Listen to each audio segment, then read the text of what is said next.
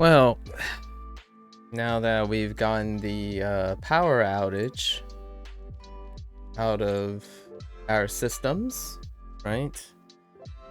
It's currently brewing up a storm outside with occasional hail, so we had a power outage. Hopefully that doesn't happen again. Knock on wood, I suppose.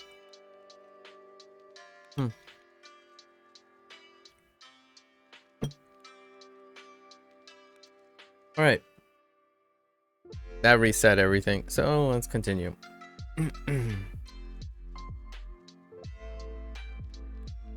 Everything's good. It's like, yep, okay. Alright. Great start of the day, right?7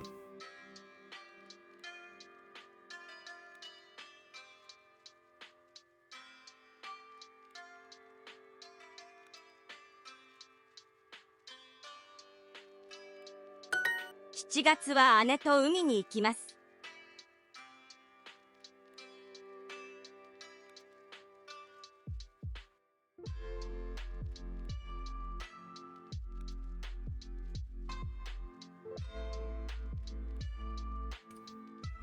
All right.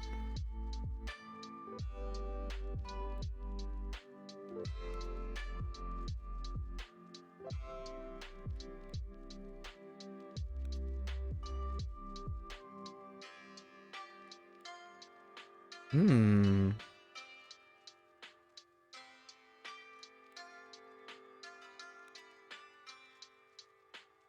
あ、夏休みは来週です。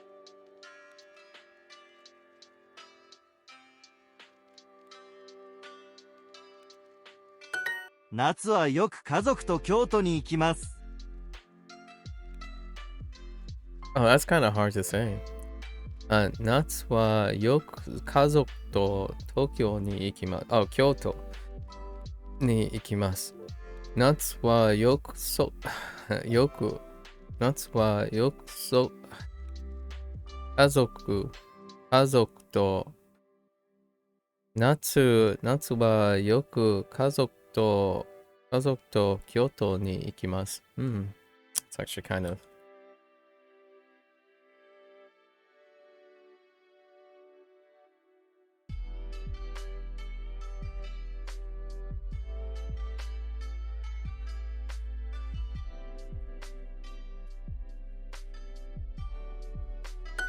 来週温泉に行きます。 okay.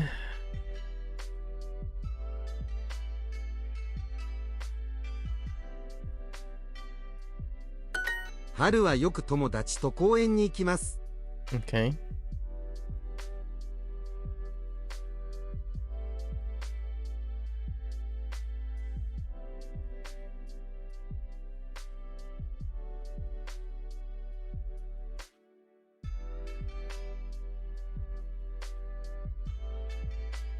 What the heck? Oh, with friends. I was gonna say my friends, but alright. Fair enough.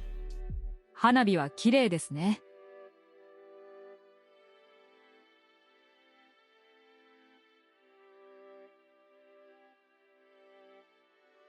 Stop!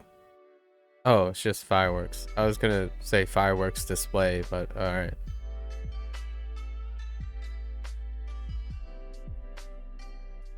今日大阪はまだ暑いですね。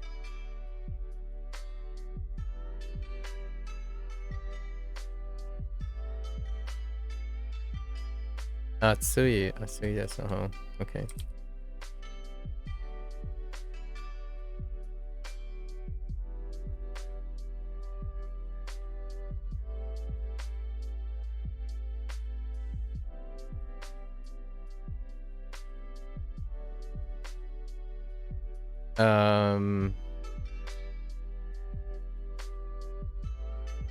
Osaka wa mada. Oh.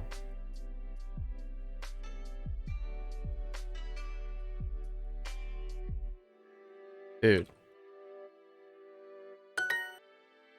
今晩姉とカフェに行きます。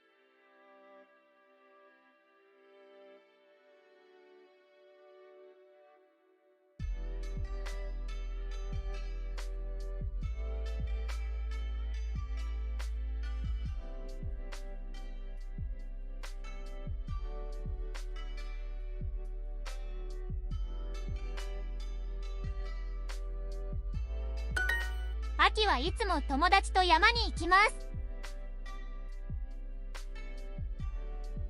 Right?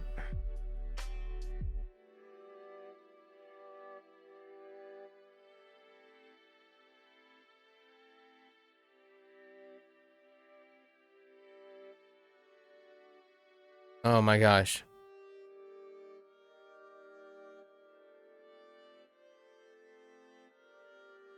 What are we going with? Mountain?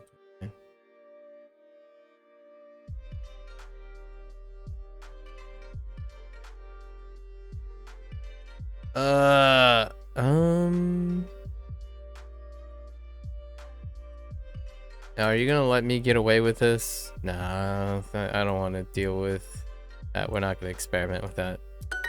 晴れの日はよく公園に行きます。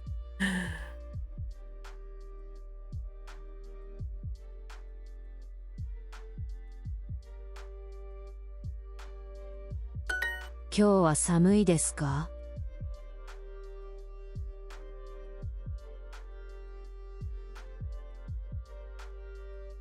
What? Oh, okay, sure. 明日はまだ寒いですか?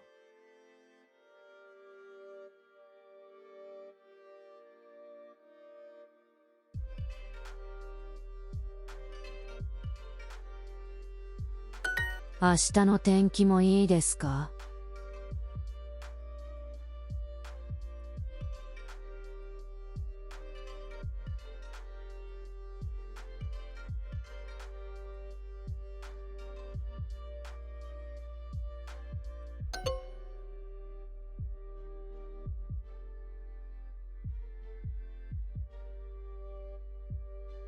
Oh, order. My typing order. 来週の天気はどうですか?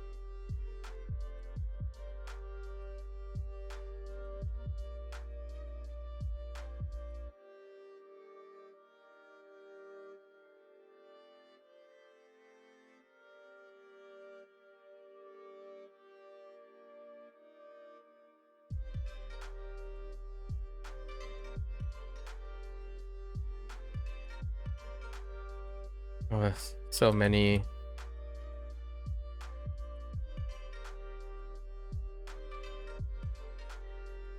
Oh, really?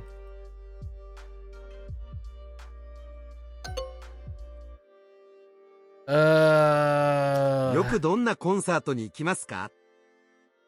I really dislike contractions and English and contractions. Oof. Okay.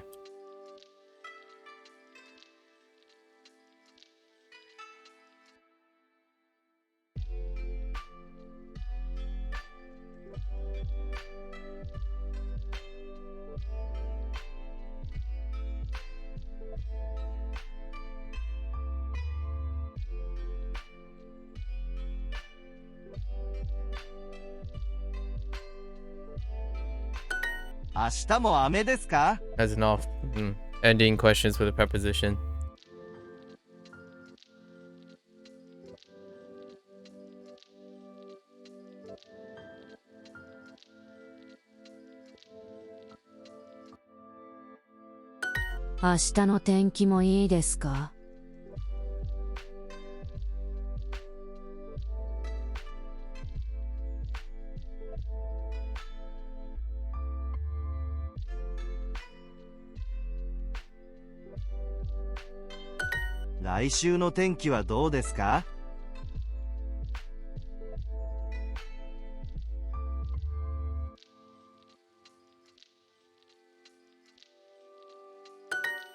Okay. All right. Oh, right. It reset it. set the location. Okay. Alright. Describe family. This is like Otosan, Okasan situation.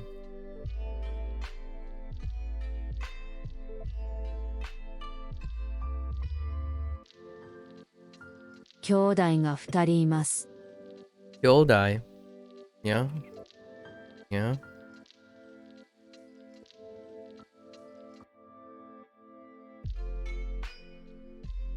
Oh yeah, and then Futari.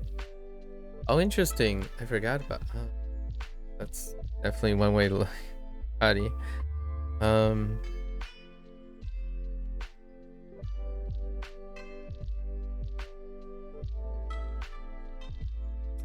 私の子供は英語ができます。 And they used imas there, or yeah, imas. 私の子供は英語ができます。 Dang it. Eh? What the? Dude. Please. I've already forgotten. 私の子供は英語ができます。 Oh, this. 私の子供は英語ができます。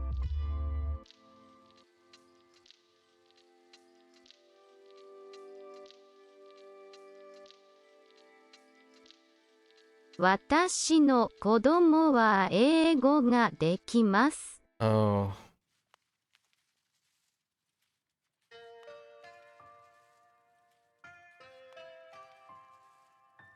私の子供は英語ができます。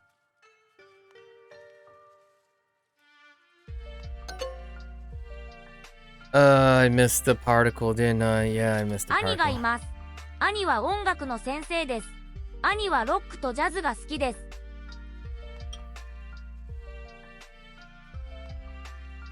Music teacher?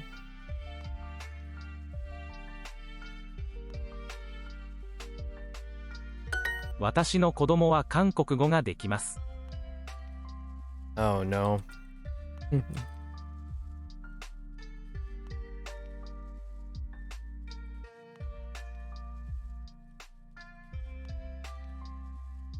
私の子供は韓国語ができます。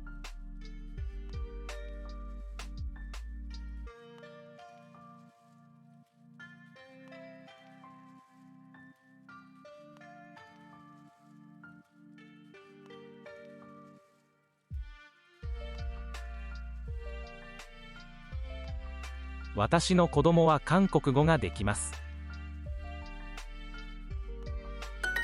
かわいいですね。お子さんは何歳ですか？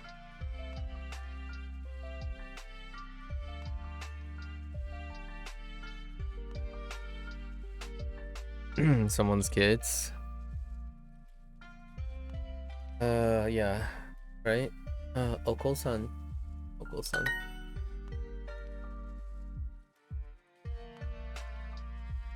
姉は日本語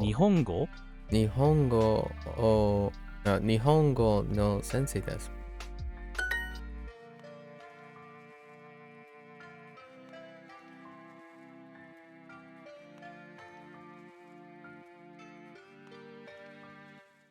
住んでいますか？ Or place to live? 日本 would be a place? 子供が一人います。います。ソウルに住んでいます。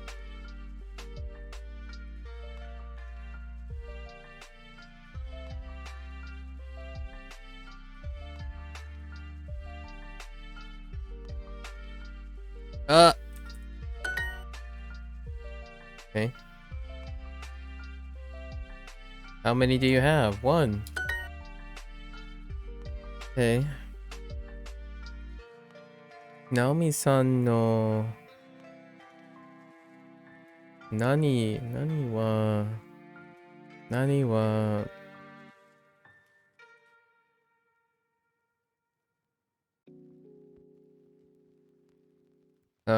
学生。Oh, wow. 学生です。学生です。私の何も学生です。Interesting. 妹は妹、学生です。Oh, 妹さん、 yeah, 妹さん。妹、妹。It's show first and third person. Or personal. Not personal. Right.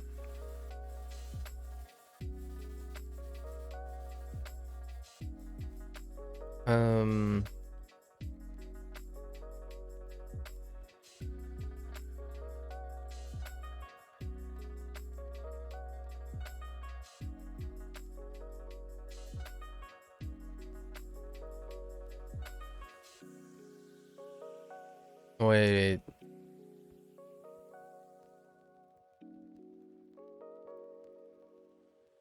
Full set. Okay. Okay. 弟が2人います。Okay. 弟2人？ナオミさん、兄弟はいますか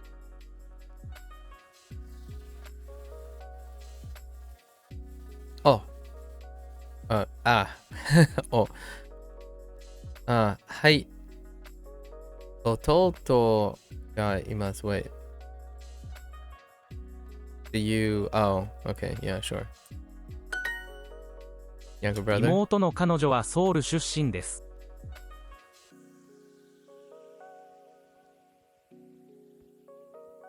妹の彼女はソウル出身です。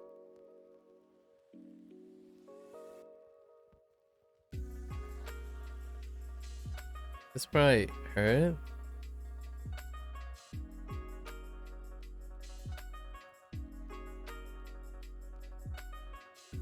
Wait. Whoa. 妹の彼女はソウル出身です。Oh. It is what I heard.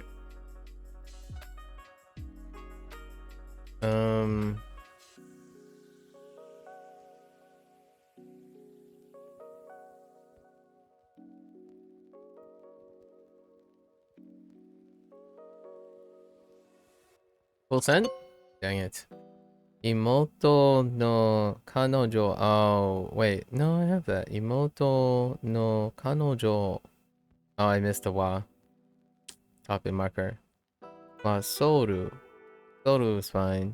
出身です。Okay.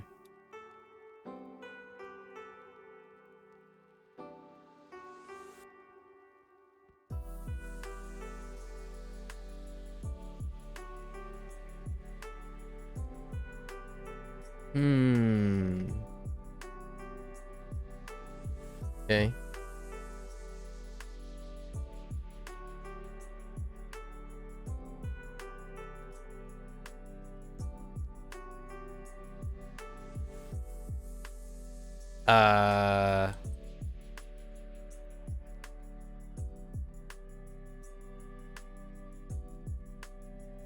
We're just gonna go with that.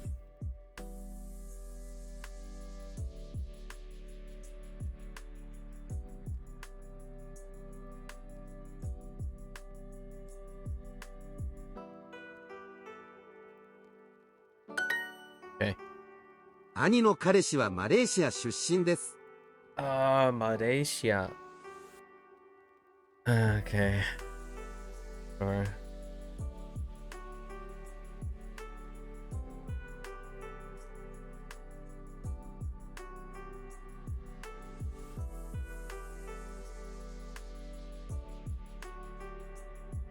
Hello? Oh.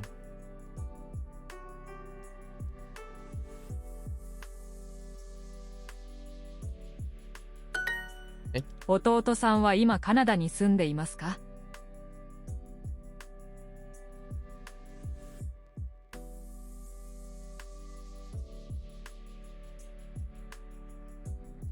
Wait. Oh, Canada. Hmm.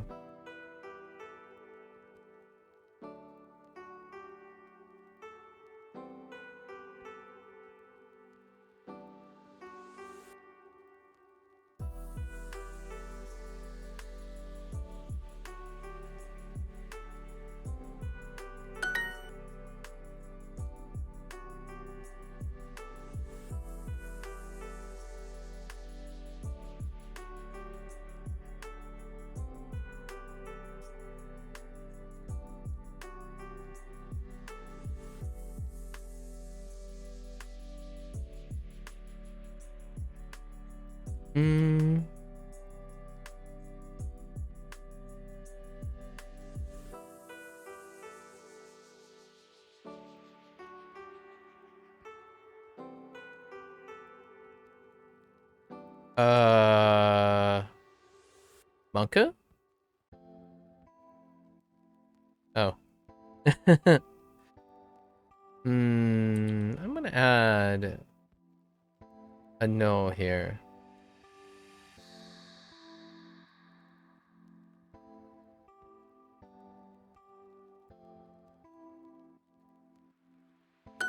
Okay. Sometimes I am unsure. Alright. Time to run it back. Okay.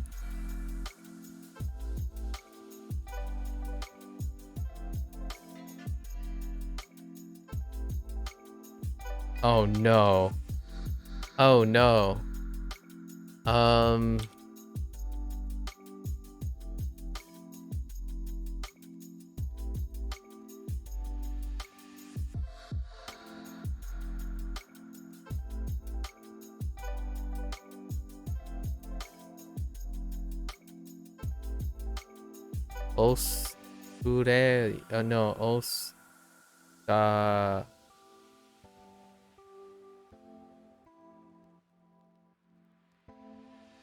No, no.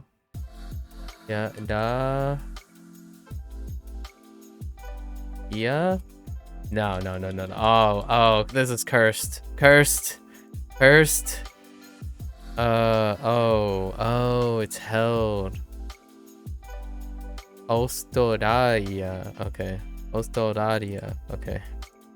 Oh my gosh, that's so cursed.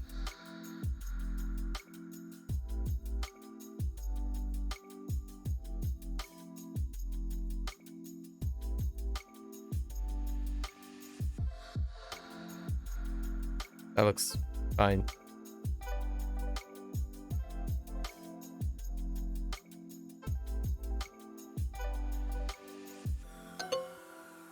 Oh my gosh, I forgot the Sue. 弟はスポーツが好きです。 You know 野 what 球 the... とテニスのコーチです。 Yeah. 弟は会社員じゃないです。 Okay, yeah.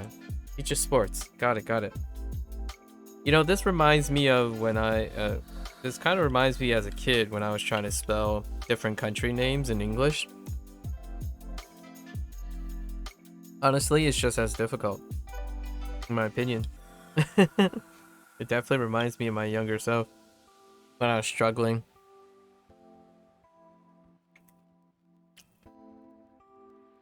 Okay.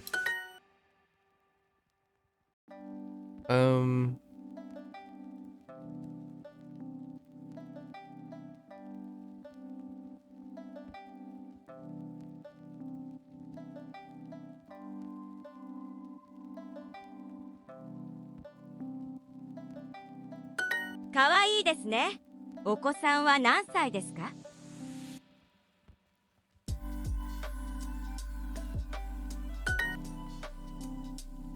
They really like that passage, huh?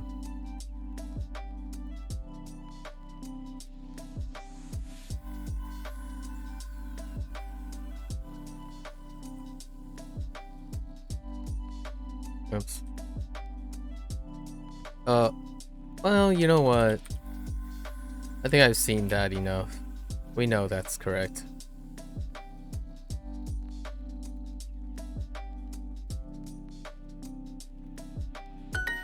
姉は中国に住んでいます。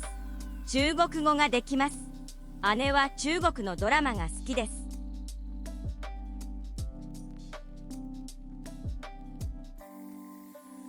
Okay.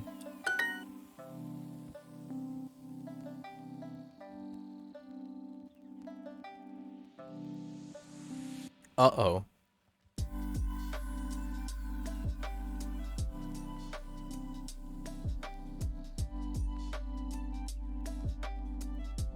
I think we can use this, right?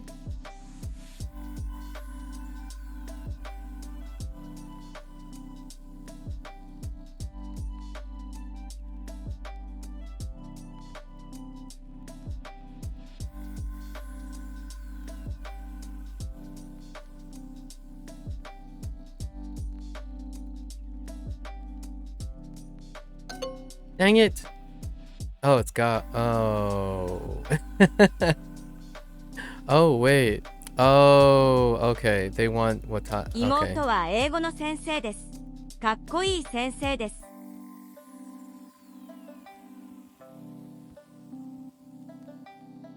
What'd you say? 妹は英語の先生です。Oh, かっこいい先生です。 okay.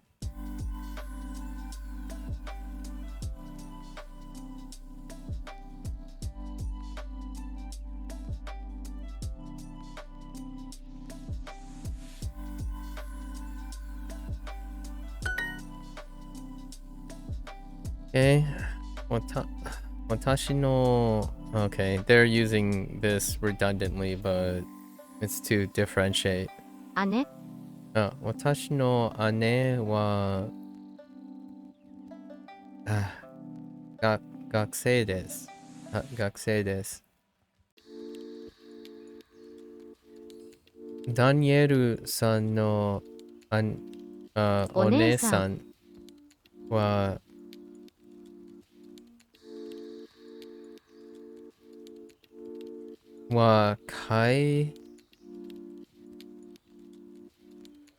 会社員です。Wow, 会社員 looks so weird. 会社員 okay. Office worker. Yeah, sure, older brother, nice. Well, is he?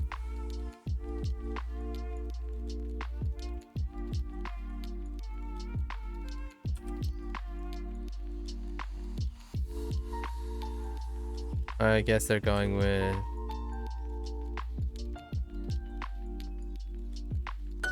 姉がいます。姉はホラーゲームとアクションゲームが好きです。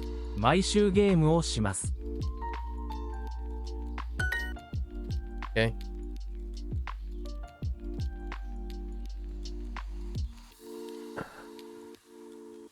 Musuko... Wait. Musuko... Oh, Musuko. Yes. Musuko ga hitori imasu. Okay. Sure. が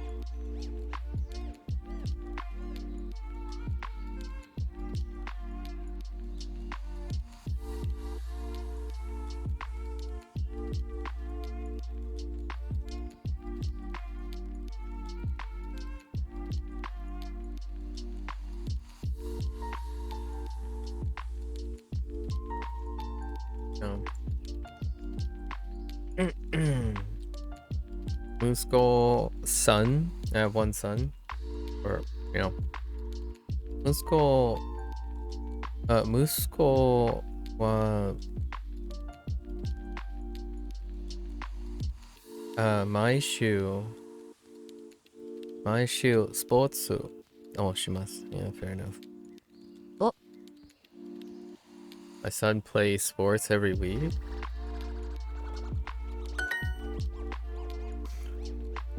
Okay. Sure.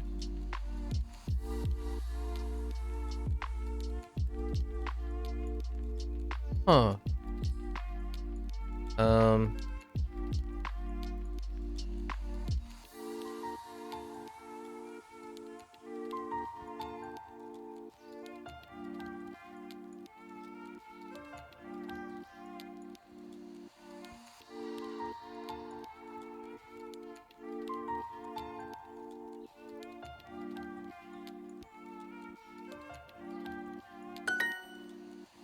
Okay. 花さんのお姉さんはベトナムに住んでいます。私の姉はカナダに住んでいます。Okay. 姉 Fair enough. Alright.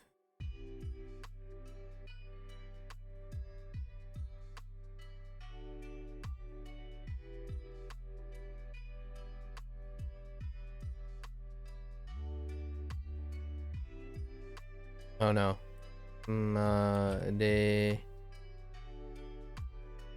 Nope.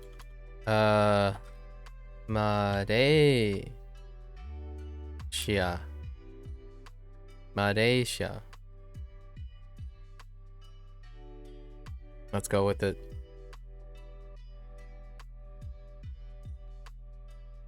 Okay. 弟が2人います。Okay. Two 二人 younger brothers.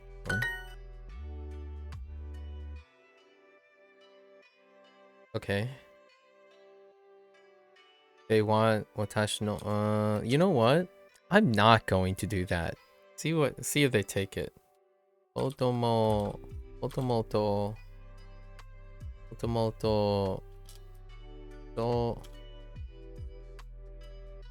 soru.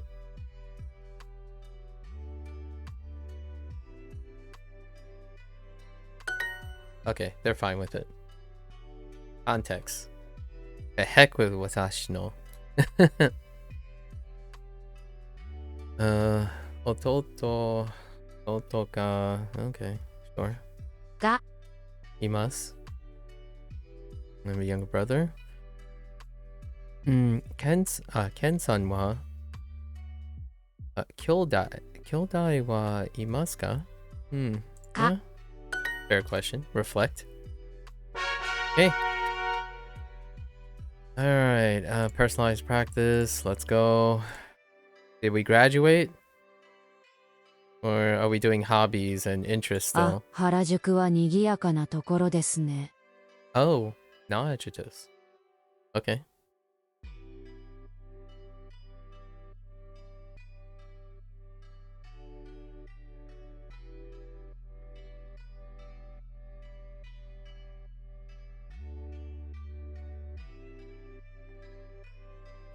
東京は本当に綺麗なところですね。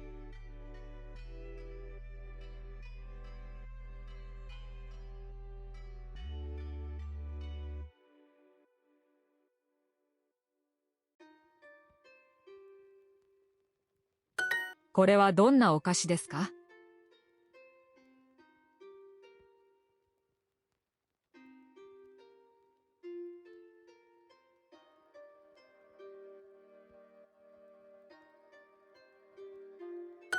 この電車は東京駅に行きますか？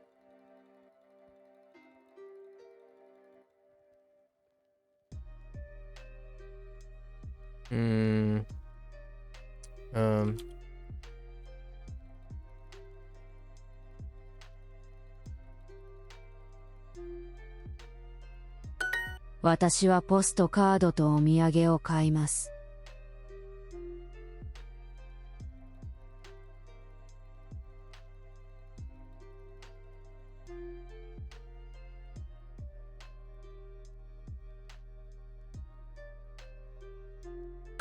ケンさんもポストカードを買います。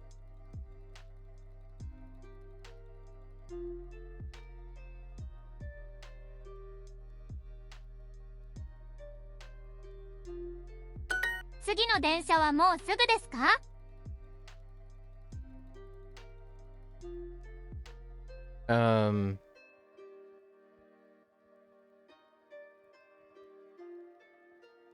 ？I missed. Hello? E? ここは本当に綺麗なお寺ですね。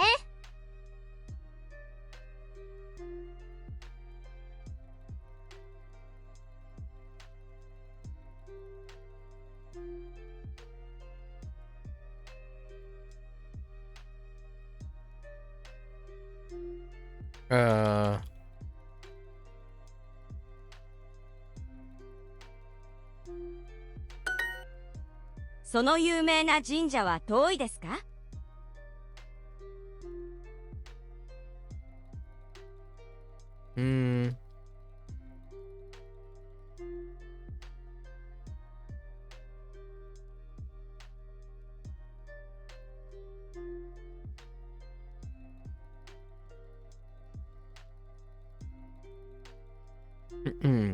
遠い？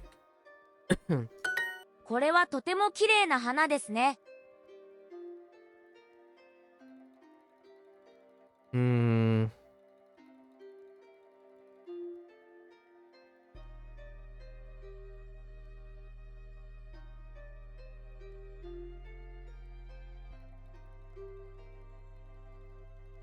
多分40分ぐらいかかります。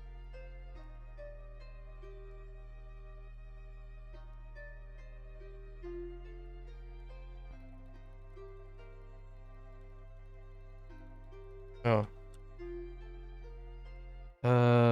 40. What the heck?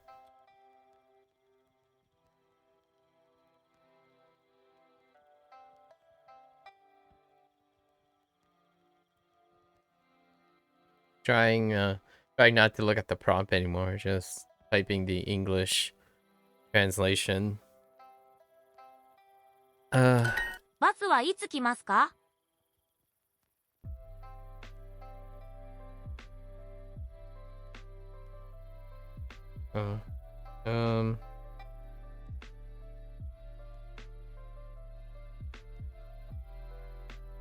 ？What the heck?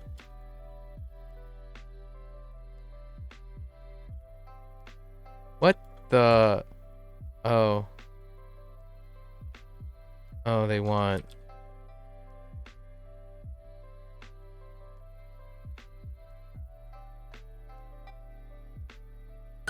多分10分ぐらいかかります。Okay.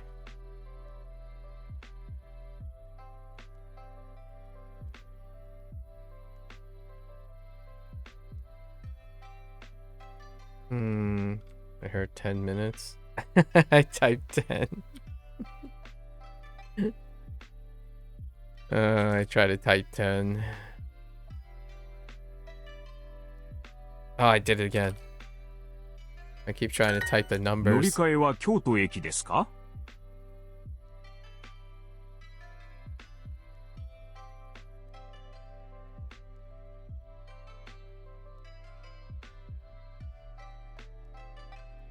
Wow. There I try to type is the transfer at Kyoto Station as opposed to is the transfer Kyoto Station. 東京駅は終点ですか？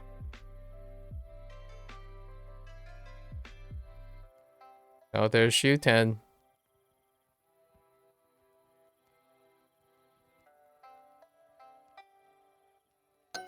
Oh my gosh, that's a question. あの山も高いです。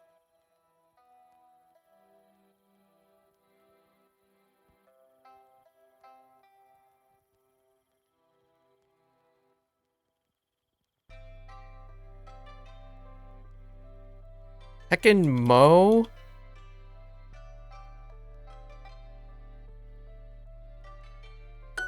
ここは静かな町ですね。Okay.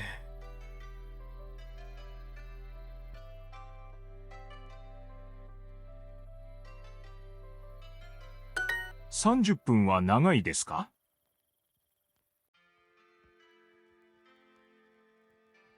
Wait, 30分は no, 30分 長いですか?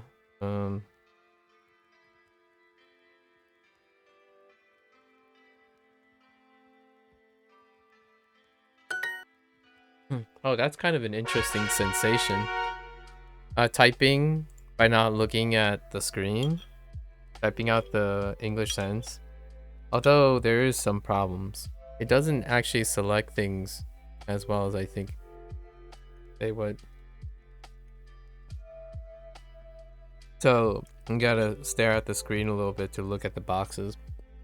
Are they going in the right place?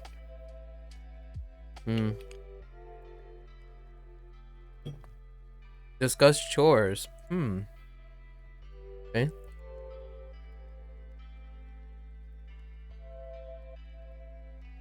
いろいろなパスタを作ります。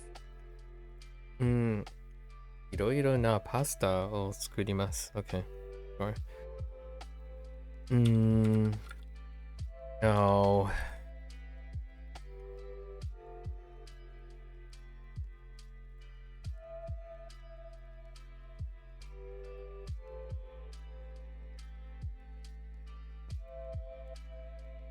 Oh, is it types? Oh, all sorts? Okay. Sure. I was trying to say, I make all types of pasta. Okay, sure. 料理は楽しいです。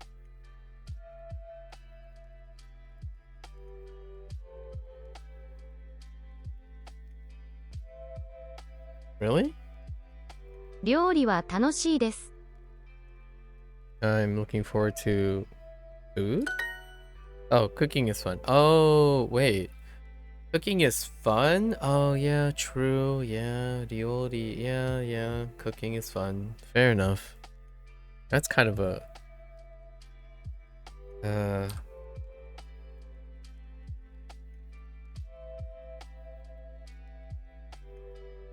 Yeah, true. I went with food, but yeah. I can see where they're going with that.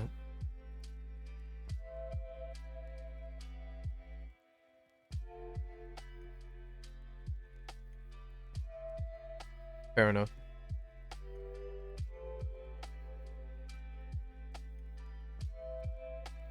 Okay.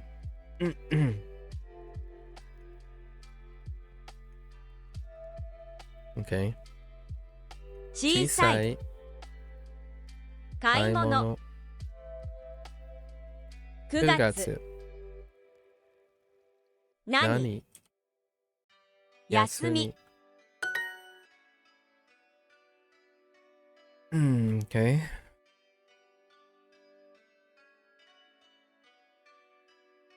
Don't forget the ooh. "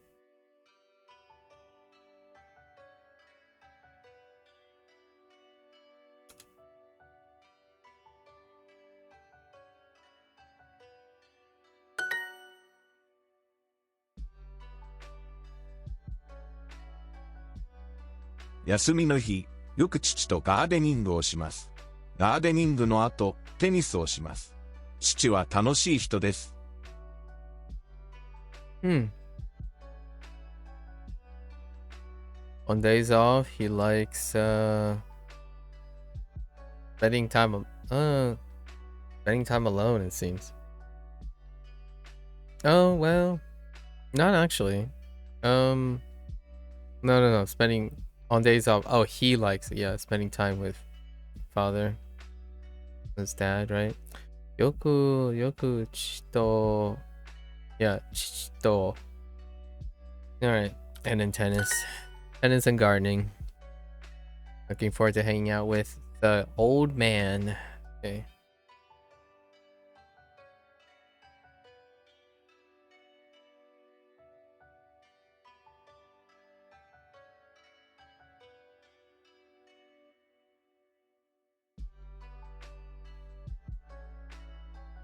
Oh, I see what you did there.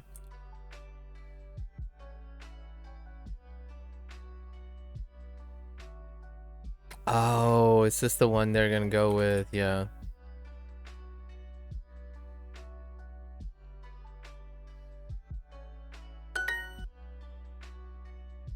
Kaimono.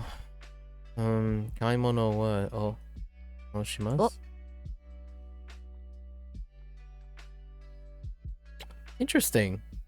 Yeah, doing shopping, sure. そして、うちに帰ります。Oh, okay. Sure. 兄はよく何を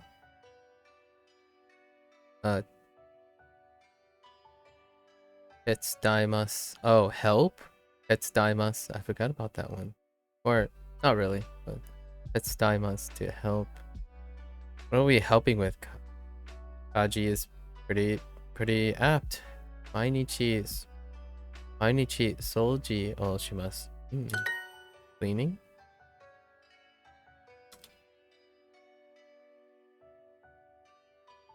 毎日誰とご飯を作ります。作りますか? Yeah, that's a question. Why did I think it's not? 誰と With whom do you make food or meals or rice? Technically, it could be deliberately referring to rice every day. 姉は忙しいダニエル No, just kidding. In 兄は忙しい Oh no, engineer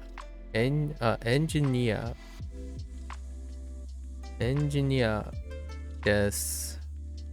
Engineer です。Wow, engineer. That's been a long while. Engineer.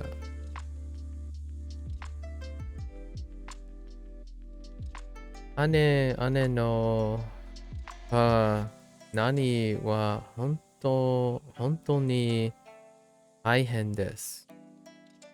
Job? 仕事? Sure.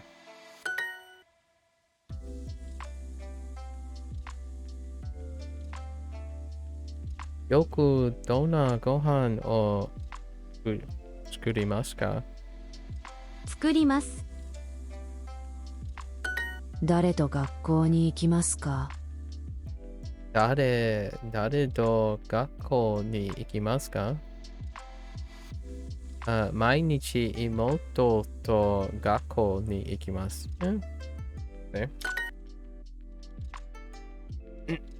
エリカさんは毎週洗濯をします。します。What? Do the laundry? Sure. 宿題の後何をしますか？宿題の後何をしますか？ What do you do after homework?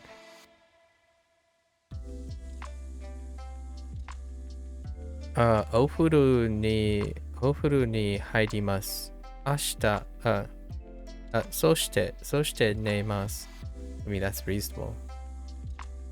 The other one is talking about traveling. ちゃんとストレッチをします。Oh, yeah, right.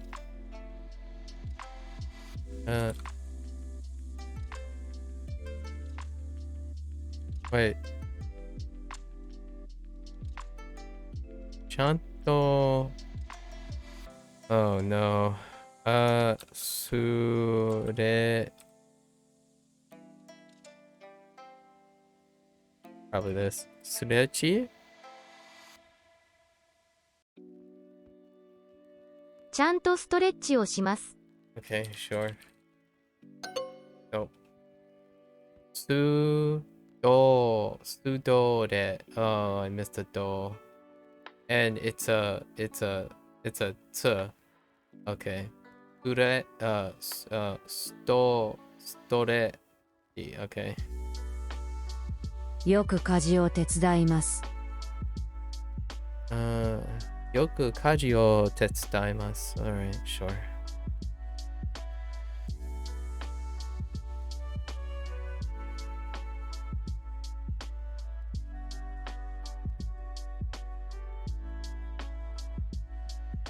買い物の後、家に帰ります。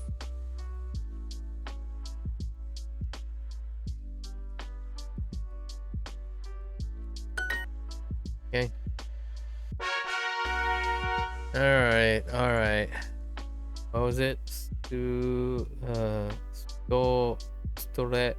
Stretchy. ストレッチ。Okay.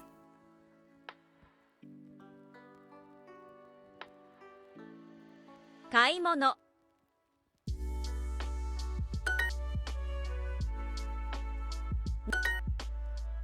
Alright.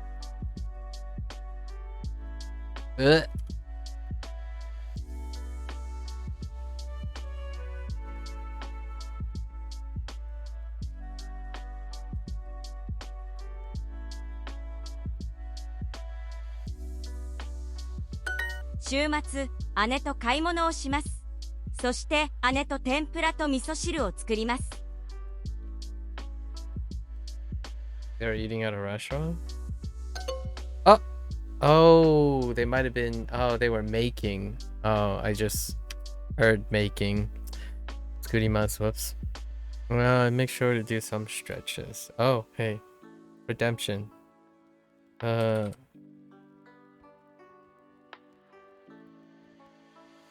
Some stretches. Oh, no, that's still the same. So what? We got... どれ...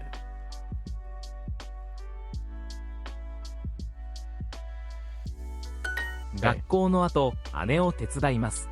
姉と家事をします。Doing chores with his sister? Or, yeah. On days off.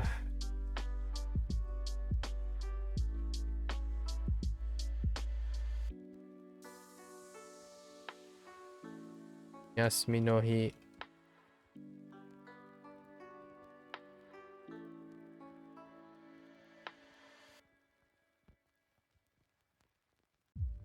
休みの日、よく父とガーデニングをします。ガーデニングの後、テニスをします。父は楽しい人です。Oh, it's the same thing.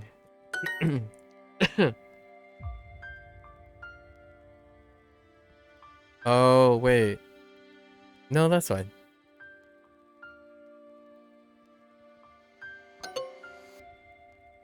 I misspelled. How did I hit...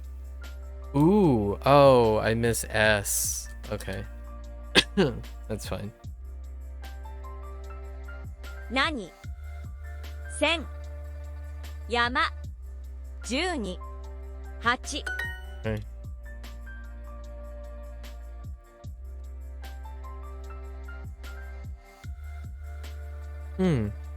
Okay.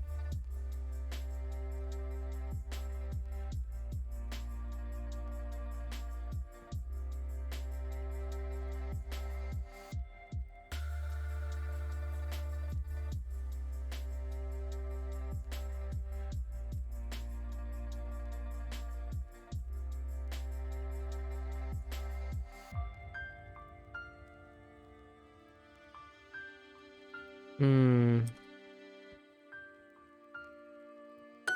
毎日一人でいろいろな家事をします。いつも洗濯と掃除をします。毎日一人でいろいろな家事をします。いつも洗濯と掃除をします。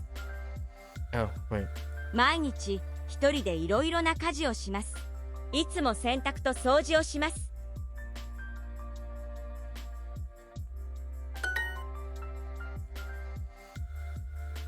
仕事の後何をしますか？お風呂の後洗濯をします。コートとジャケットはどこですか？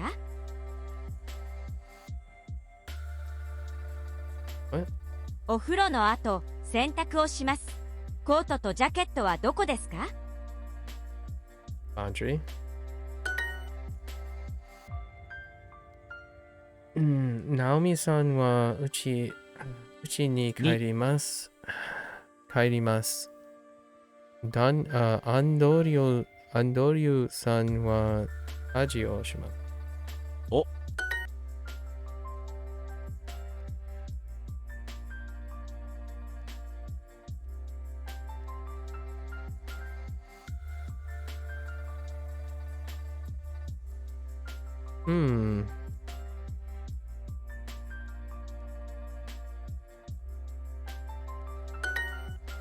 Okay, sure. にを料理をします。cooking? Or?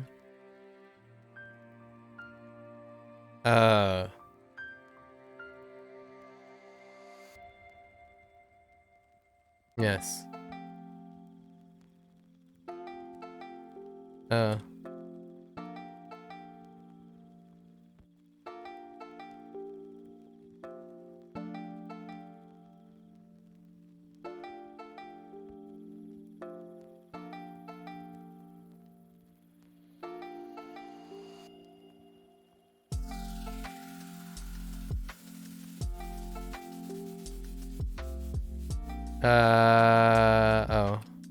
Hold up.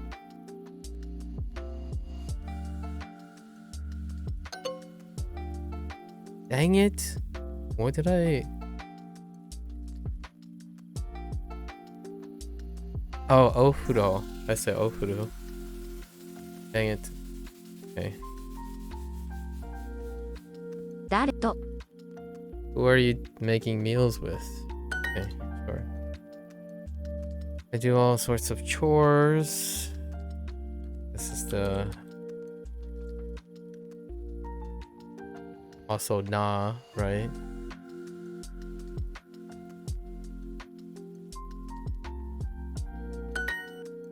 Okay. Alright. Personalized practice. Let's focus.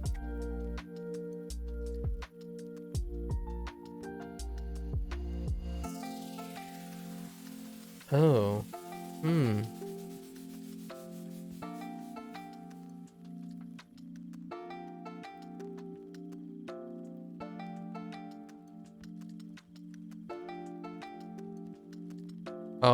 Oh, wait. I messed this up before. Wait. Hold. I'm not doing this again, Duolingo. Dang it! Oh my gosh, I did Coco. Oh no. I typed wrong. エリカさん、横浜は静かな都市ですか？ Fine. I know what I did wrong. It's okay.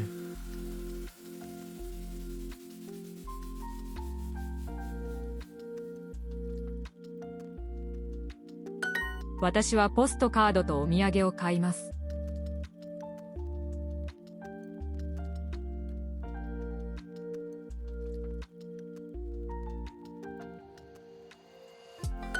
晴れの日はよく公園に行きます。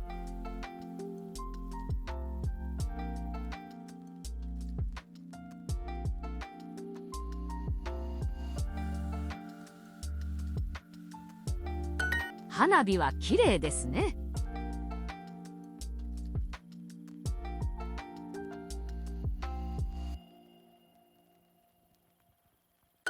その有名な神社は遠いですか？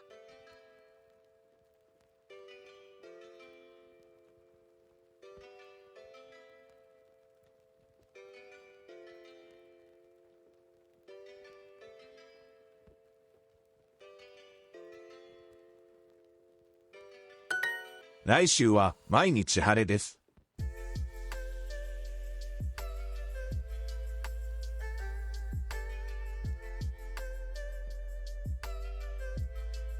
Wha-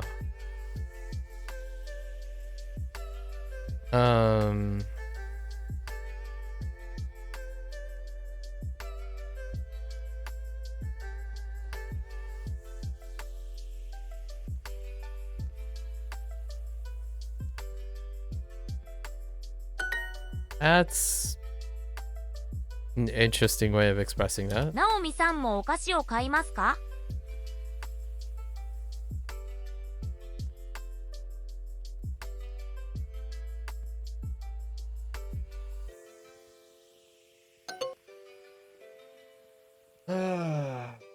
？I saw it too late. It's fine. They keep selecting the wrong boxes based on my 見 input. ます。何ですか？東京。高い。あのラーメン屋は賑やかですね。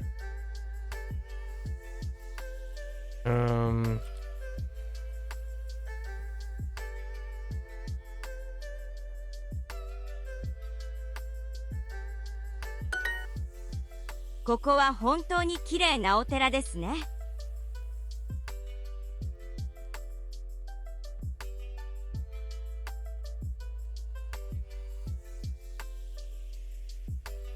渋谷駅はとても賑やかな駅です。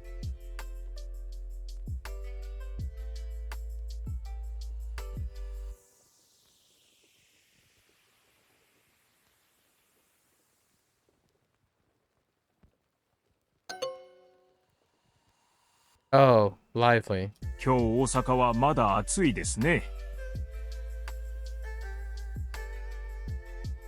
Okay.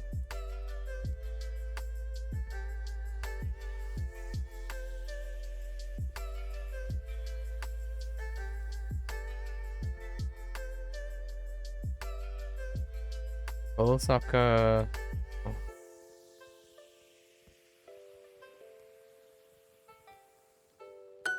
これはとても綺麗な花ですね。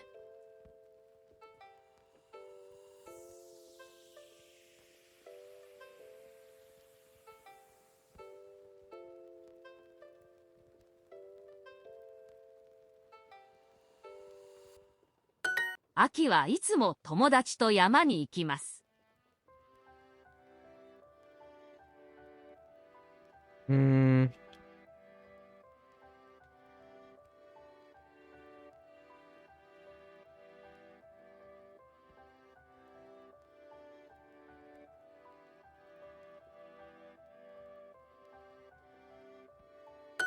明日の天気もいいですか？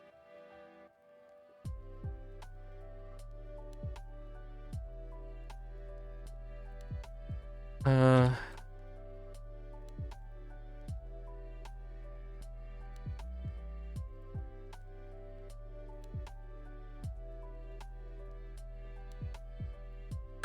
日は寒いですか？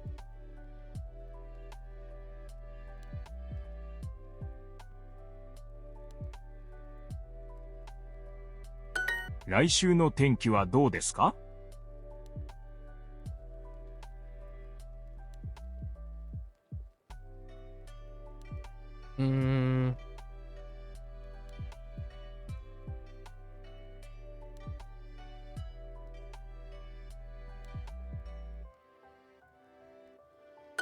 明日も雨ですか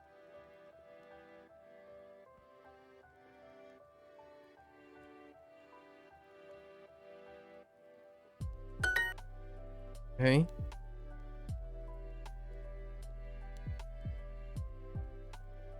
Okay.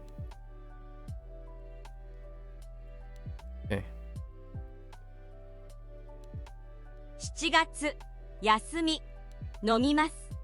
日、買いま。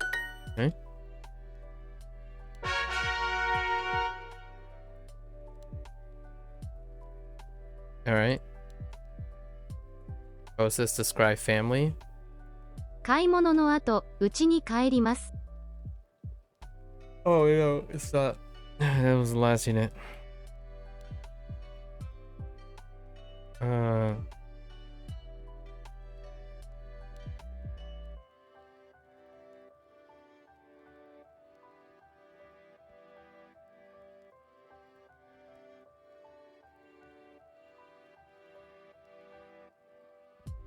買い物の後、家に帰ります。家事の後、寝ます。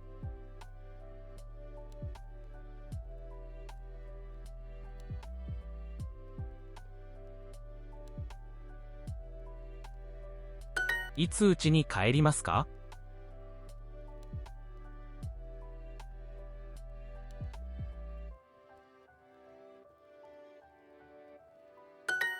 洗濯の後、料理をします。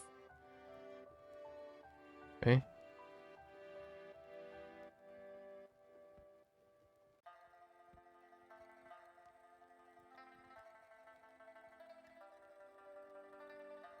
サッカーの後、いつもお風呂に入ります。Okay. Oh, okay.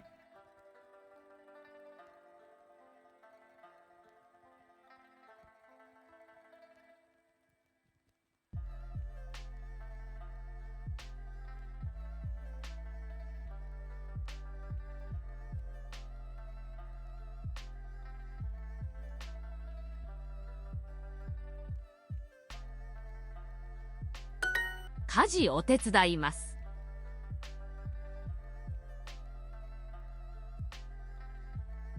休みの日はいろいろなアニメを見ます。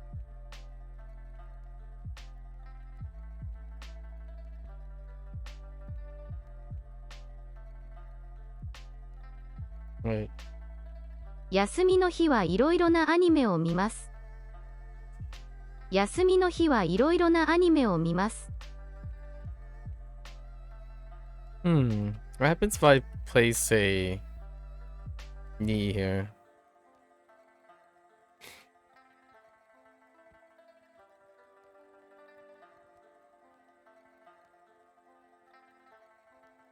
休みの日はいろいろなアニメを見ます。Oh.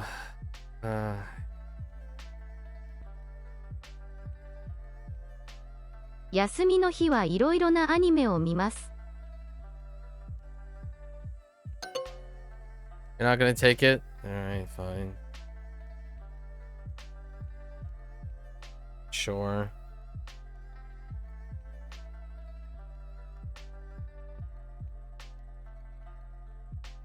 Yep. You're not gonna take it? Alright. Fair enough.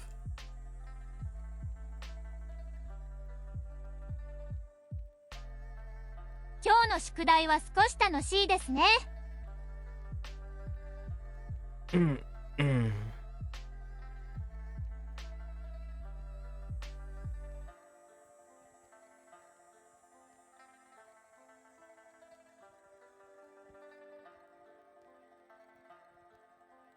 休みの日はいろいろなアニメを見ます。Okay.「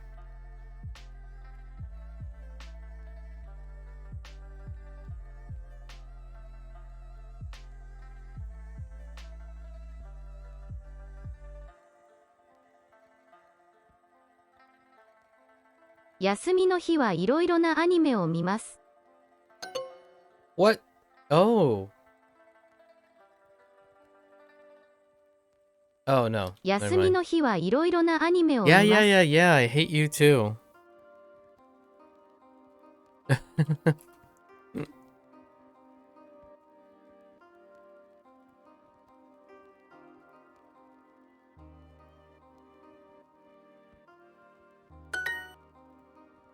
お風呂の後、よく家事をします。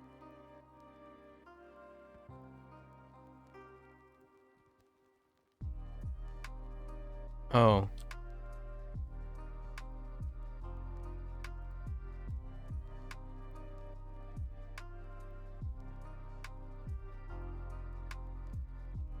Wait.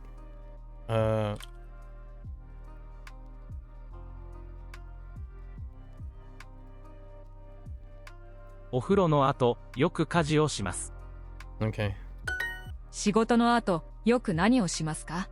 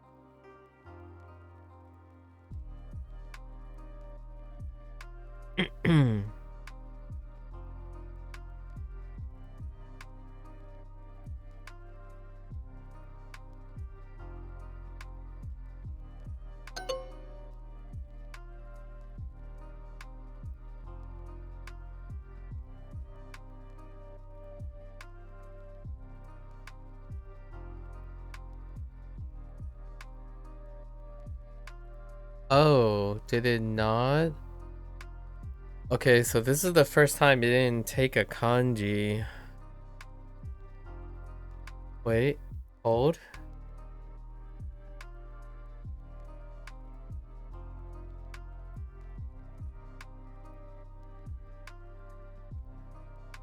Yeah, this is the first time it didn't take a kanji. It's Gohan, probably. It could be Skurimas. Is that skurimasu? Yeah, that's skurimasu. Wait, did I screw up skurimasu?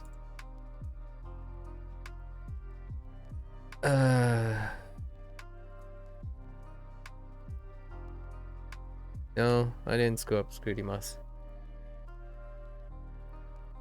Oh, did I screw up hitori de? Let me see. Oh, I did. I hit de. Okay, good. 毎日誰と朝ごはんを食べます Thanks for か no. Thanks for the catch. I missed a hitori de typo. Okay. Okay. So what is this?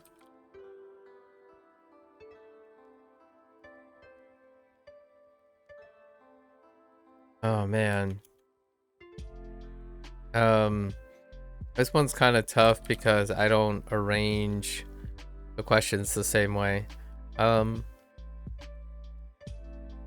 I like I only use it during super.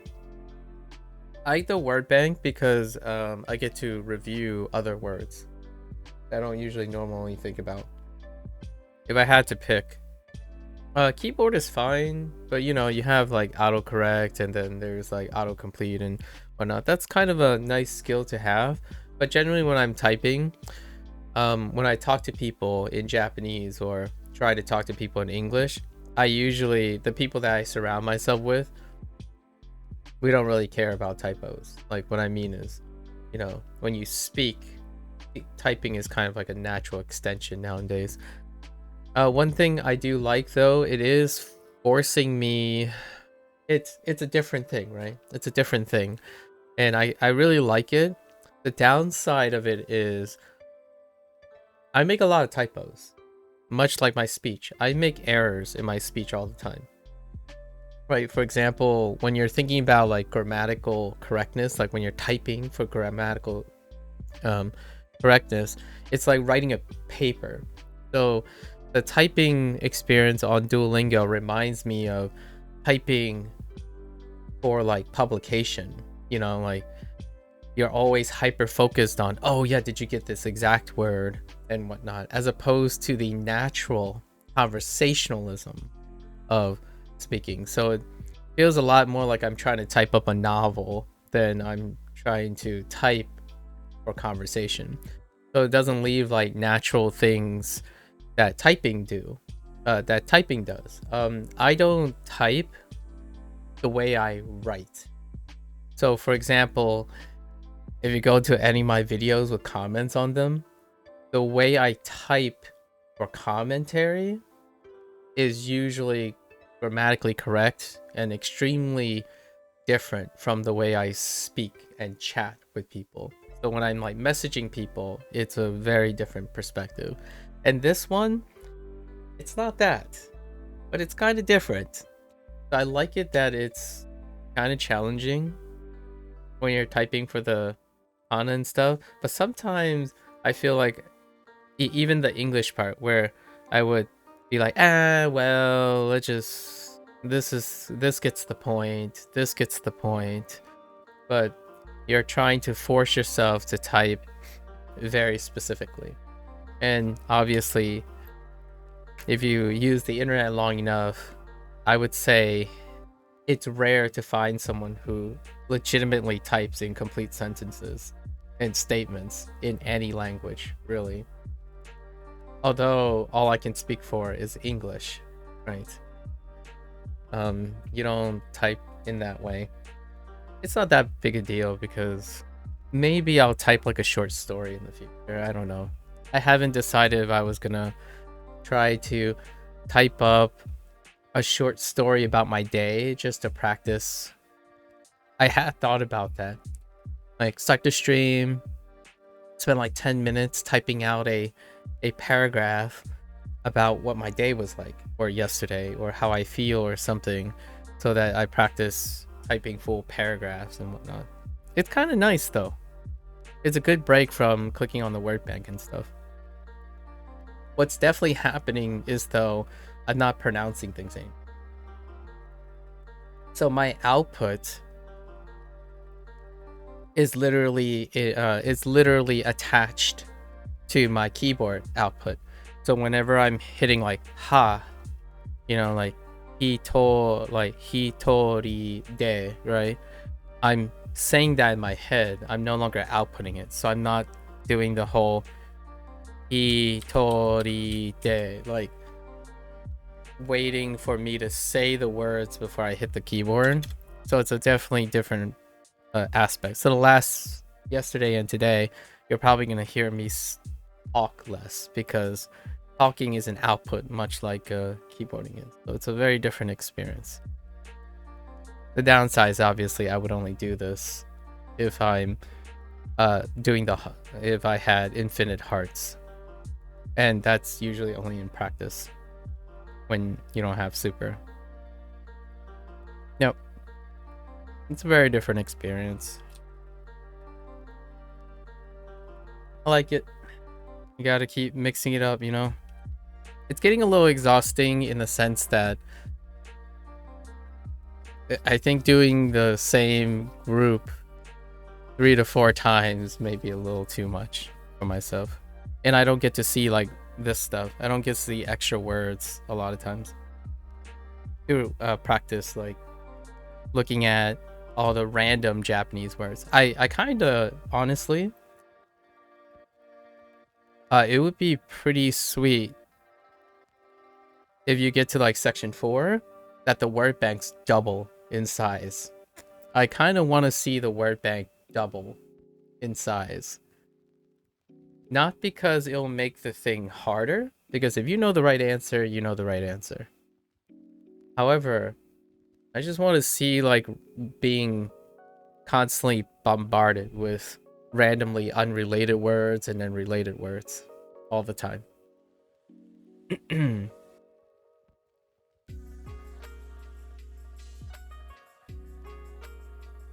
Okay. Who?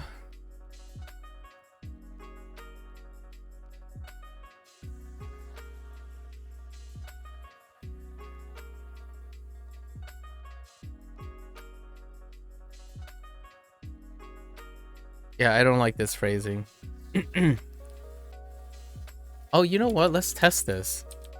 Oh, no, you can't because it's grammatically incorrect in English.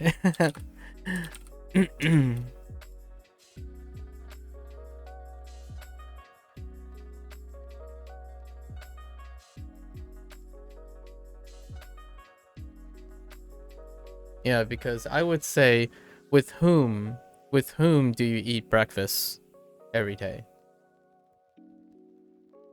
With whom do you eat breakfast? With whom do you eat breakfast every day? As opposed to, who do you eat breakfast with every day? But it's kind of fine when you add the every day at the end because it doesn't feel like you're ending with a preposition here. 晩ご飯の後、掃除をします。 Okay.「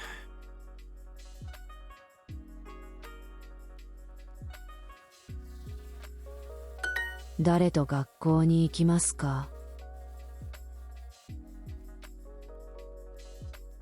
I wouldn't mind the way to select these like English words is just typing out the sentence. When you type out the sentence, like for example, if you, not all the time, when there are two words that overlap, if it's the shorter word, you have to hit enter. So it's kind of a random chance. So like for example, if I try to get go, but there's gone in the word bank, and when I type go and I continue to type the rest of the sentence, it won't move past, it won't auto select go. It'll wait until you hit enter. If your word is always longer than the overlapping word, it'll automatically advance and select the word. So you can continue to type. The downside also is if you like hit S, you get school. But if you continue to type COOL, you would select cake as opposed to allow them to complete school. So you can't, I'm trying to look down and listen to the prompt and then type the English out without even looking at the word bank. But the problem is you can't reliably know what's in the word bank to select it. It would be a lot faster typing if they were taking raw inputs. With all that said though, I actually think it's very reasonable that they did not use keyboard input for your native language or the language you're using, your common language, because those sentences will get wild, like get incredibly wild, and that is very hard to know if it's right or wrong. Like, you know, because the common language is the one that you're going to throw in so many vocabulary and so many things. How can you account for if you got it right or wrong, kind of thing? It's very difficult. We talked about this a couple of times already. So,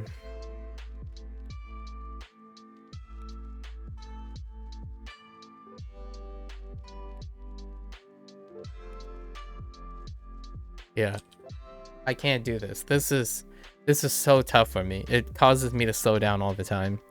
Like, who do you go to school with?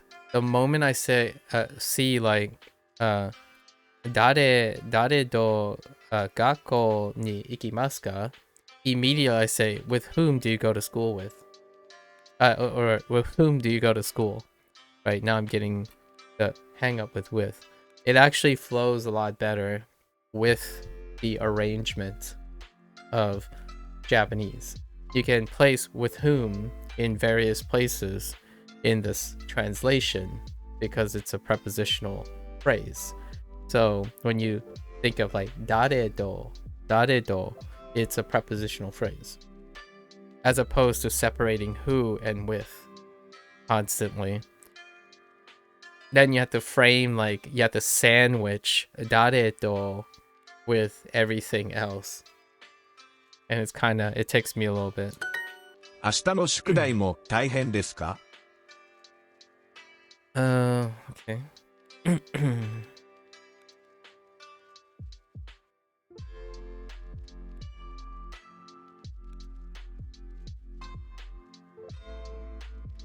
そして掃除をします。 I try to type hard there, but it's tough. Both ironically and unironically, it's tough.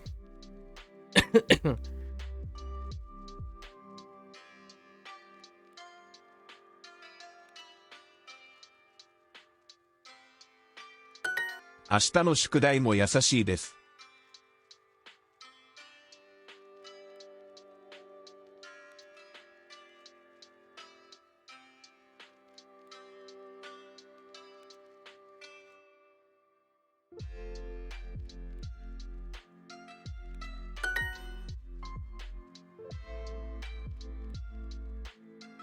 Oh, let's not mess this up again, huh?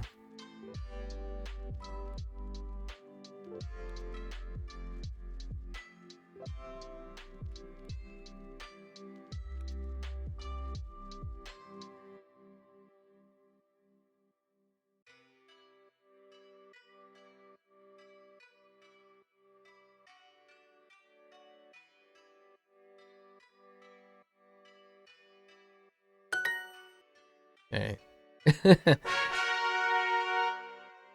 All right, discuss chores. All right. There's no way. I think we might have to start doing the first two. Yeah, I'm not moving. Yeah, I'm not moving as quickly as. I'll keep going for a little bit longer.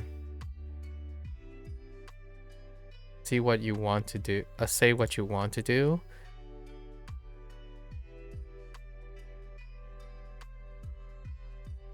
I think this is about like about to do or should do. This might be the volitional thing. The volitional unit. 会います。 Okay. 会います。フランスはどうですか?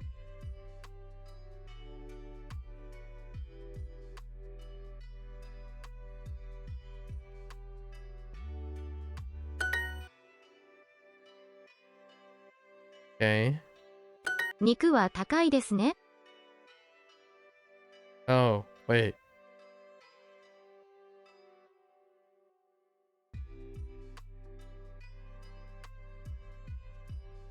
Wait.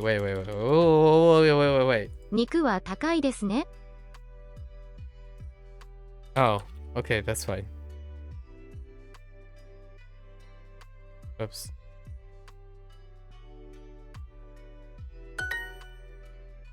フランス料理はいいですね。ここで食べましょう。Yeah, it's volitional. This is when they first introduced volitional.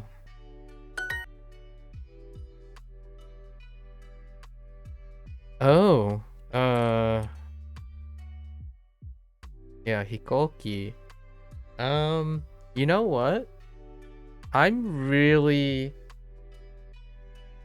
curious. What happens if I type kipu? Let's find out. Okay, they take both. Chiketo, this is the unit when they introduced chiketo. But they took kipu as well. There you go.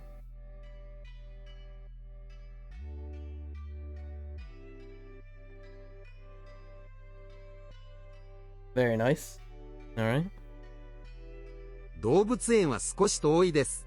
美術館に行きましょう。Bijutsukan.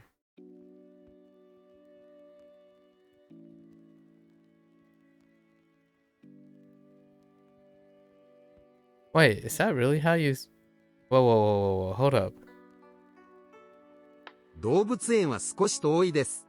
美術館に行きましょう。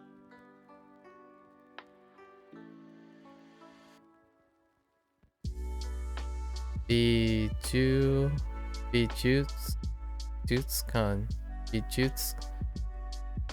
Oh, I didn't realize that's what I've been saying the whole time. Oh, okay. I actually didn't think it was a tsu when I was saying that. Huh, okay. Yeah, Bijutsukan. Art museum.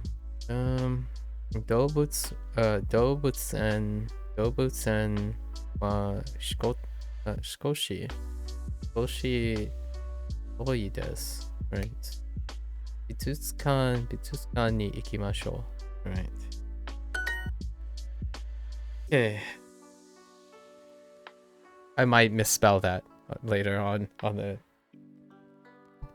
I might end up doing su instead of tsu. There is a chance. So good to see it again. 10来月6休みます0 Okay. What do we have? Something ni dobutsen de aimashou. Time works. 12時 12時 works. 来月何をしましょうか works. 何いつinteresting. いつチケットを買いますか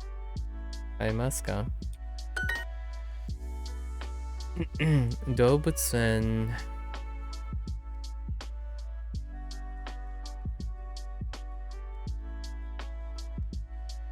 何写真を撮りましょう。で明日駅に行きましょう。今何をしましょうか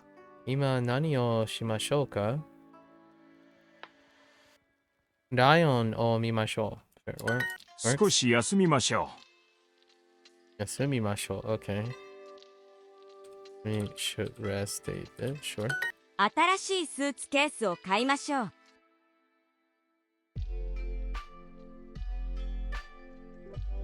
Right. Suitcase. Oh man. Suitcase. Suitcase. I totally forgot about suitcase. 新しいスーツケースを買いましょう。いいですね。楽しい旅行。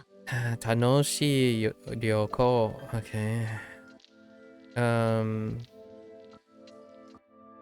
Fun trip, I suppose. A fun trip, sure.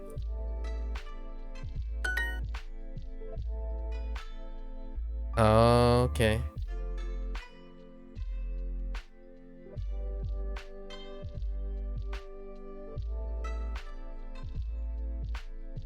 Yeah. Let's see.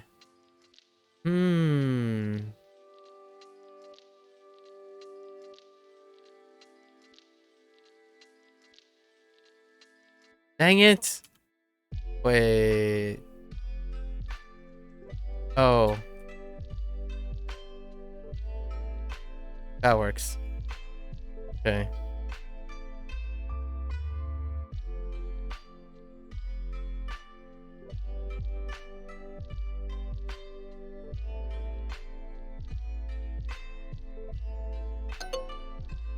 Son of a bee sting. Oh, dang it. Wait, no. Oh, did I forget the day? Yeah, I forgot the particle. Day. At that plaza. Sono hiroba. Yeah. Sono hiroba de ice coffee o nomimashou. Okay.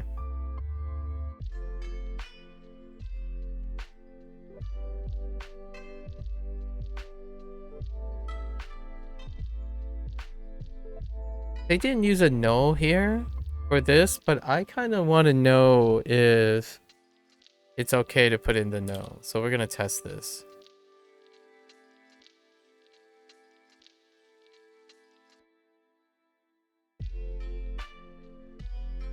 Riori. Yep. Plus or minus no. They're fine with it. All right. Fair enough. I think it's up in the air, in my opinion. France no riori versus France riori. Okay, sure. Fair enough. Some fun stuff. Test the limits while I can. Test the limits. 原宿は賑やかなところですね。Oh, wait, is this review or personalized? No, probably personalized. Maybe not. Harajuku. Okay. It kind of looks like personalized practice. This is personalized practice. Yeah,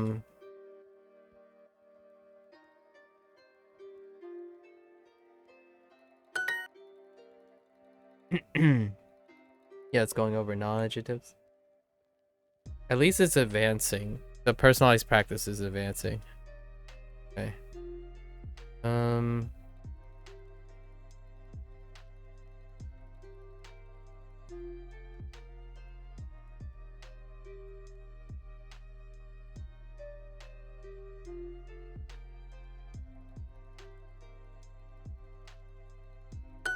お兄さんも日本語ができますか？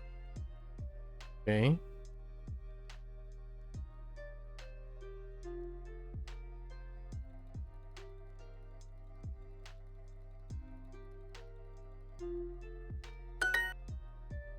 Okay.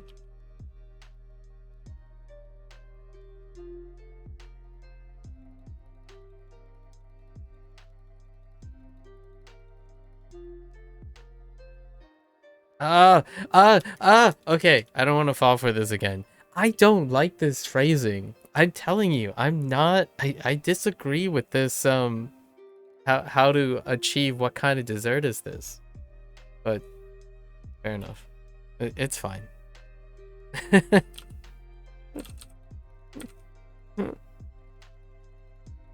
I get it though. It's actually nicer this way in the way the Japanese is, but I'm not sure about the English.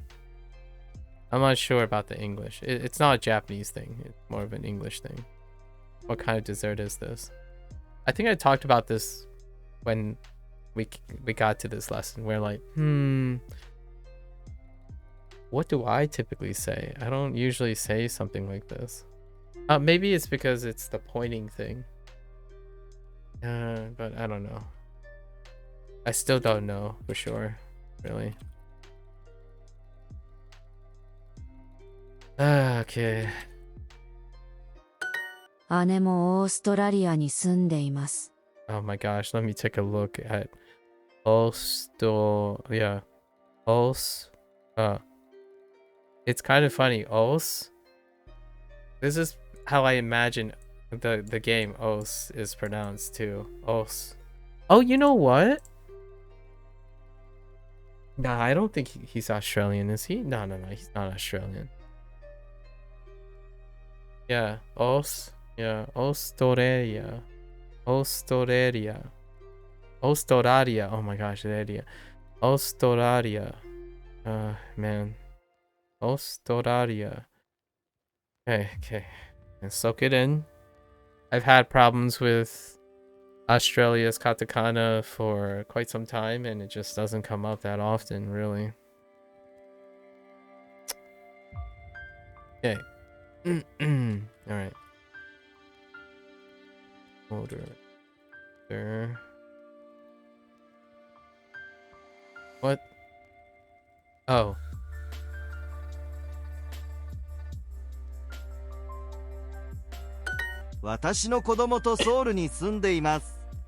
Alright.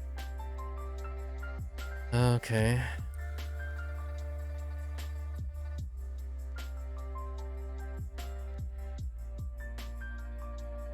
What? What? Oh. Never mind.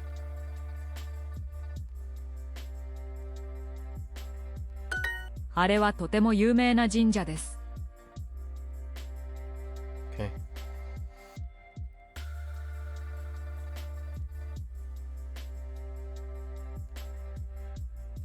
Yeah, this is a turn of phrase too. That over there is I don't use arewa typically in my speech too often in English as well, and naturally I don't use arewa too much. And Duolingo actually doesn't use arewa that much either. So it's one of those things like, yeah, you could say it that way. That over there, right, is a very famous shrine, right? Or you could say that shrine over there is very famous, right? That shrine over there is very famous. I am more classically highlighting the location. So instead of using arewa, you can probably use sono jinja wa totemo yume desu. Right. It's a turn of phrase. お子さんも柔道をしますか? Okay.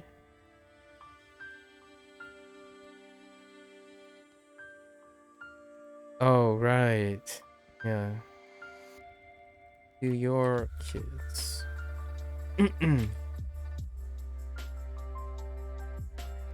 This judo.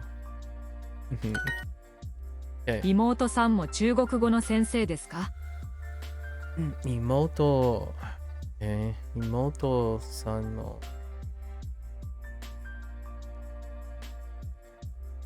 That's awfully specific.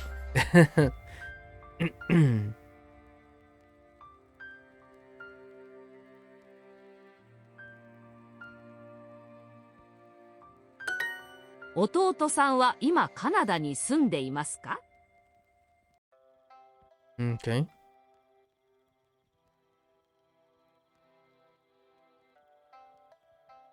Oh, I lied. It does. Oh, no, it doesn't. Never mind. Just kidding.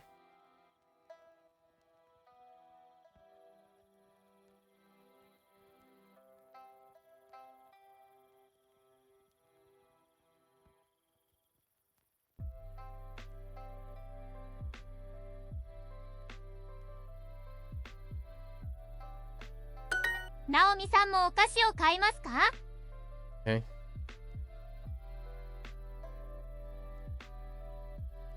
Hello?「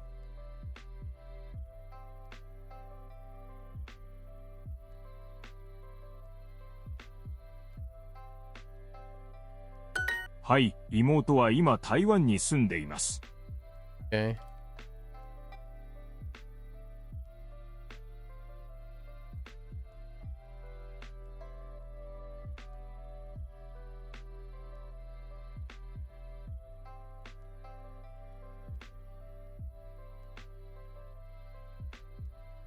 私はポストカードとお土産を買います。」 And I really like this phrase.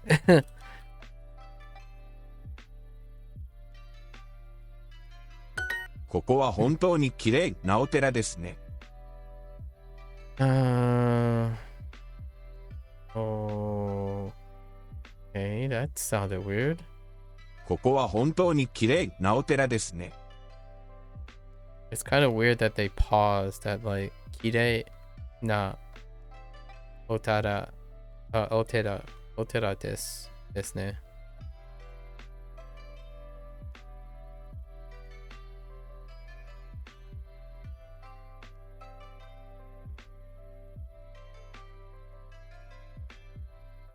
Wait. Okay. その有名な神社は遠いですか？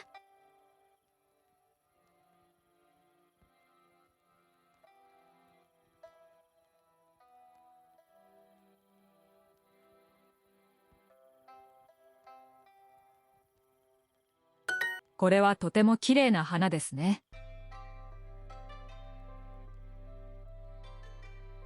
Oh, and with that said, regardless of like the different turn of phrases, Duolingo uses all the turn of phrases. So whether they're natural or unnatural, the whole idea is to do all the phrases anyways.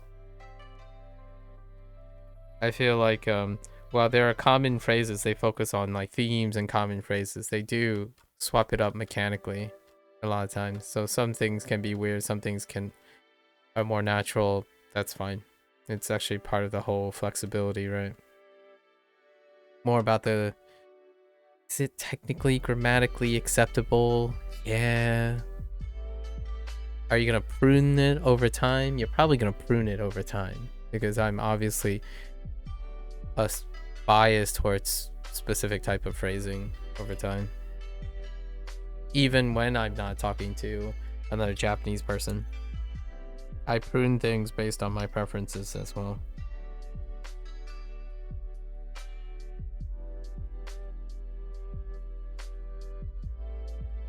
I would be shocked, actually.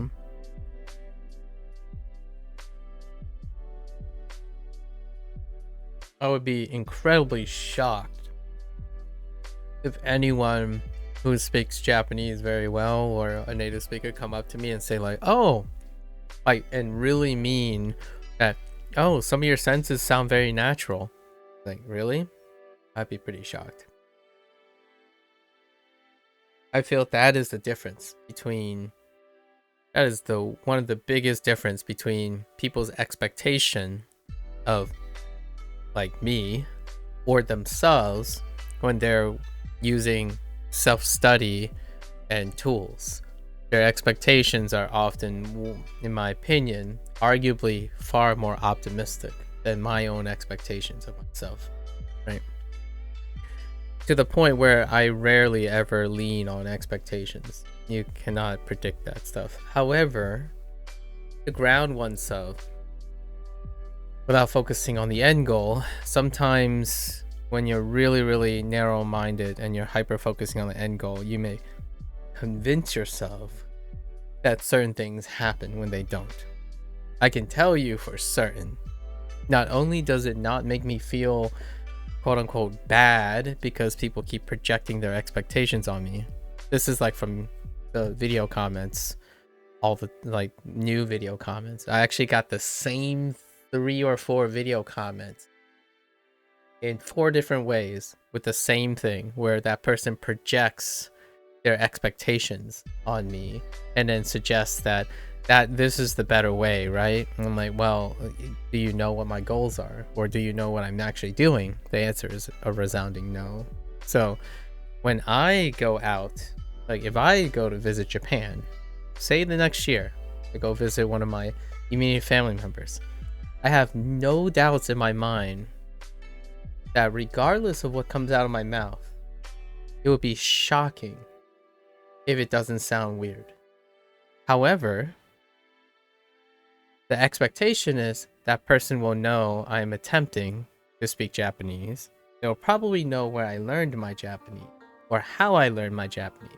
They will probably also know where I'm from.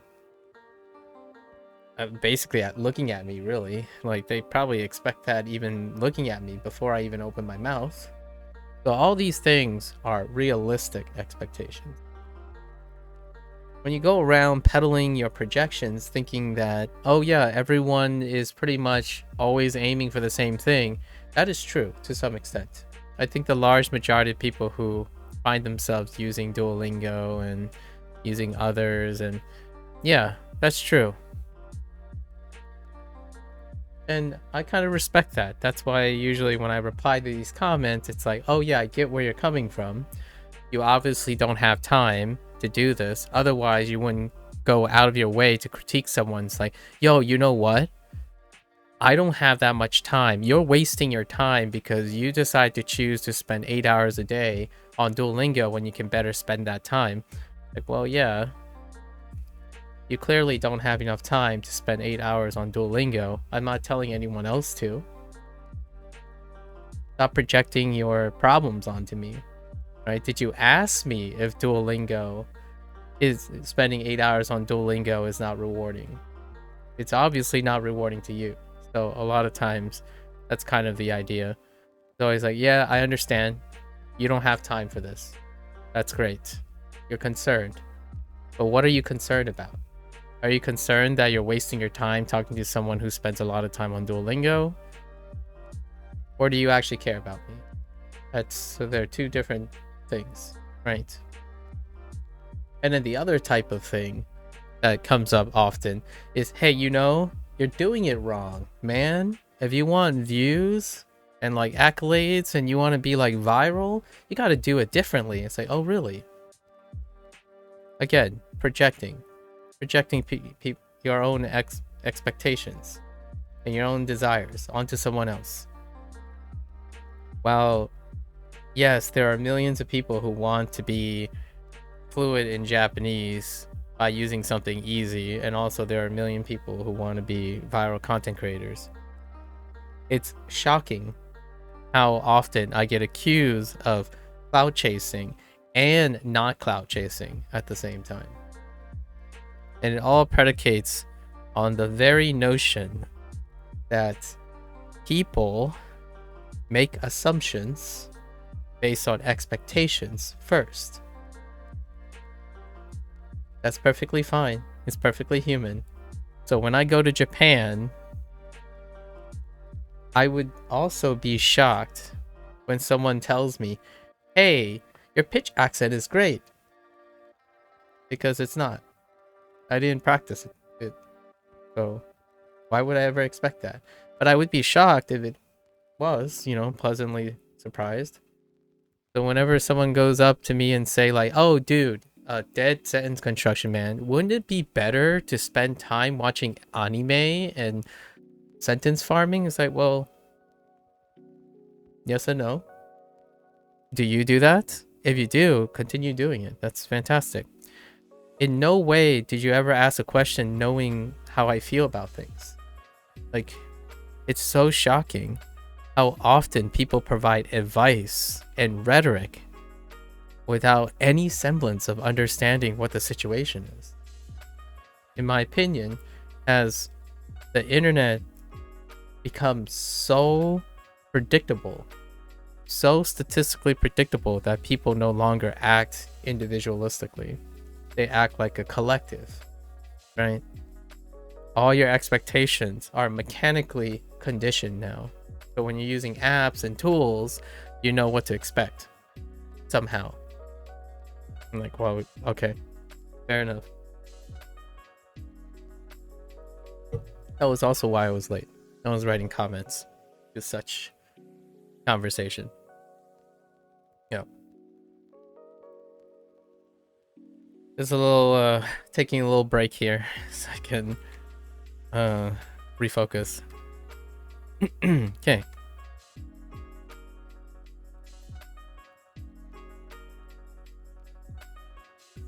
The phrasing, this only does that, this only does that, this and that. At least Duolingo isn't teaching people how to say things that are only this and only that. At least not in the beginning. And I kind of like the Japanese language for that. Generally, ambiguity, the Japanese language is on the side of ambiguity. Let's see.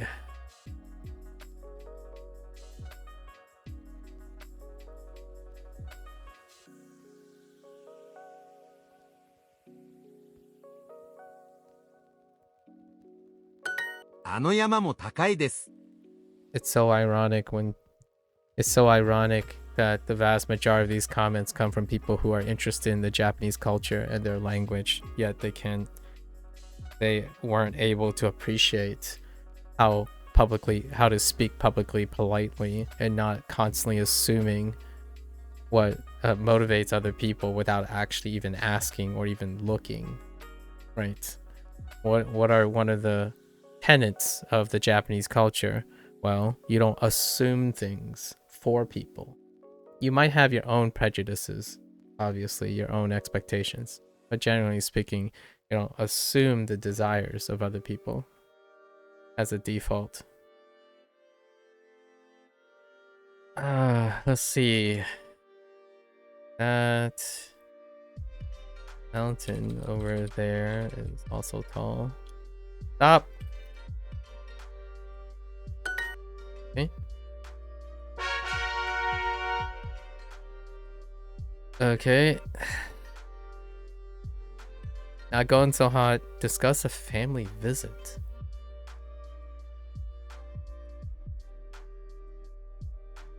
How does that work? Is it like transportation? I don't actually know what's in this unit. And the units are split up now. Yeah, I don't know what... Where are we going? Okay. Bendy. Sure.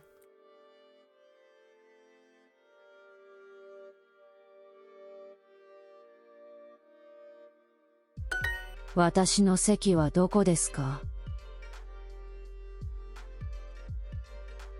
What? Okay, sure.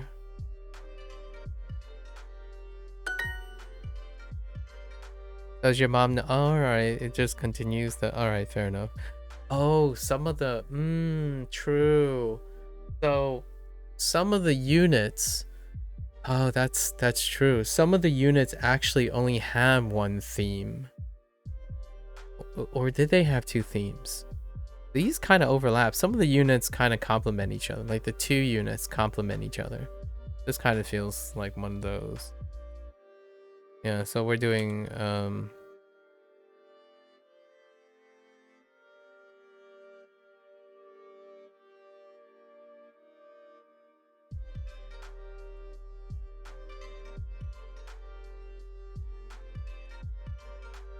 oh my gosh.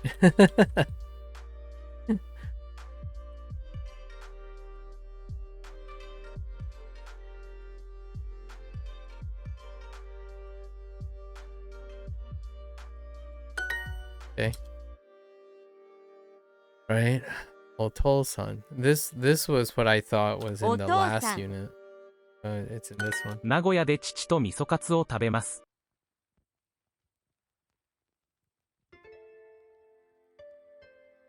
What did you eat? 名古屋で父と味噌カツを食べます。Okay.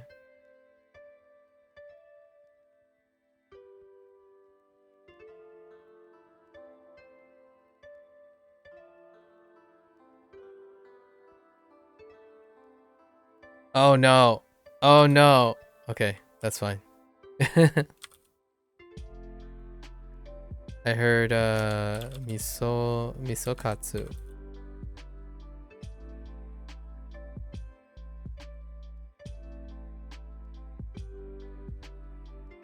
名古屋で父と味噌カツを食べます。Okay. Alright. Okay. お母さん。お母さん。山口。お父さん。金曜日。食べます。I have a new catchphrase in describing what I do. 明日東京に行きます。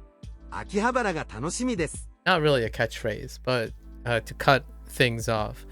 I was trying to figure out how I was trying to think about how can I explain a lot of things through analogy or example, right? And typically when you try to explain things, like encapsulate things, instead of writing like a monologue or 3 paragraphs, you can take very, very popular,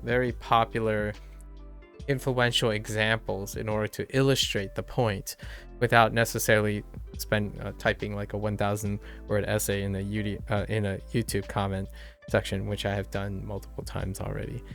Sorry, not sorry. So my go-to now is, oh, you think using anime, watching anime is the GOAT for learning Japanese. It's like, okay, well, but you still can't understand why I also watch anime and also use Duolingo at the same time. So usually I would go to like, have you seen Frien?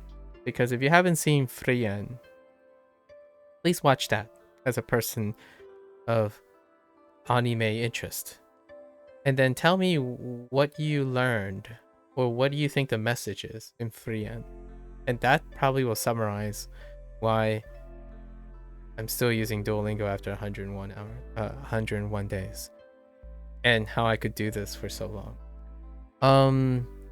And other things would be something like Bob Ross, right? Do you think I'm curious if Bob Ross is still alive to this day? Would he continue with his programming? He would, because he's spiritually alive on Twitch all the time. What do you think he does? Right? He enjoys what he does. You don't see... I mean, honestly though, I'm gonna be real here. There's some point in my mind that would say that there are going to be a bunch of people who go up to Bob Ross at some point. Sorry, Bob Ross. And would say like, hey, if you decide to paint hyper-realistic portraits and then also take a class at the most fanciest school and also follow these viral TikTok people, you can be viral too, because I clearly think you're not enjoying the things you're doing. So here, these are better ways to do the things so that you can enjoy painting more. My only thought in the sense of the late Bob Ross is that he beautifully enjoys what he likes to do. He enjoys the journey, and he spreads his humbleness and his humility in the craft that he enjoys, and it's very palpable. So I like to say that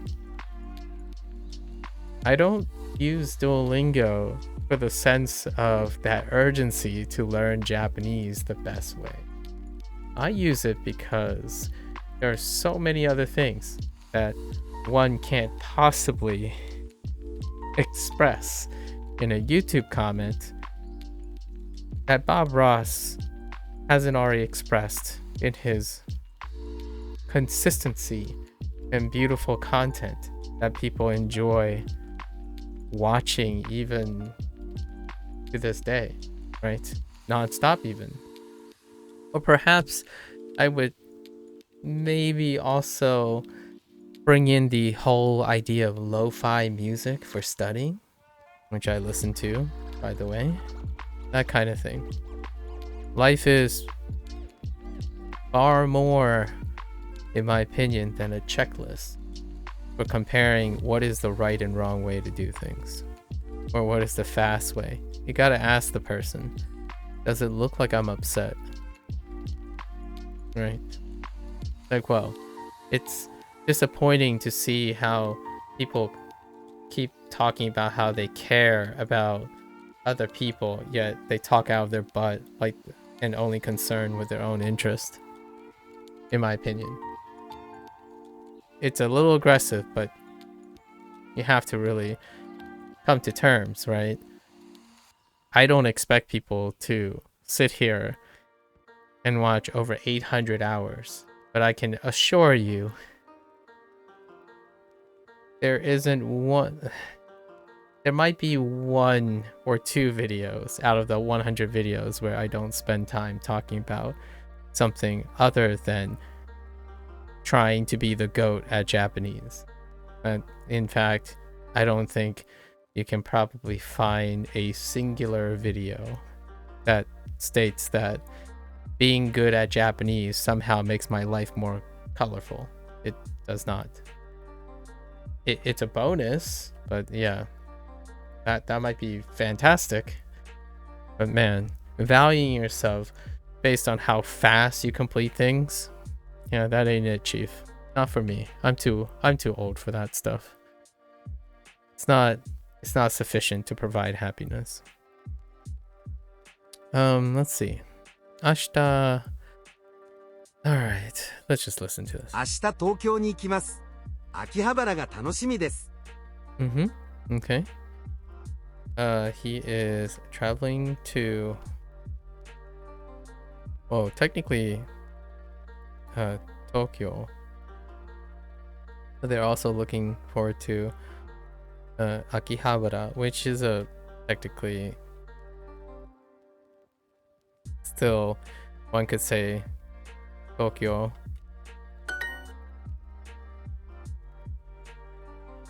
Okay.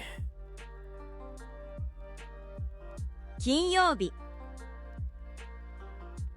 読みます。お母さん、お父さん、はん。 Hit the wrong button there. Didn't bite me though. Okay. Okay. Nagoya. De. Nagoya de Kanko. Oh, wait. Wait a minute. Oh, Kanko. Sightseeing. Right. Kanko. Oh man, that's a tough one.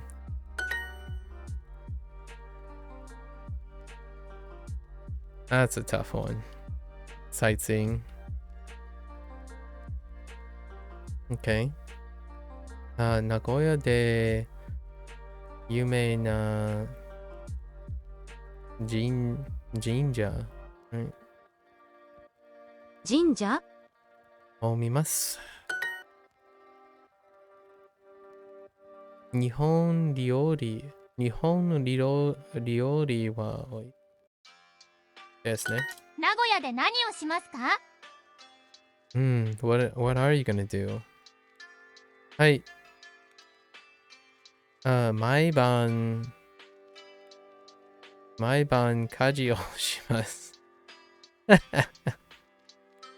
大きい。Wait. 大きい。城に行きます。Okay, sure.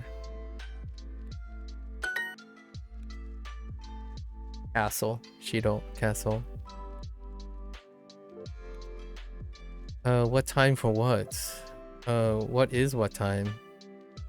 大学生 Shinkansen works. It's kind of a mixed bag. アンドリューさん、金曜日に何をしますか？ Okay, so it's basically like asking what they will do randomly in town or on a family visit or something. 金曜日に有名なピザ屋に行きます。Okay. 月曜日。月曜日。ホテルのロビーで両親と会います。Oh, okay.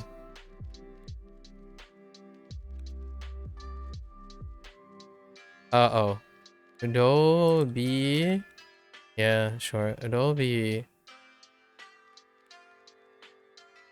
I heard... Go-ryo-shin. Wait. So... Hold on. Let's complete this verse. ホテルのロビーで両親と会います。ホテルのロビーで両親と会います。Oh, they? Oh. Yeah, true. ホテルのロビーで両親と会います。No go-ryo. Good. ホテルのロビーで両親と会います。I feel like I'm going to miss an oo here, so Ryoshin. Yeah. I'm trying to be better about OU. Oh. Yes. 次の旅行は短いですか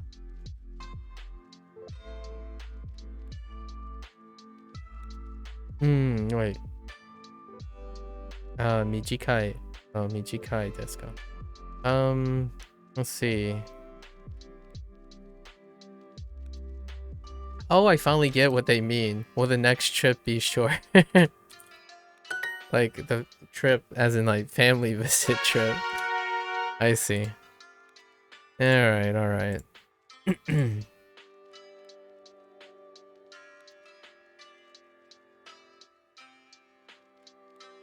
Okay.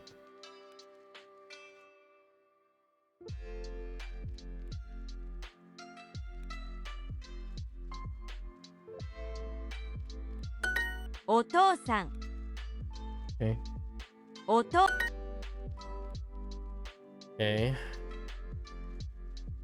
月曜日。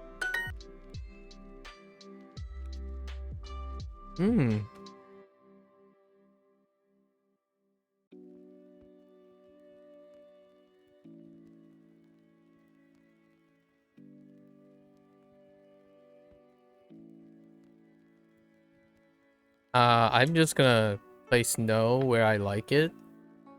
So see if they take it until they don't, right?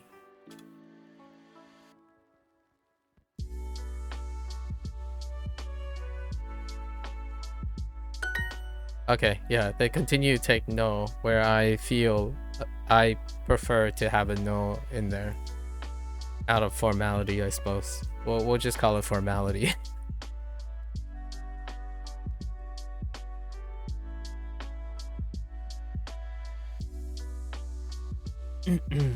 Okaa-san. Wow, there are some really interesting ones in there. Okay. So far, I haven't hit any vocabulary that is new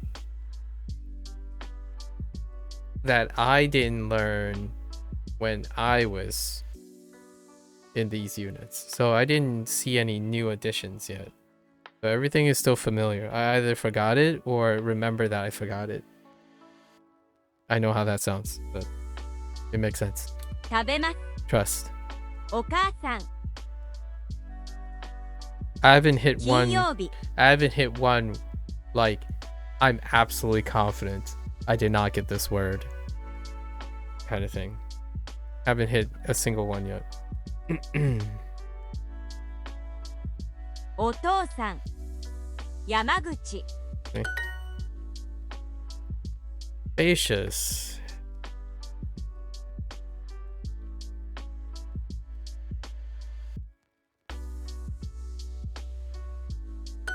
週末名古屋に行きます。両親と観光をします。美味しい味噌カツを食べます。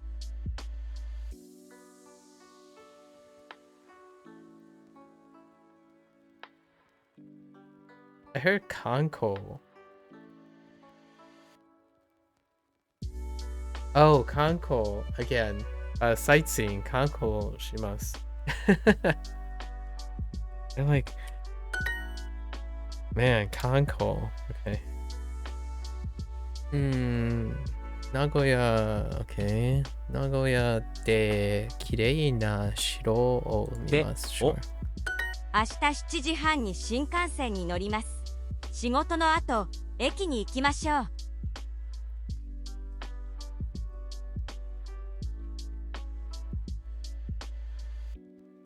明日7時半に新幹線に乗ります。仕事の後、駅に行きましょう。After work? Or?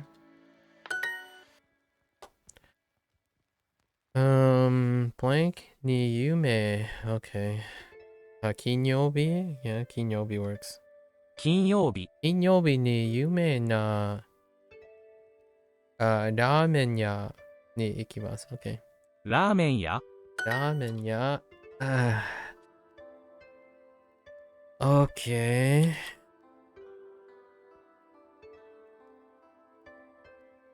Okay.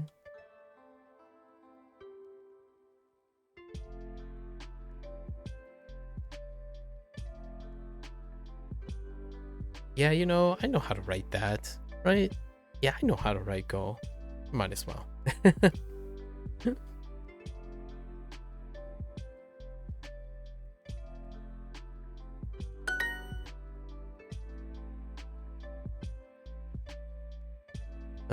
I'm going to wait. Machimasu.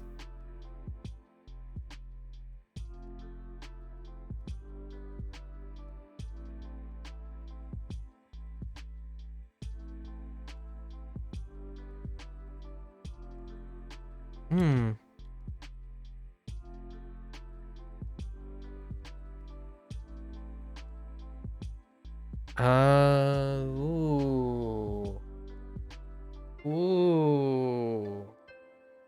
I'm gonna need a reference for this. Really? Okay.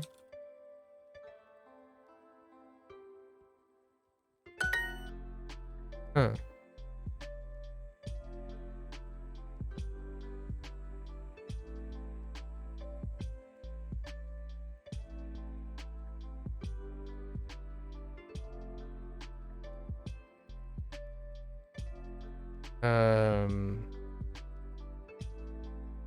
Oh no.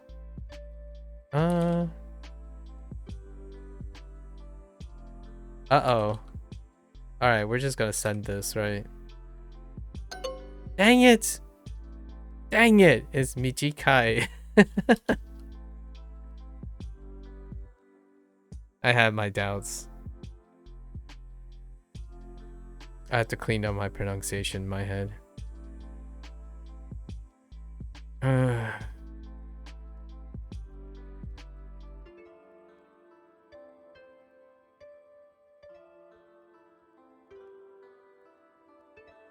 Okay.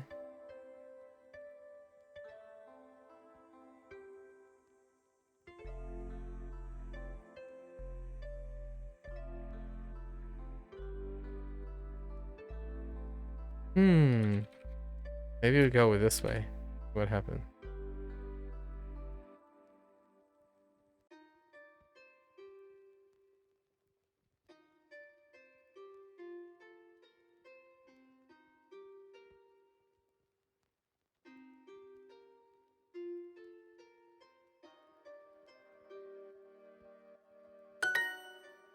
Okay.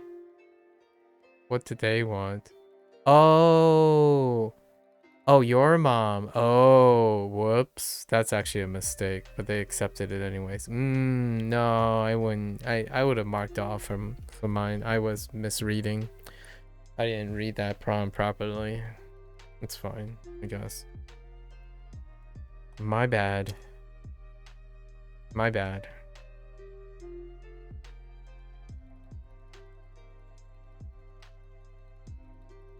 I would have rejected my own answer there.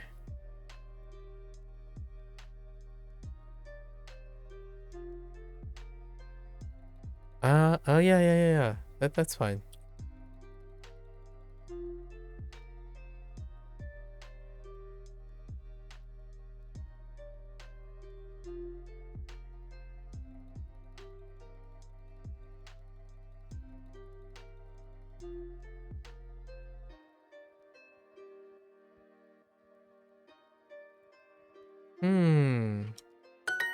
Okay.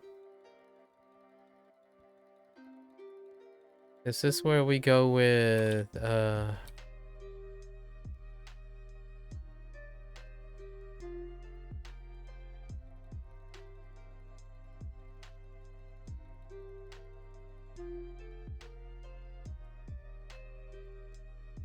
Yeah.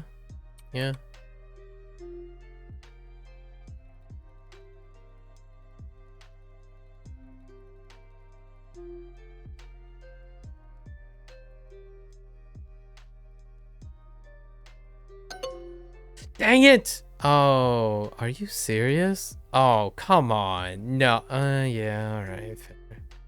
Wait. No, wait. Oh, it's because I missed a topic marker, actually. I missed a topic marker. Now I really want to know. I actually really want to know if they accept the other way. I missed a topic marker. Fine.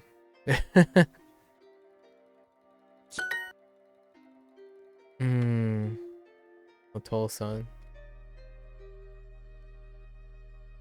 お父さん Okay. Now I really want to know. Okay, personalized practice. Let me guess. Same set.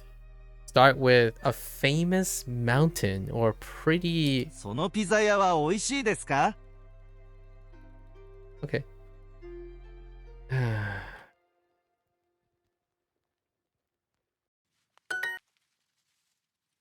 Yep, same set. I really thought these were gonna be random, but not quite. Otherwise, everything feels kind of the same because maybe I'm just really familiar with all the vocabulary at this point. It's nice to review, but maybe we're reviewing a little bit too much here. Oh, this one. Gross. But I get it. The whole donut thing.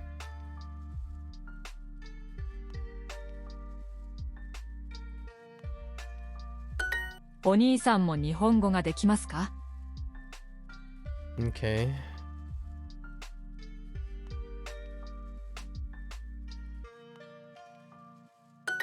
姉もオーストラリアに住んでいます。 This isn't bad. I definitely need to see Australia.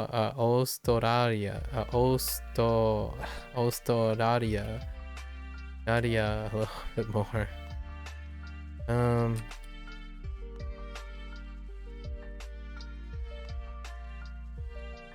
私の子供とソウルに住んでいます。 Okay.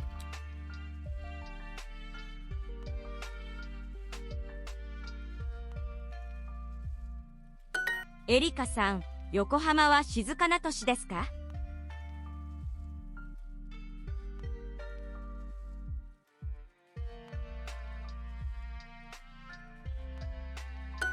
お子さんも柔道をしますか？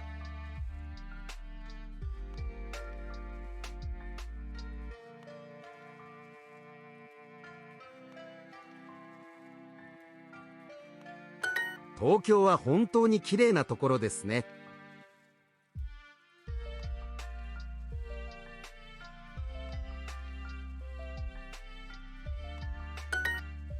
はい、妹は今台湾に住んでいます。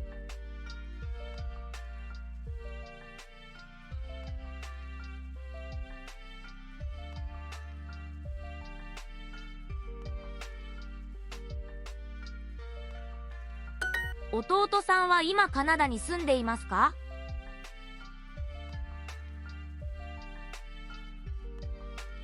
What the heck?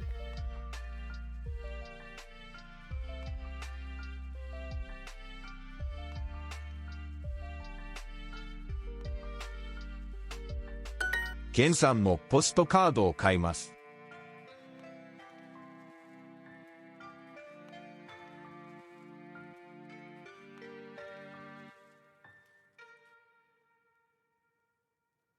妹さんも中国語の先生ですか？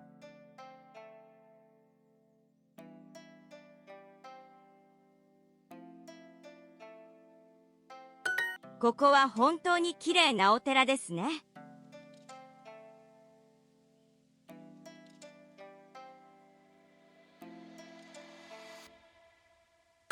その有名な神社は遠いですか？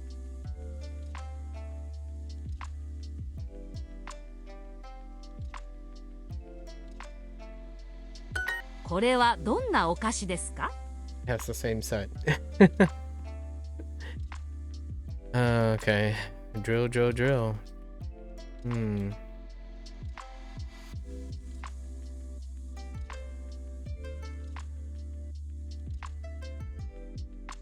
Does help me with a donut phrasing though.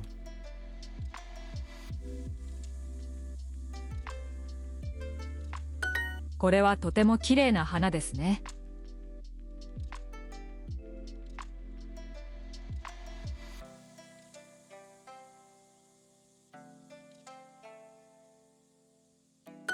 あの山も高いです。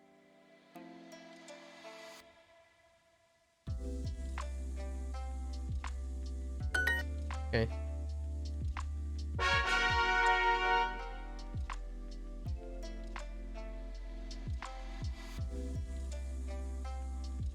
Yeah, I'm just nowhere in the pace. Oh, hey. Speaking of O's next to Q's, I mean U's next to O's and O's next to U's.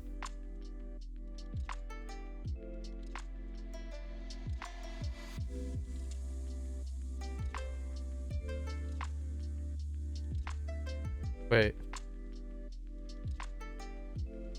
Ah! Sorry.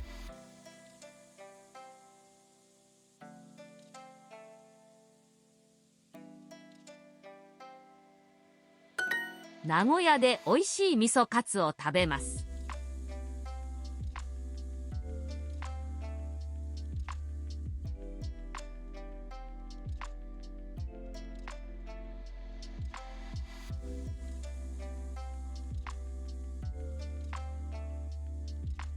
Dang it.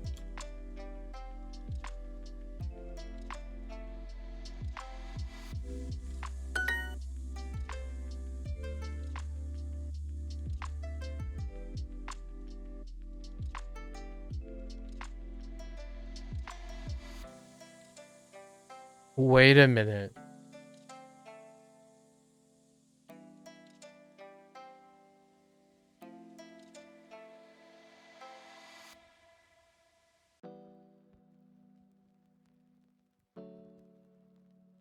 Okay. Maybe. Oh, you know what? I'm curious if I can get away with saying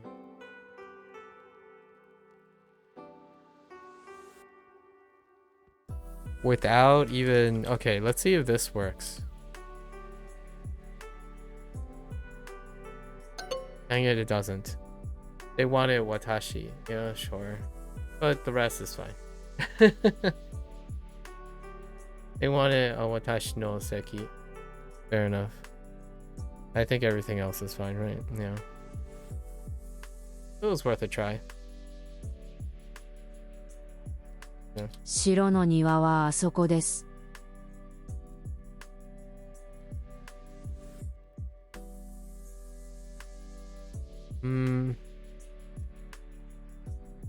城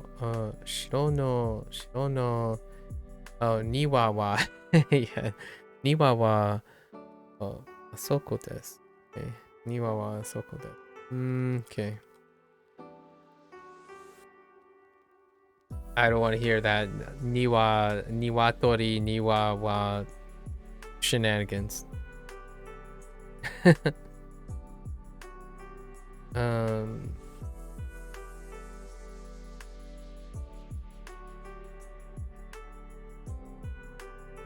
Oh, I guess, sure. I was gonna say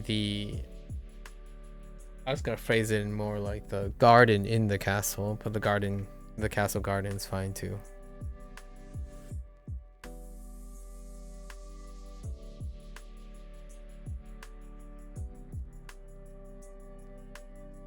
お父さんはいつ大阪に来ますか？ Yeah.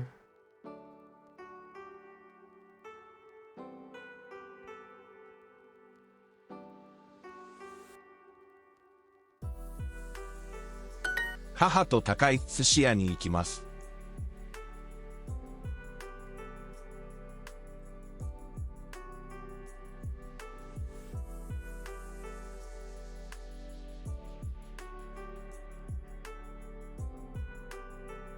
Hello? Oh, I'm. Whoops. I was trying to pick up I am the whole time. I'm going. Okay.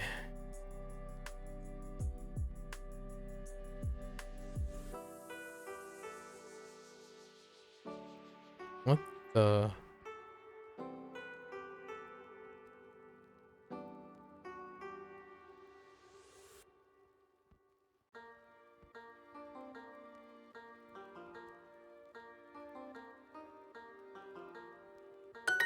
金曜日にご両親と何をしますか？」 Okay.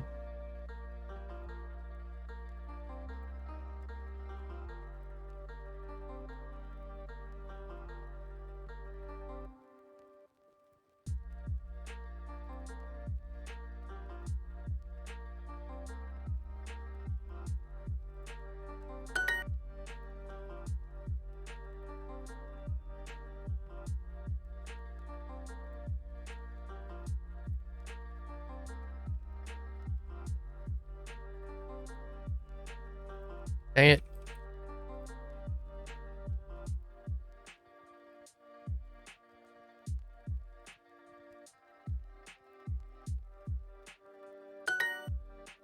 土曜日に新幹線に乗ります」。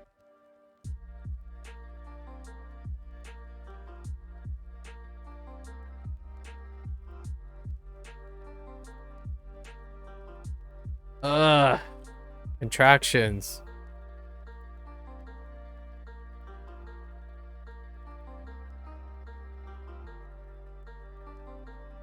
金曜日に有名なラーメン屋で食べます。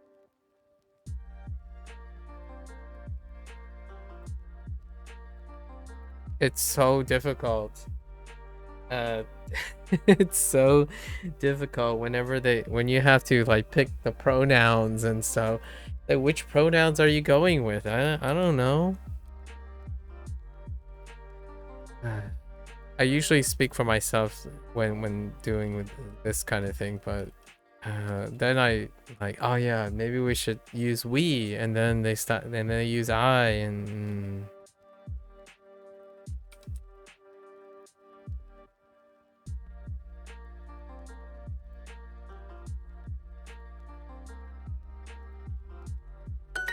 次の旅行は短いですか？ Ichikai, kai, Ichikai.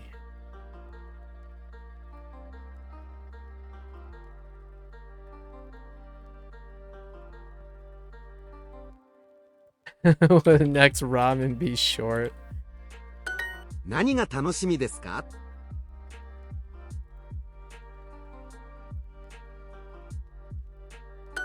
来週空港で父と会います。 来週 wait 来週空港で父と会います。Okay.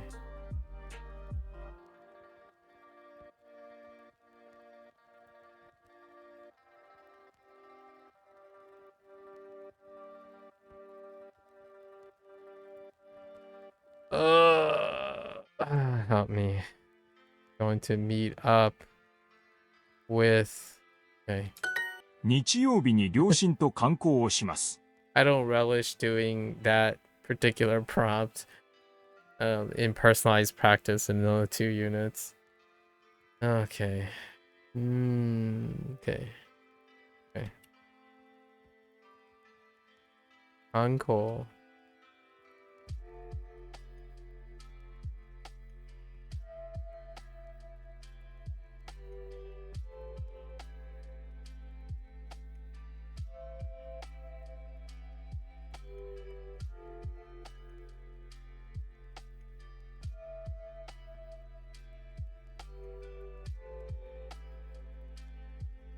Oh my gosh.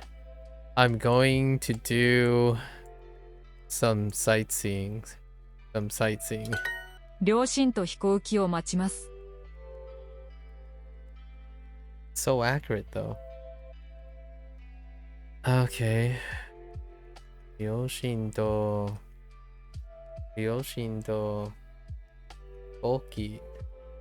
機を待ちます。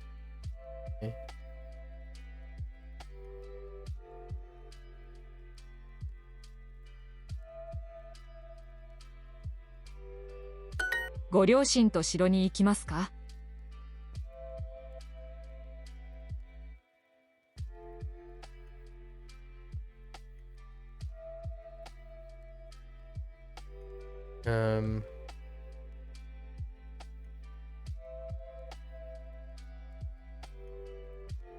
日曜日に名古屋で城を見ます。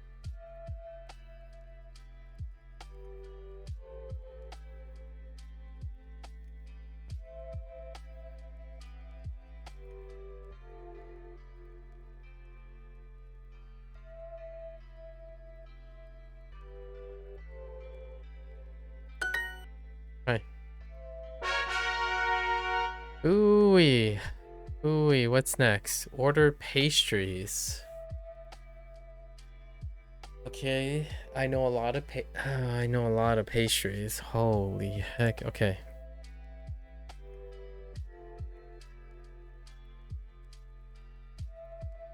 Wait, that last legendary is still happening. I'm still below day 50. I'm still before day 50 right now. There's still another completed task. So actually, I'm not even past day 50. Holy heck. Okay.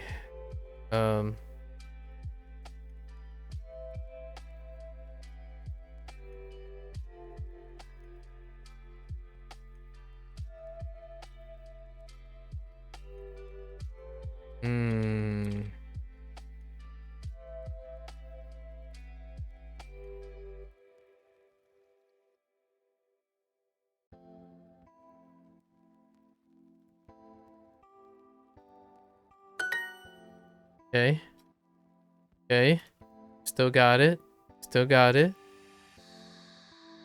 2つ。来月。3つ。1つ。8。Okay.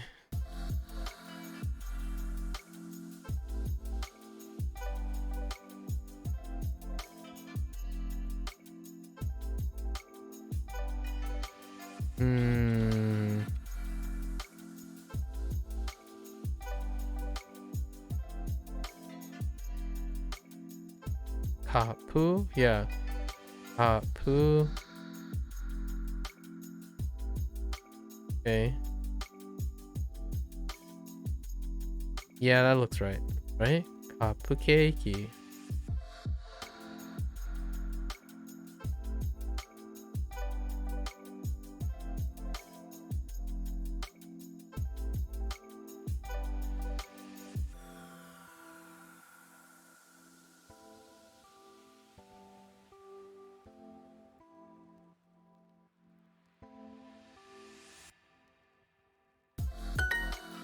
Okay. その緑のカップケーキを一つください。とその白いケーキもください。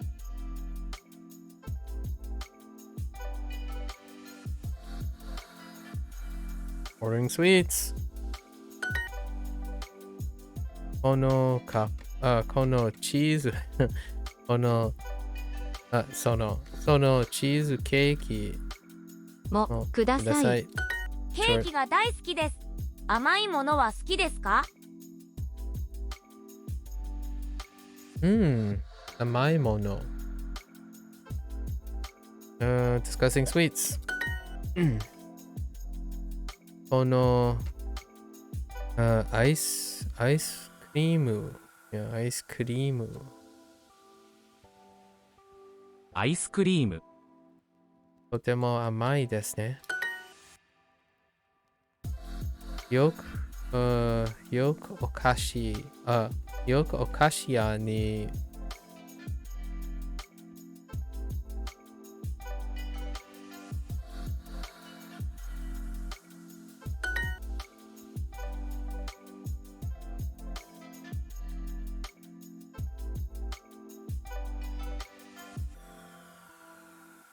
甘い。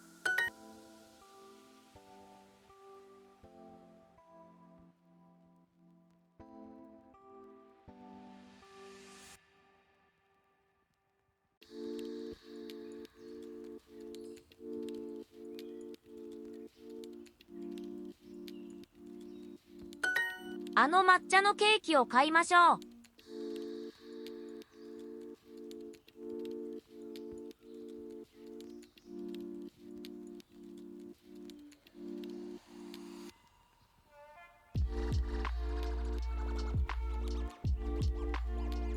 その高いチョコレートを買いましょうか。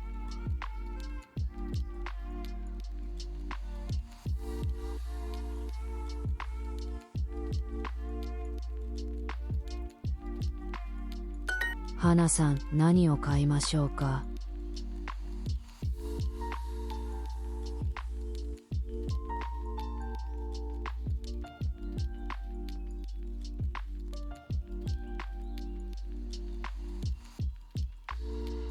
どのチーズケーキを買いましょうか？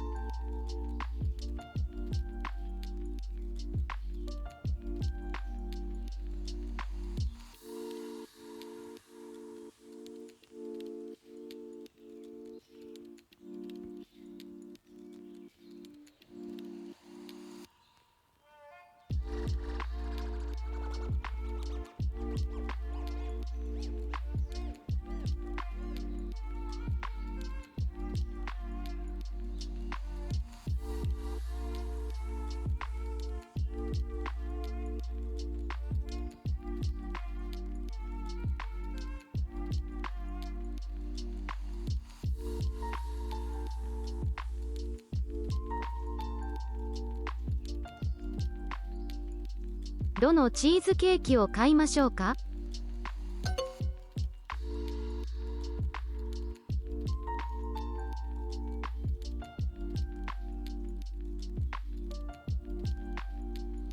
？4つ。4つ。あのいちごのパイはいいですね。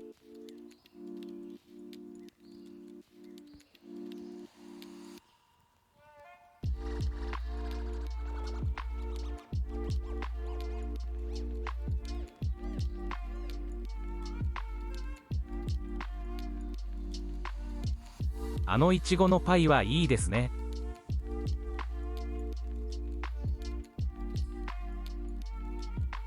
あのいちごのパイはいいですね。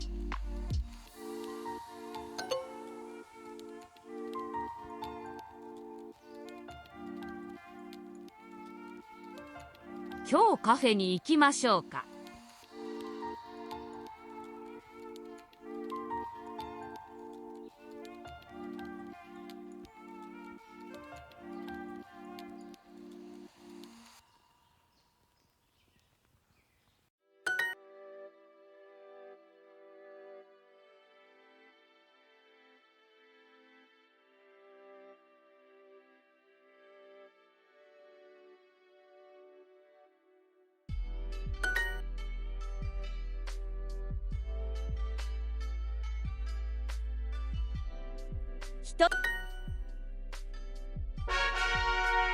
Oops.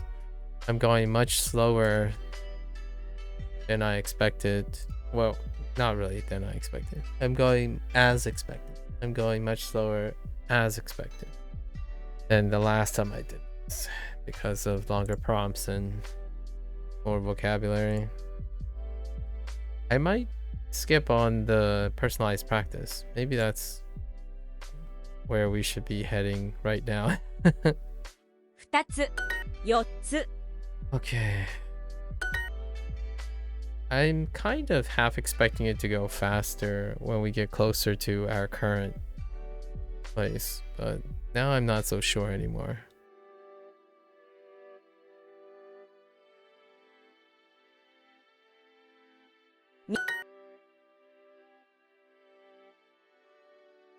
Hmm.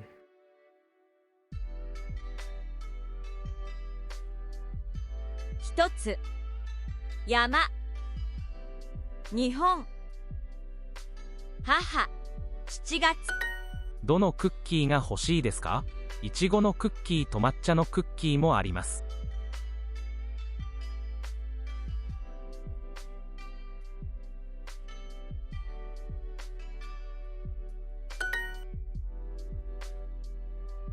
Okay.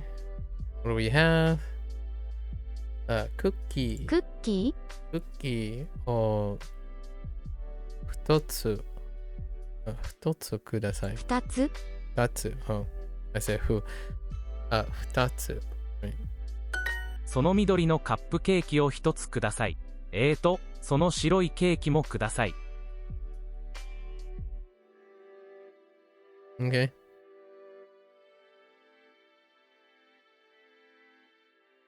その緑のカップケーキを1つください。その白いケーキもください。Yeah. Okay. What the heck is this? Oh, チョコレート。チョコレートも買いましょう。買いましょう。We should also buy chocolates. チョコレートのドーナツを4つください。いちごのドーナツもください。Buying donuts? Donuts. チーズケーキチーズケーキを3つください。3つ。このケーキはちょっとケーキ屋に行きましょうか。新しいケーキを買いましょう。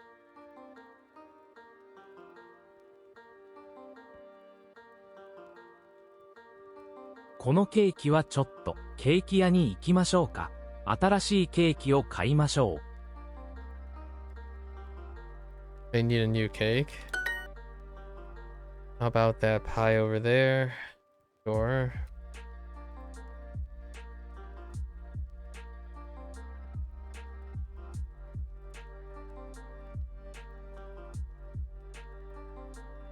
Cake が大好きです。甘いものは好きですか？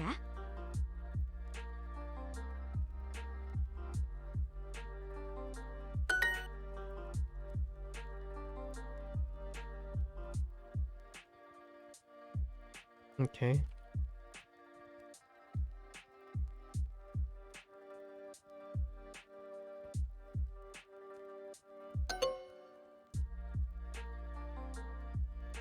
Oh, where should we go? My bad.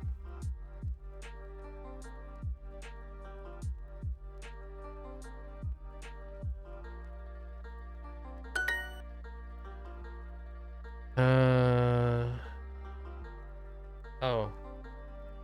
Yes.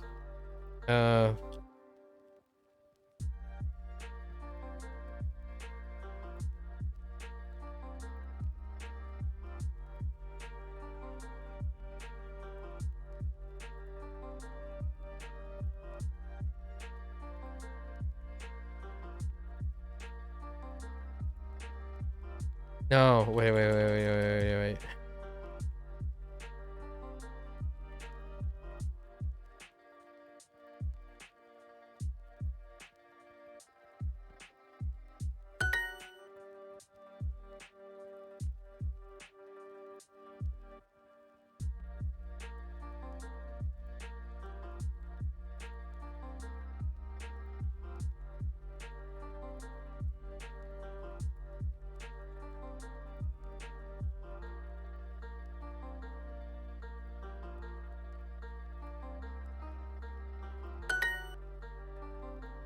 Okay.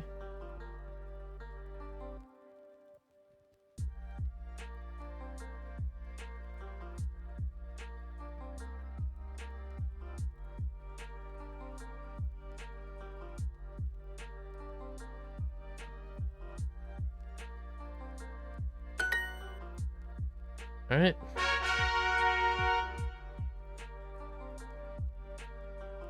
Here we go again.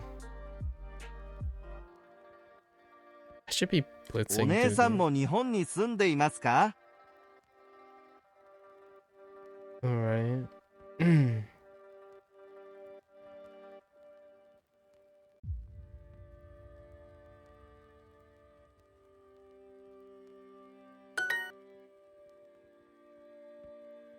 Oh, okay. Hmm.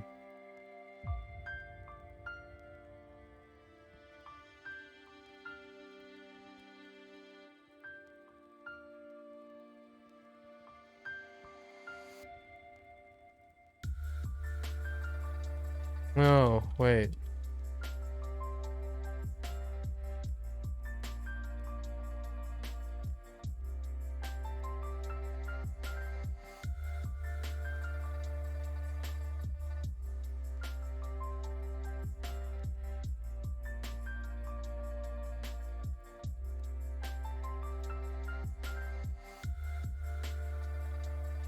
Really? Really?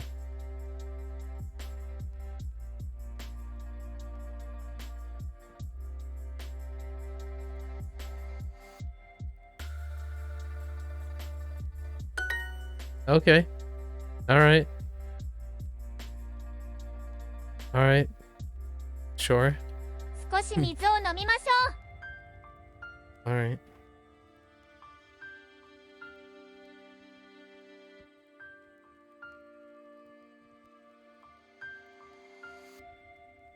早い飛行機。早い飛行機。弟も日本語の先生です。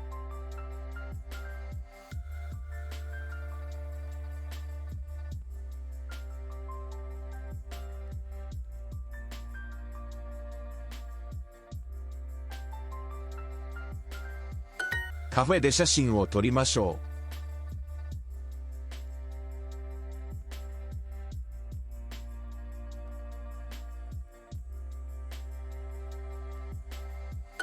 妹は日本語と英語ができます。Okay.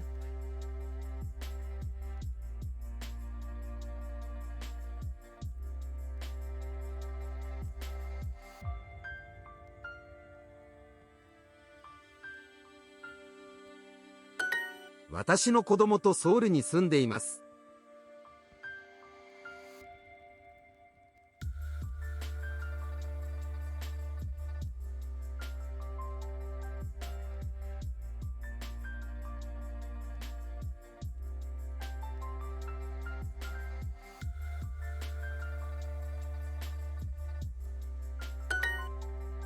お兄さんも日本語ができますか？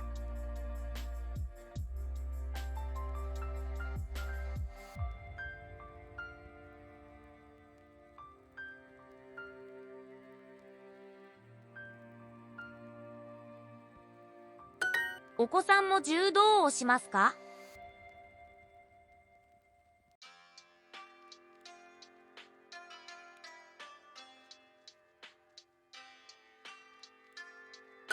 この店でお土産を買いましょ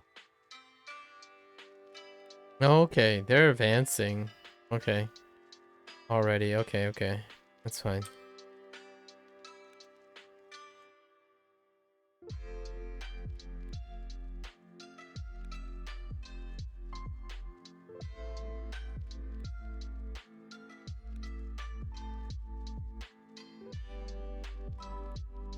う。姉もオーストラリアに住んでいます。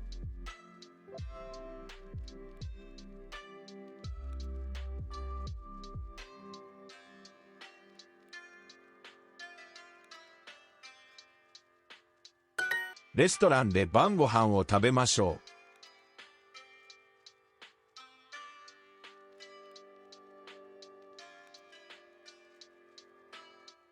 弟さんは今カナダに住んでいますか？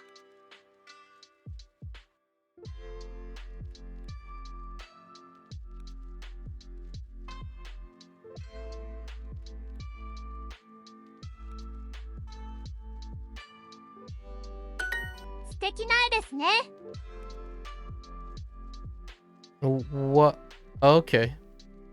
All right.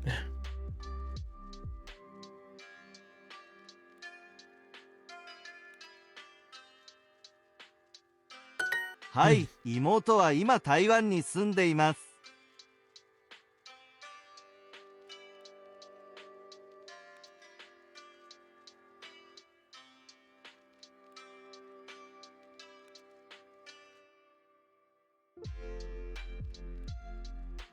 妹さんも中国語の先生ですか？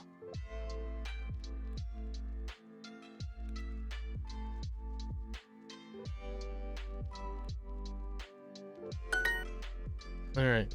There were a few new prompts in there. Few new prompts. Boy. Okay. Negative verbs. Negative verbs. That, okay. All right. Huh. Oh, negative verbs is kind of interpreted as would. That's what they're doing here. Because it went from should to would. Okay. 水、木曜日。休みます。何？卵。Okay. We should use more salt. Oh no. Hold up.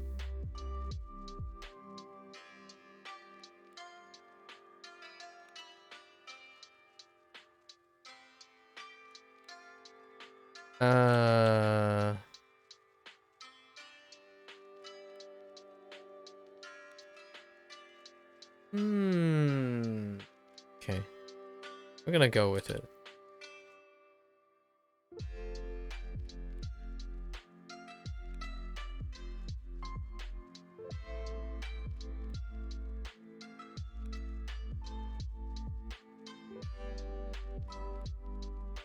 Wait.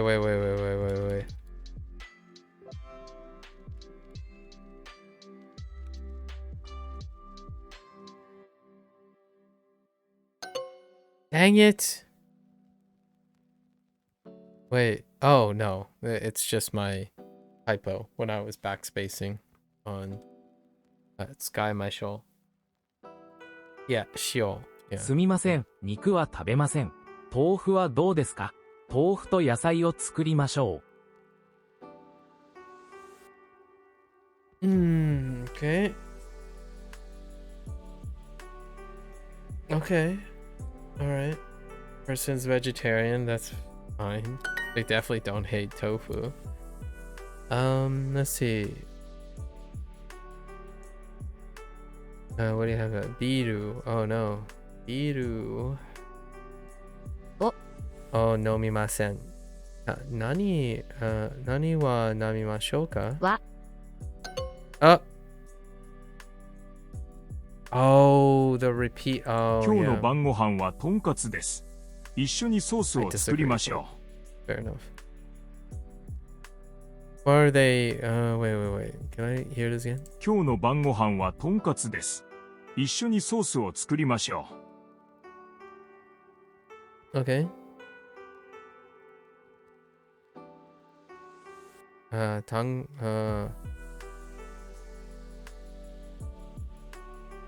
Heard tankatsu, right? Ie, shoyu, okay. Shoyu. はarimasen. Arimasen. Shoyu. Oh, aimashou. Okay. Sure. Are you something free? Okay. Are you free on Saturday?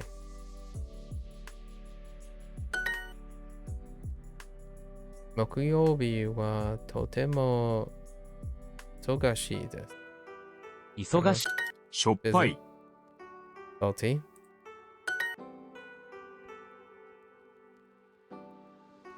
Okay. Sakana. When are we gonna get the raw message? Sumimasen. There it is. Sumimasen. Nama. Nama no sakana wa tabemasen. Niku, Butaniku wa tabemasen. 食べません。 Fair コー enough. ラは飲みますか？ Ah, yeah. Cola wa nomimasen. Fair enough. Okay. Gemo, yasai ga suki desu. これは少ししょっぱいです。これは、少し。Oops.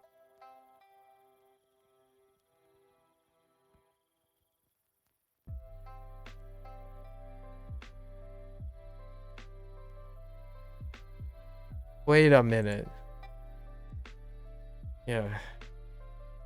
Wait. これは少ししょっぱいです。Oh.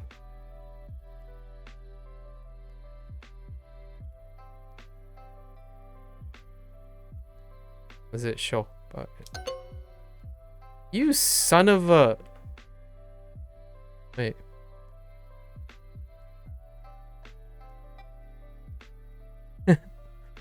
Oshi.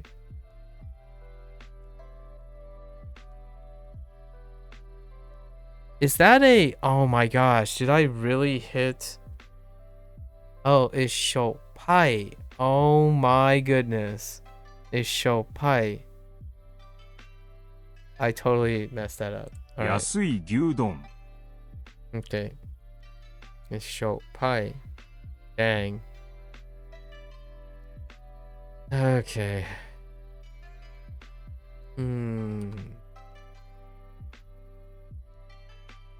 すみません。野菜はありません。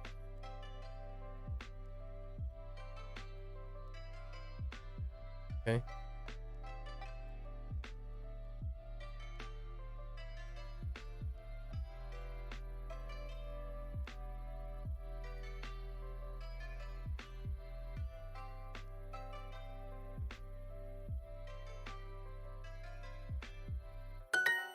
Mokuyoubi.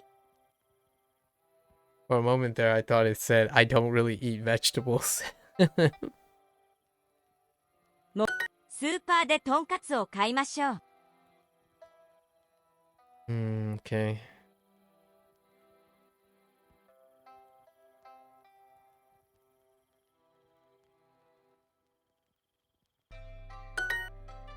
Super. Okay. 木曜日、京都。話します。7月。日曜日。Alright.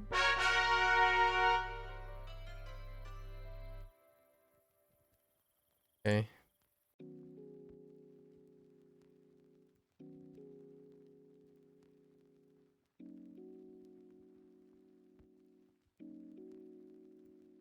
Don't forget the ooh. Right.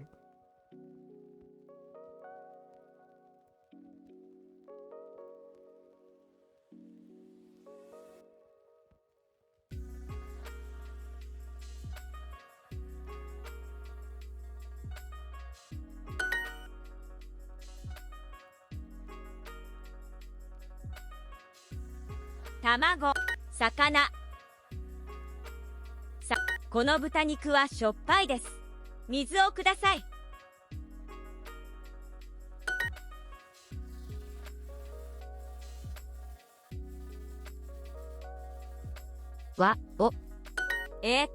野菜と卵を買いましょう。スーパーに行きましょう。I don't have enough. Wait. I heard. 野菜と卵を買いましょう。スーパーに行きましょう。卵。Okay. いいえ、卵はありません。卵を買いましょう。Sure. すみません。ビールは飲みません。コーラを買いましょう。Okay, buying drinks. Sure. いいえ、醤油はありません。醤油を買いましょう。毎週木曜日に弟と晩ご飯を作ります。今週何を作りましょうか？ It's so calm that the audio is only 2 phrases and not a paragraph. I don't know. So don't you want to be serenaded in a monologue of rapid kana swarming your brain, and then you get caught up on one of the kana, and then suddenly the kana just keeps going, and then they said like 4 sentences and you're still worried about the 2 sentences before.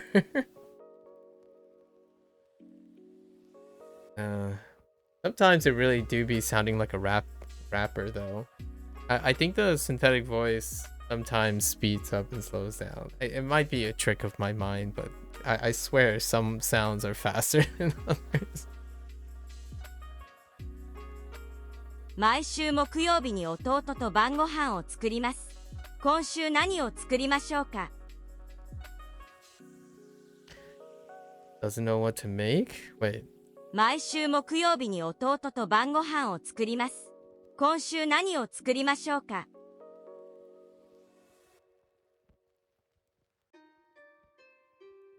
I heard ototo, not... I didn't hear mother. 毎週木曜日に弟と晩ご飯を作ります。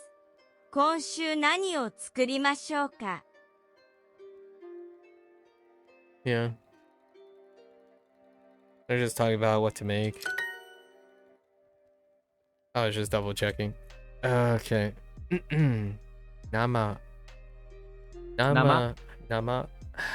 sakana wa tabemasen. Kono sakana wa nama no desu ka? Nama no? That's a pretty decent ask. Oh, interesting. Nama no. Wait. That's actually kind of a different grammar point. That's actually a different grammar point. Wait. No, I'm just kidding. Nama. Just kidding. 今日の晩ご飯はとんかつです。一緒にソースを作りましょう。 Okay. Sure. Sauce for the pork cutlet. We should make more sauce. Sosu. Okay. Moto.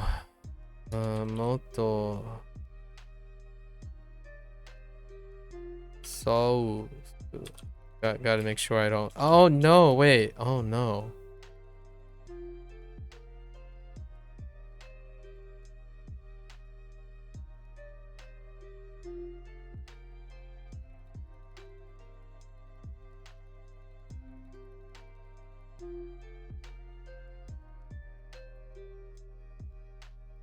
Okay. Yeah, that looks right.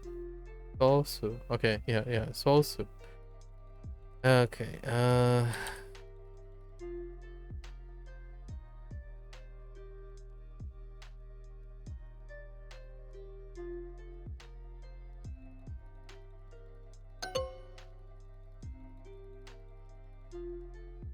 son of a bee sting. What did I do now?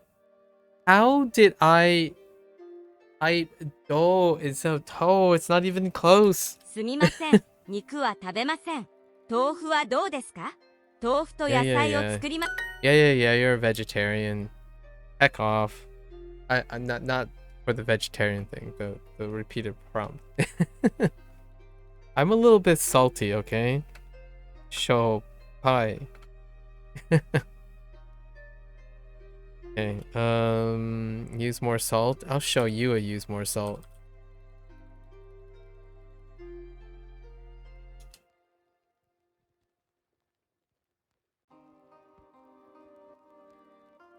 You can say, nama no niku. Niku hiki desu. Kore wa nama no desu ka? Oh. That's a neat one. Oh, so you can say that, huh? Interesting.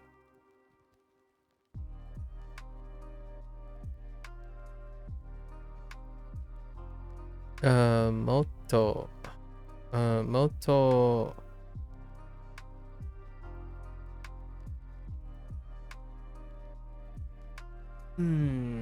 Okay. Just double checking on my salt levels right now. Okay.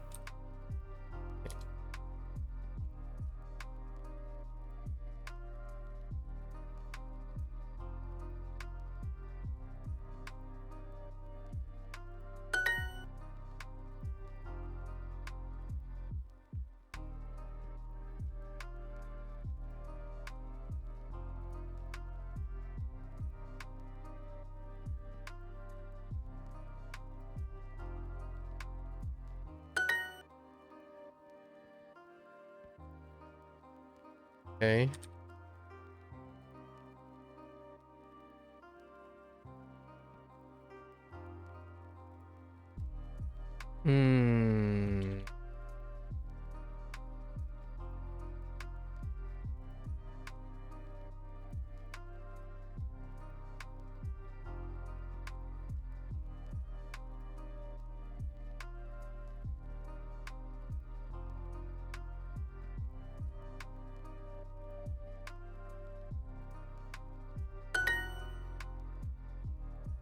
Okay.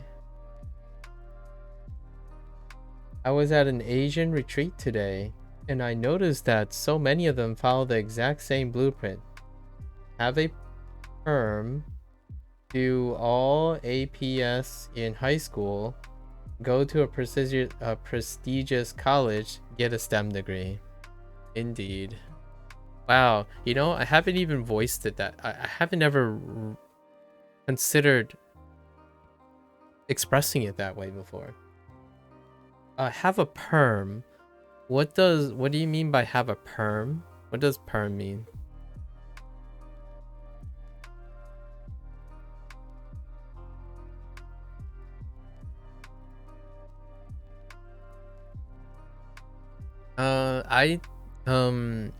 I should have.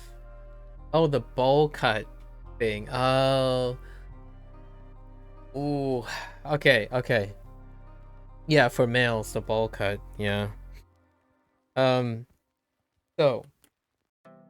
Wow, you go to a very...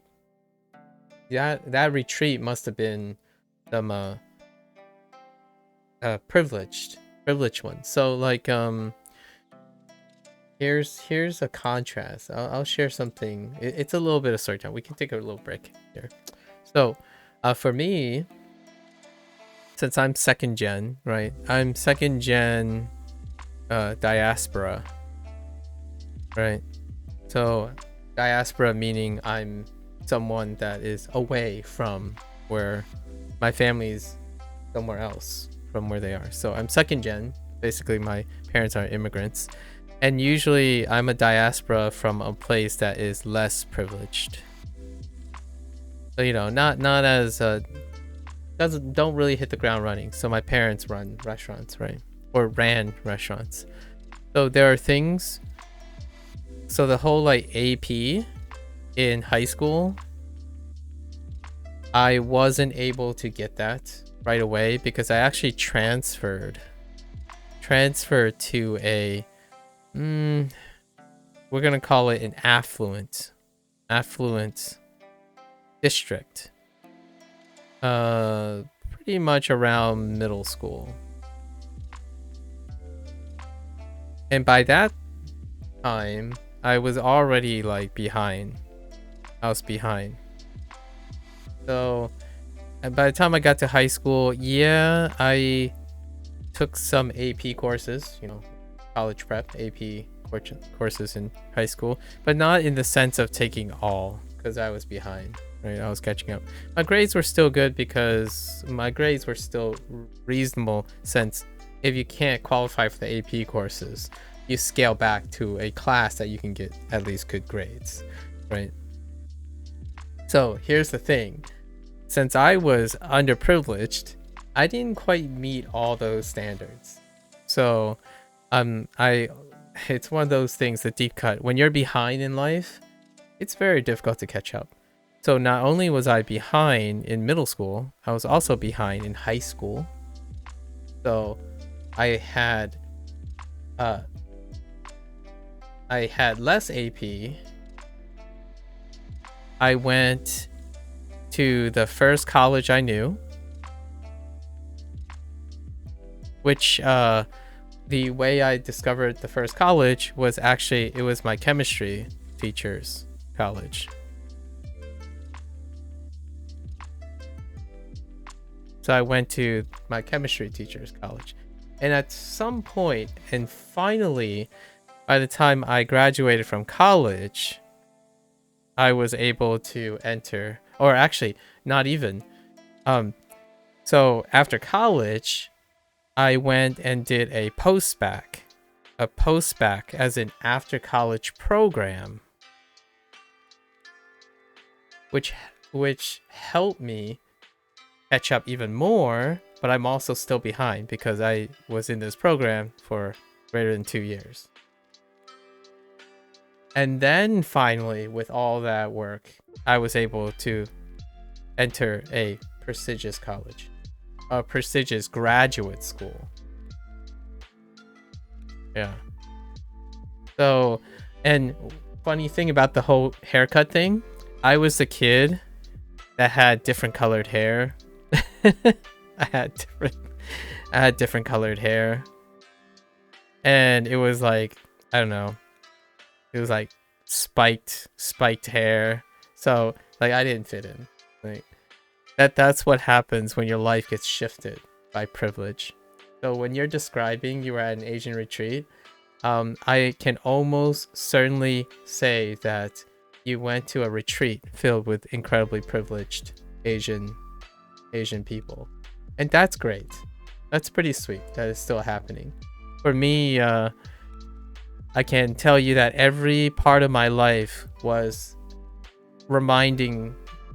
being reminded of how underprivileged I was. But it didn't stop me from continuing to try, right?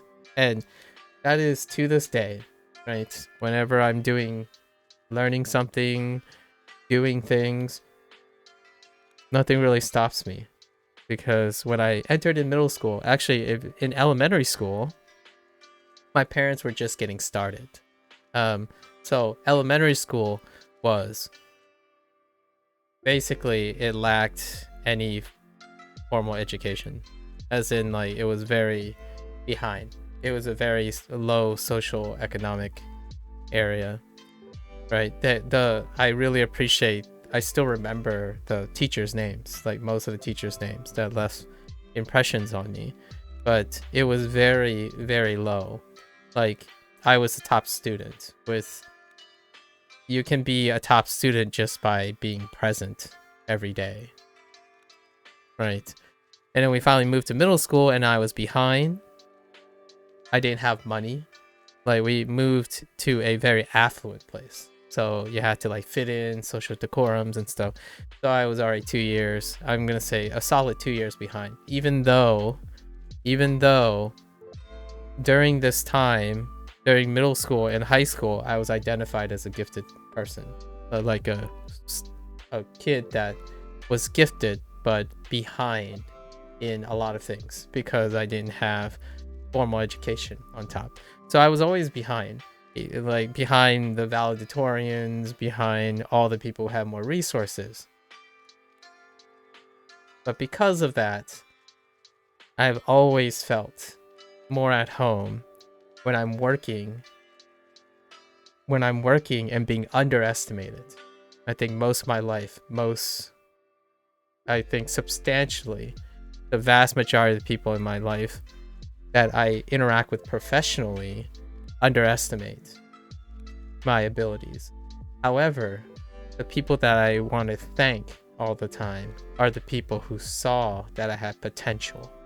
I'm not sure if I did such a great job. I always tell them, like, they could have picked any of those shining, permed AP plus kids who came from prestigious colleges, but everyone along the way.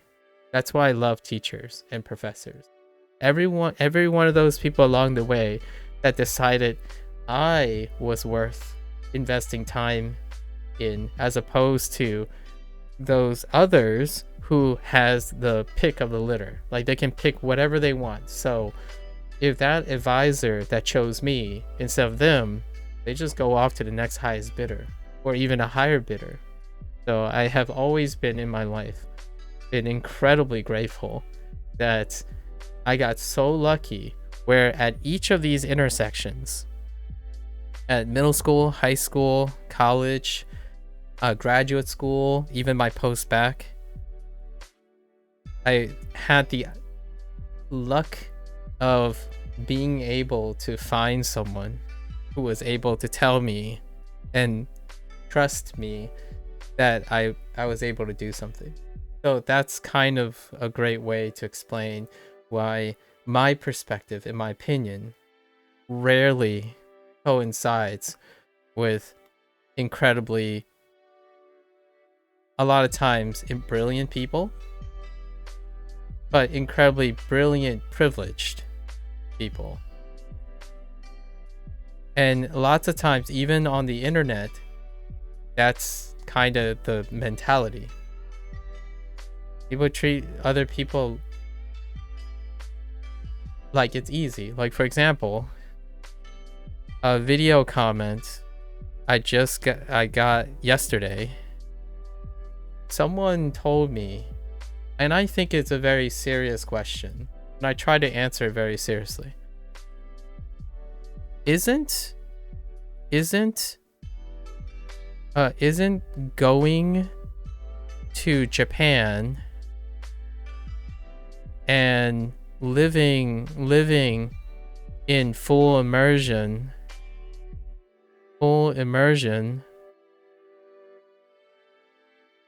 better time spent than spending 100 days on Duolingo? I mean, the answer is likely yes. Like, I don't have any disagreements with this, right? But you have to read in between the lines. So what does this mean to me? What does this statement mean to me? It means that this person assumes it is very easy for someone to uproot your life, go to a foreign country, all for the pursuit of something as superficial, in my opinion, as superficial as learning Japanese quicker, more ideally. So most of my life, when people talk about, like, this is better, this is better, this is the best, you should do this, you should do that, right? That's not how I rolled the first 30 plus years of my life. You roll with the punches. You make things work when you don't have them, right? So that type of perspective, I think, at the same time, it's a reasonable question. Like, yeah, right. So are you going to pay for my ticket, go to Japan, apply for the visa, right? Find some professional satisfaction, not be alienated or discriminated against in a homocultural environment when I'm multicultural, and also have all my parents and immediate family also move to that country. So while it's a very innocent question, oftentimes it's an innocent question for someone who's barely an adult, who's someone who is probably less than 20 or have no family to concern themselves with, who have no attachment to their identity. So that's kind of the idea on these. And these questions happen all the time, right? It happens all the time. So it's like, oh yeah, but it's easier to do it this way. It's like, well, yeah, sure. If you decide to ignore the human aspect. But, you know, I think it's pretty funny that everyone has like the standard bowl cut and all the AP, high school, and prestigious college. The whole the prestigious college thing. I remember this is the moment. Here's one of my few moments in my life that I earnestly thought, I know what I'm doing now. I'm fairly confident that I can make it work. And that's when the moment when I went to interviews. So after your college years, you have to apply. If you're going to graduate school, right, you have to apply to at least five graduate schools or more. And what you do is they invite you on those interviews, and then you go to the campus and you meet your other candidates, right? So I applied to 5, and we're invited to 5 interviews. And oftentimes during that, you get to meet your quote-unquote competition. A lot of times they're not so much competition, but other people who want to go to the same school that you want to go to. And all the time I would sit there and just listen. And what do I hear? Prestigious or prestigious, depending on your accent. Prestigious college names being thrown around everywhere. Everyone's like incredibly well dressed, like super well dressed.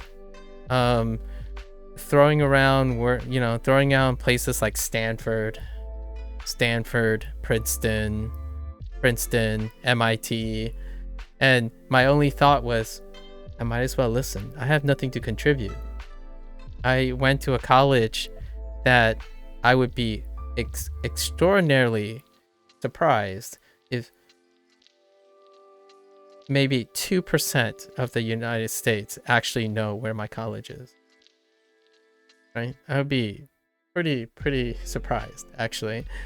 However, you get this, you sit there, and the moment in this life is when I went to all of these interviews, and my first thought is, doesn't matter. I will do well enough in the interview. And that's kind of when I realized that, yeah, if you're confident in the sense of you can talk and express yourself and be able to know what you have done thus far, this stuff, to me, it's great to have them. It's icing on the cake. But if you can't communicate and express yourself, right, and know what to do, like problem solve and whatnot, this stuff, that is prescribed. That is prescribed path. And what happens is you have to elevate yourself above that. So what can you do to differentiate if that person's from MIT and that person's from Stanford and I'm from a no-name school? That's usually the phrase, right? No-name school. Well, I have experience. I have experience where these people do not. And they have experiences too, by far. But I have to demonstrate that, right? So that's kind of my thought whenever someone says like, yeah, man, you should be using Anki. I'm 10 times faster using Anki, and I'm like so-and-so, and that's kind of the idea, right? Yes, you can use all of those things. But the question is, how do you use all of them? Right? If you're writing, that's what I mean by everyone has the same perm.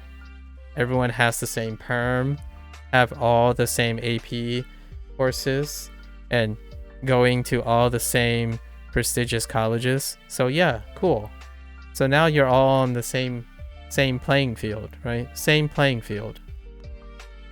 So how do you decide who wins? Or who do you choose, right? And here, I'm sitting most of my life thinking, I don't have any of these things. Heck, I mean, I wouldn't want that perm. Just saying. I don't want that bowl cut. But here, I don't have any of these things for most of my life.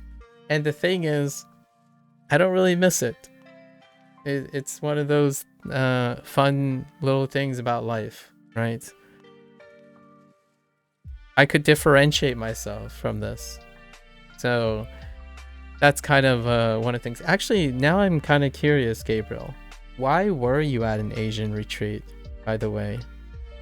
Are you in a process of also like advancing in whatever your career is?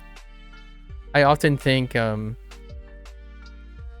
my word of advice a lot of times, if I were to like provide any unsolicited advice to people, sometimes the things that you struggle with, the things that you don't have, being able to make more of those things and not rely specifically on the gold standards or what other people think you should do can be one of the greatest boons in your life.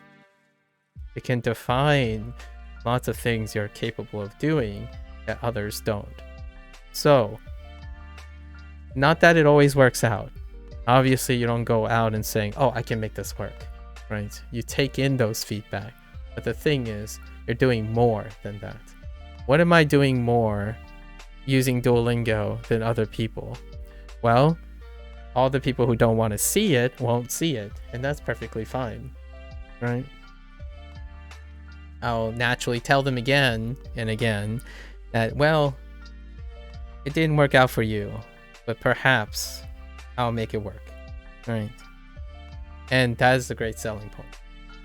If you had to sell yourself. Obviously, I'm not really pressured into selling anything. I don't have secrets. At least I don't think I have secrets worth selling. It'll be interesting in the future what I have to say about Duolingo and everything else. But yeah, we had 3 separate comments on 3 separate occasions. Very, very, in my opinion, incredibly privileged people. Or people who blindly follow without critical thinking. I think there's a great weakness to knowing things versus actually doing them in this day and age. I like someone saying, this doesn't work for me, without ever knowing if it did or did not. Most of the time it's on assumptions. Like, oh yeah, you can't be successful. Imagine being told this. You can't be successful because your family is poor.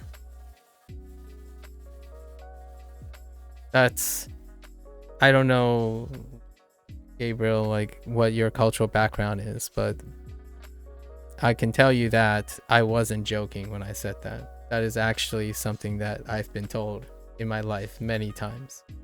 Oh, you can't be successful because you're behind, right? And it's not that, it's actually, I'm gonna say, you have to be really lucky as well. So there's a lot of ounces of truth to all those individuals that I'm referring to. Regardless, it's nice to be lucky sometimes and also very appreciative for your luck. That happens. But you don't get lucky by following in people's shadows. You get lucky when people notice you. So I just happen maybe to be exceptionally lucky in sticking out somehow and early enough. Imagine doing what everyone else does at an age where you no longer have to, right? Okay. Very funny observation though. The same exact blueprint. Yeah. It does feel like that sometimes. Especially when it comes to basically monocultural backgrounds. That would be very collective monocultural backgrounds. If you go to like I still remember when you go to like the last Asian retreat kind of thing that I went to, pretty much everyone is STEM.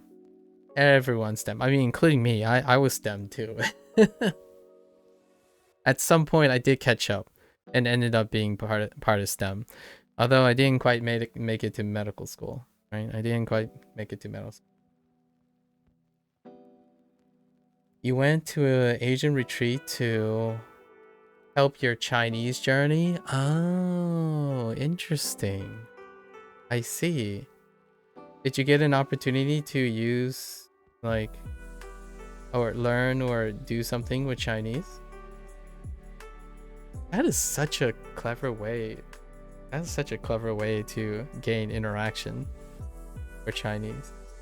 And I already pretty much assumed it was a Chinese thing because the thing you described sounds like something I'm all too familiar with. I noticed a lot of them only speak English. Yeah, you'll probably get that. Yep, a lot of them don't care about their language. Okay, so I wouldn't say they don't care, they just don't have time, in my opinion. So like my parents were similar in that nature. So if it was a Chinese dominant retreat, let's say there were a lot of Chinese people there, it's pragmatism. So pragmatism typically rules with an iron fist. Anything extra means that is extracurricular. So my parents, instead of staying in a city where they taught bilingual stuff, they moved to another location to make a better life for the family. And the first thing they talked about when my sister and I would inquire from time to time about our mother tongue, they would say, well, you need to learn English. That's why we came here. Like, English is going to propel your career, right? So it's kind of like that guy who told me, hey, you should stop using Duolingo. But a better use of your time is go to Japan and learn from Japanese people. And that's what you should do. That is the most pragmatic way, is the most hyper-objective way to appreciate something and get it done quickly. That is the pragmatism that one may say. So it's not they don't care, they don't have time to care about it. And oftentimes, English is priority number one. Especially if you're talking to other Chinese people. If you're looking for other Chinese people, they are likely prioritizing their careers, and their careers would, this might be bad to say as well, but a lot of them are like robots to you. Yes, I know how that sounds, but I know where you're coming from. And I've already expressed that about myself. When I was younger, I was a robot. I was effectively a robot, one of many. Follow this way and only this way. No feelings along the way. Whatever anything gets you to the top, it is the best way. Yep. And it's interesting because even if you're privileged, as in what I mean is, the next Chinese person, like I came from an underprivileged background, but I still continue to strive to be those people. Like I try to be that robot, the one that, it's no time for friends. You can't make friends unless they'll help you on your career. So like you make business partners. So you focus on networking to make business partners. You don't focus on being chummy with people. You're not making friends, you're making friends with the competition, right? Or a collaborator. And then all that pragmatism is no time for extracurriculars. Those things won't help you in your career. Like Smiling won't help you in your career. Merit will. If you look miserable, but you're working hard and you're promoting that results, put it down. You know, turn that frown into a muted look and continue. I was a product of that, for sure. And even in the United States, I still was like that for at least up to high school. There was this little tiny story that kind of changed my life a little bit, and it wasn't even told to me. Like, no one told me this per se. It was through a third party. I met my best friends. I met my best friends in my life, in college. You know, that quote unquote no name college in the middle of nowhere, right? It's not that no name. It's when this no name reference is due to other people looking at it, like those who are in prestigious colleges. So I met my best friend, and you know, after a year, we were basically roommates. We were roommates. We had all overlapping classes, and we all had the same advisor as well.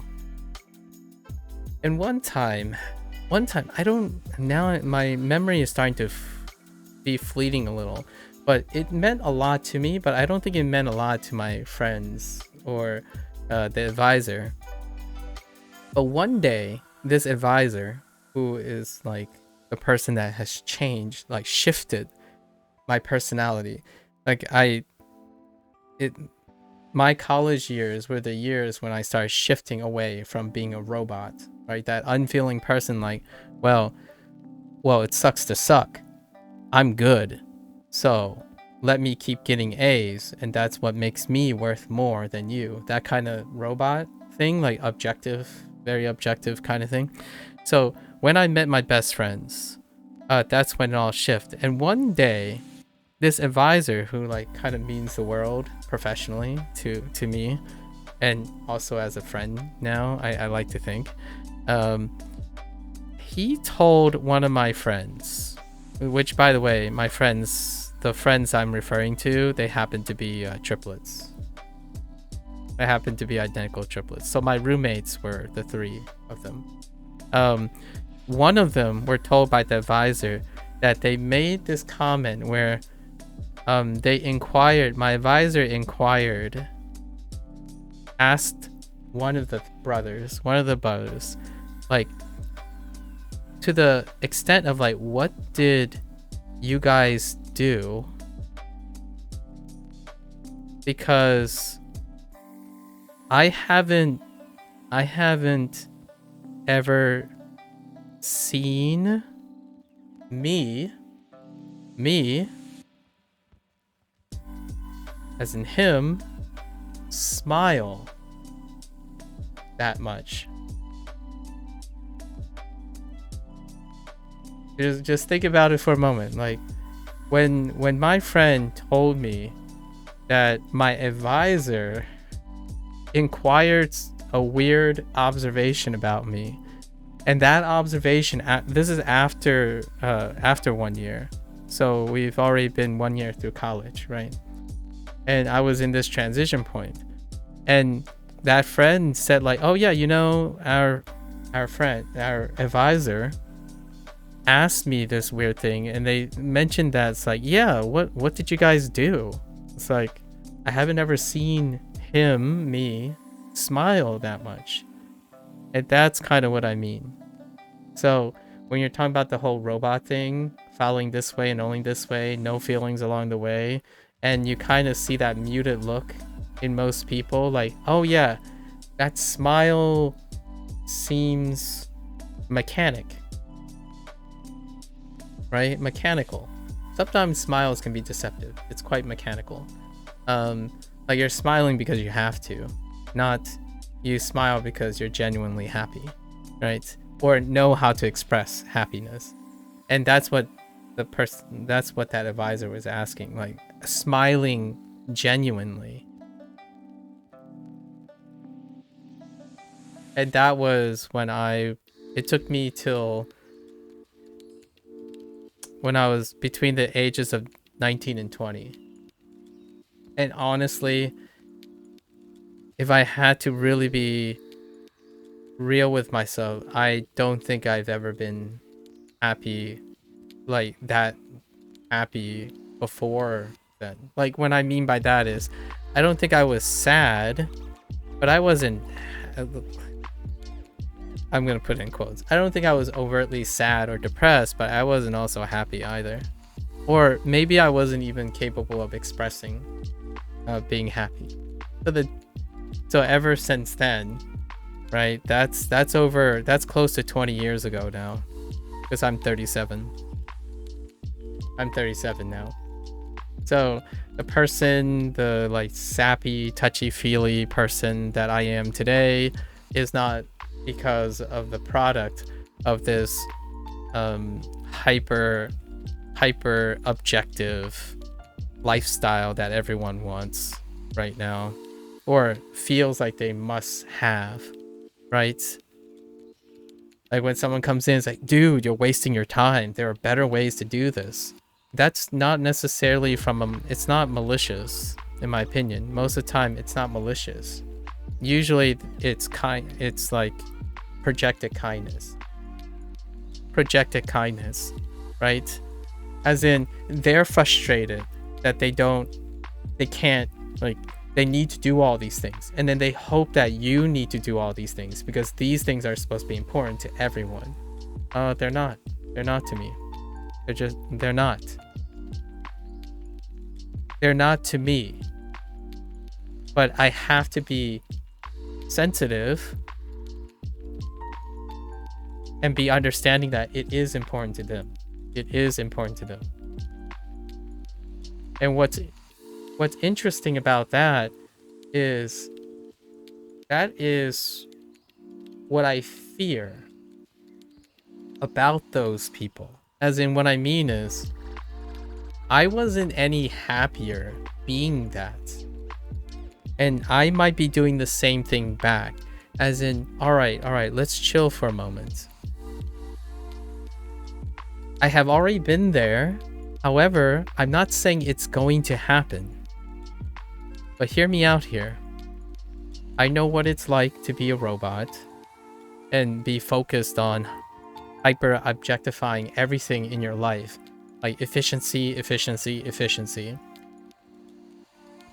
Maybe, please try to make it, like, perhaps consider making room for a balance of the two. Like, there are times where you can slow down. So the question to relate back to Japanese is, I like Japanese. I like learning Japanese. Honestly, making it faster is irrelevant. It's incredibly irrelevant if you're choosing to do something voluntarily that you enjoy.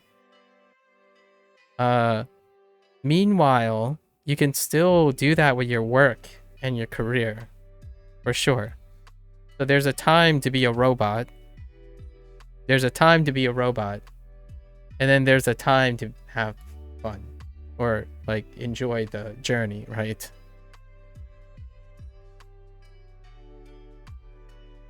I don't see where I'm going, where I ever give the impression that I need to hurry up on doing any of this stuff. But it doesn't stop people from kindly projecting their insecurities about their own experiences and their own expectations. That, in my opinion, is how Asian cultures, especially Chinese and Japanese people, maintain consistency. Really great consistency. That's awesome. At the expense of individualism. That it's a trade-off. Like, if you want to fit right? You become less unique. So you have to choose, right? Where are you on this? But in terms of how Asian cultures were, at least in Chinese, you're more in the fit versus, oh, sorry. You're more in the going towards fitting in, like the standard, than becoming unique. And I grew up in the United States, so a lot of times you don't necessarily need to only fit. So if you're doing what everyone else is doing, it's great. You can meet the standards. Ultimately, though, you also need to be able to stick out. So you need both. So oftentimes when people focus on one thing, they're only focusing on one thing, the prescribed path. And in my opinion, there's room for both. 3 things. 4 things. You gotta keep your options open. What happens when you're behind? In Asian culture, you're behind. If you get behind, you get left behind.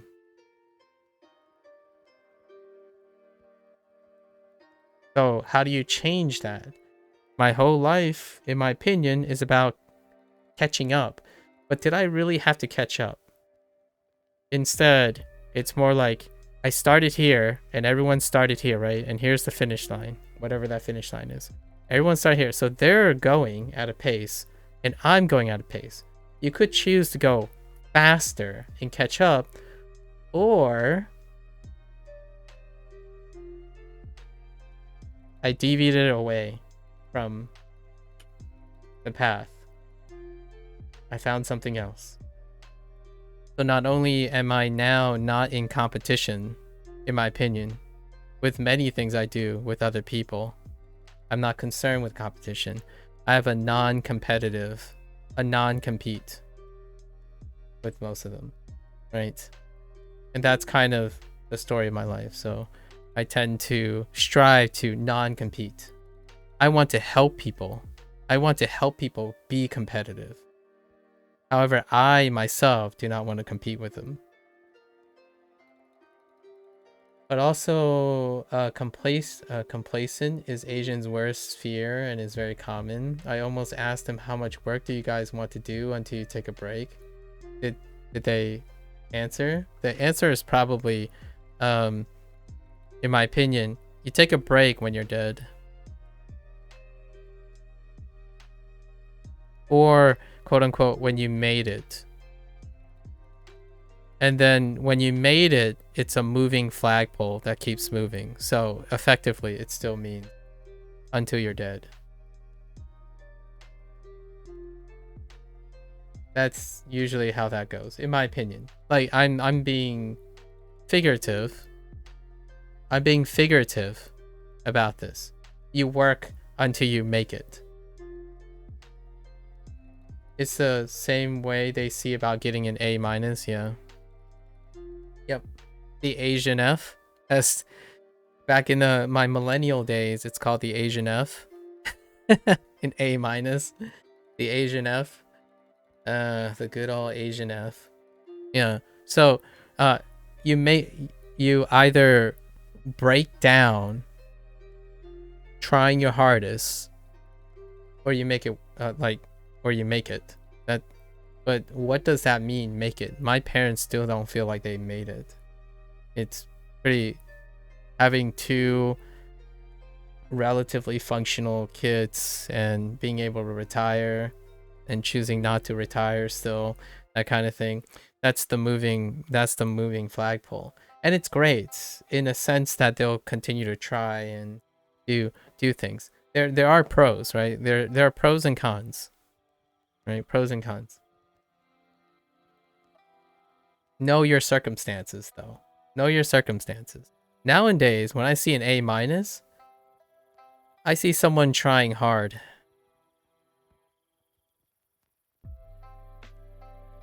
Harder. is probably the word.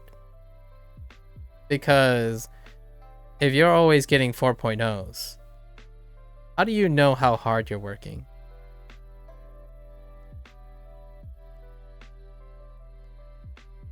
So here's a double edge about a prescribed path. If you have a prescribed path, that means you can't work harder, or the good news is you don't typically work, you're less lazy, right? You don't work below the mark, but you don't work above the mark either, right? You're less likely. So instead of, and when you're on a prescribed path, you are less likely to explore options, right? You could still get to the same position possibly, but the prescribed path is the straightest path. It's the most efficient. It's the most efficient path. Well, my path kind of looked like this until it didn't, right? Here's the narrow until it didn't, and I ended up here. So it's a different way of living, but generally speaking, yeah, I want to say I was like kind of here, you know, it kind of looked like this, and then suddenly it just fell off the face of the map. It's no longer even in the same universe as of probabilities. So that's kind of the thing, right? And what are these kinks? Like, all these kinks are the people that I'm talking about, the people that shaped my life. So I was able to have people shape my life, not some hyper accumulated objectified min-maxed path that many people adhere to. And I still see that now. It's not even about careers. We're not even talking about careers anymore. The mentality carries to anything now, like any skills. Somehow any skills has become objectified.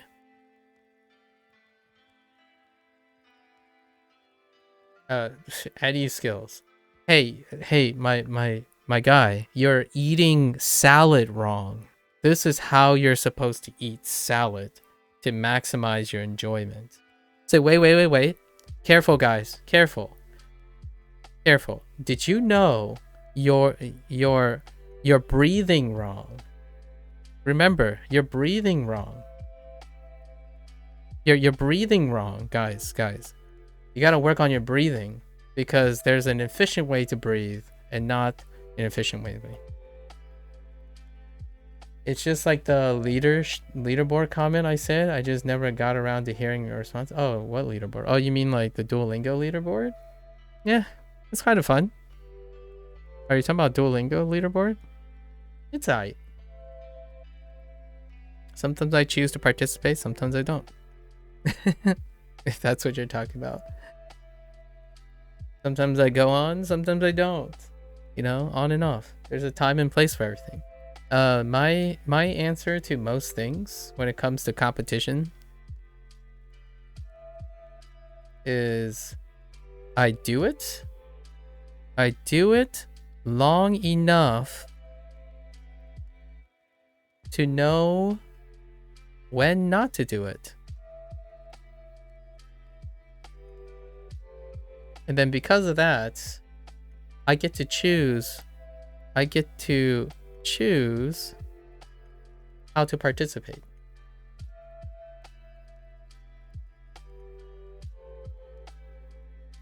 Where the company benefits from the time you spend on the app, and it is super easy. Yeah. If you know that, then you get to choose. Yeah.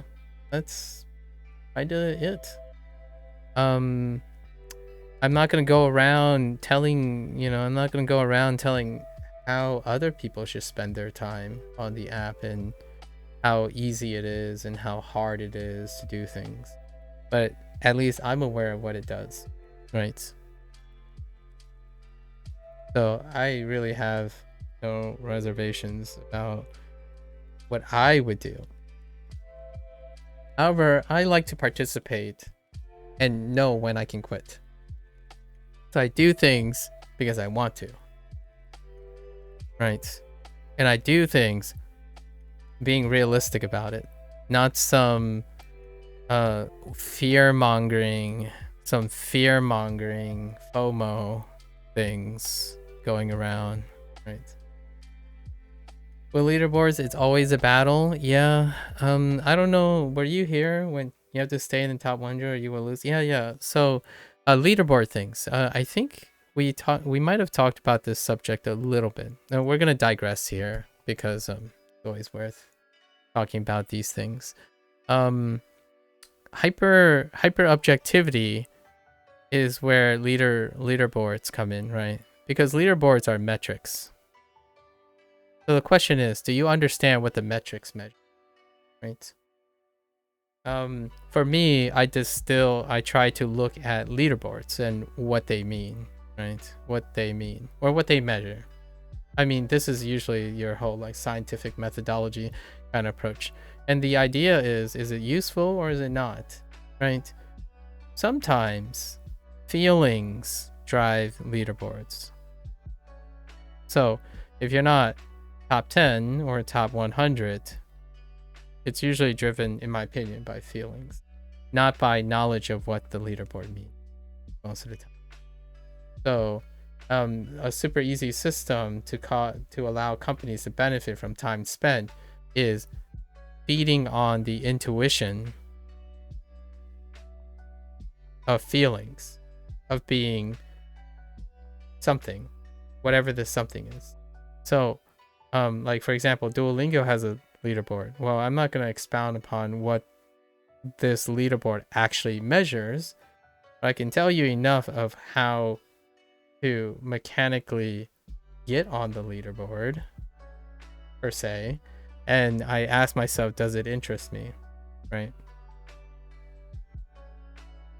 At least my interest is informed by how I understand the leaderboard. Lots of individuals, though, use the leaderboard as a way to get feelings. So, one of the, in my opinion, when it comes to leaderboards, what feeds well is a source of affirmation.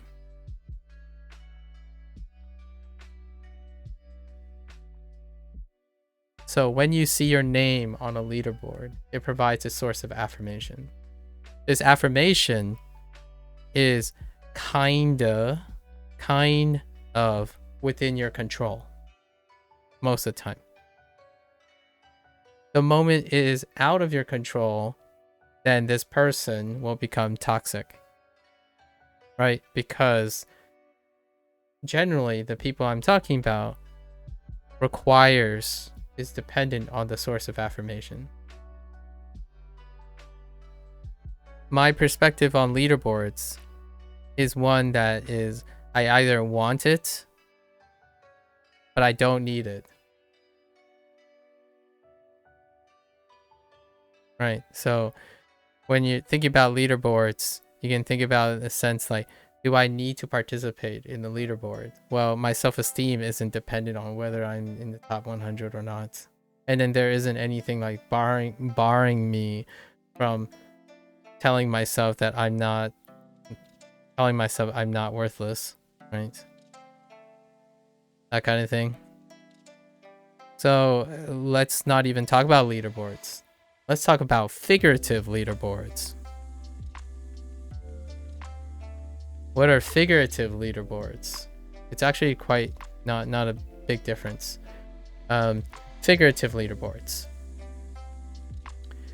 I will say, if I say something like, if someone approaches me, a total stranger approaches me right now, and they propose their first question they'll ask me is, how long did it take you dot. The very likelihood is this person requires a source of affirmation that is dependent on a figurative leaderboard. And what I mean by that is,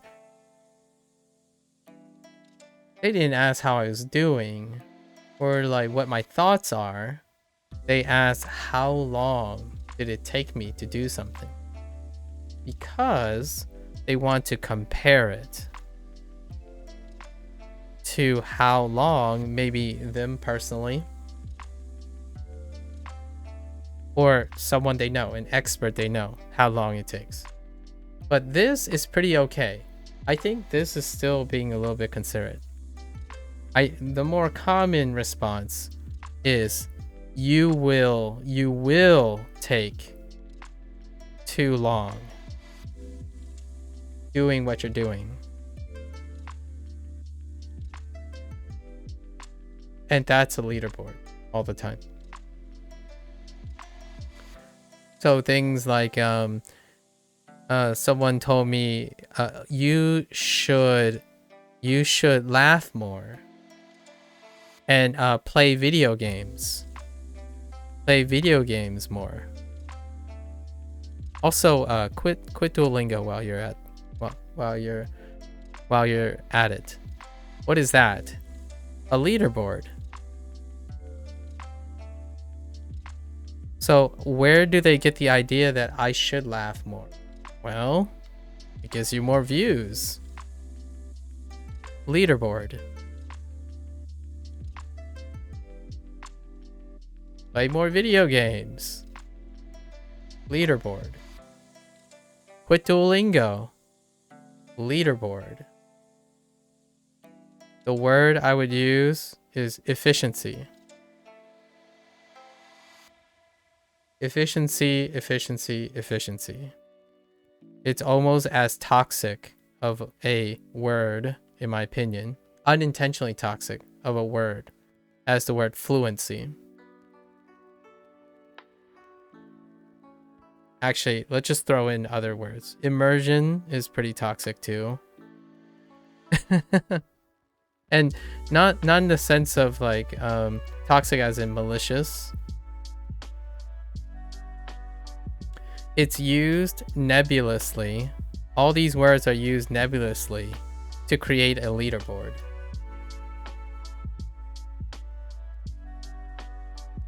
So like, how long is it going to take you to get to fluency?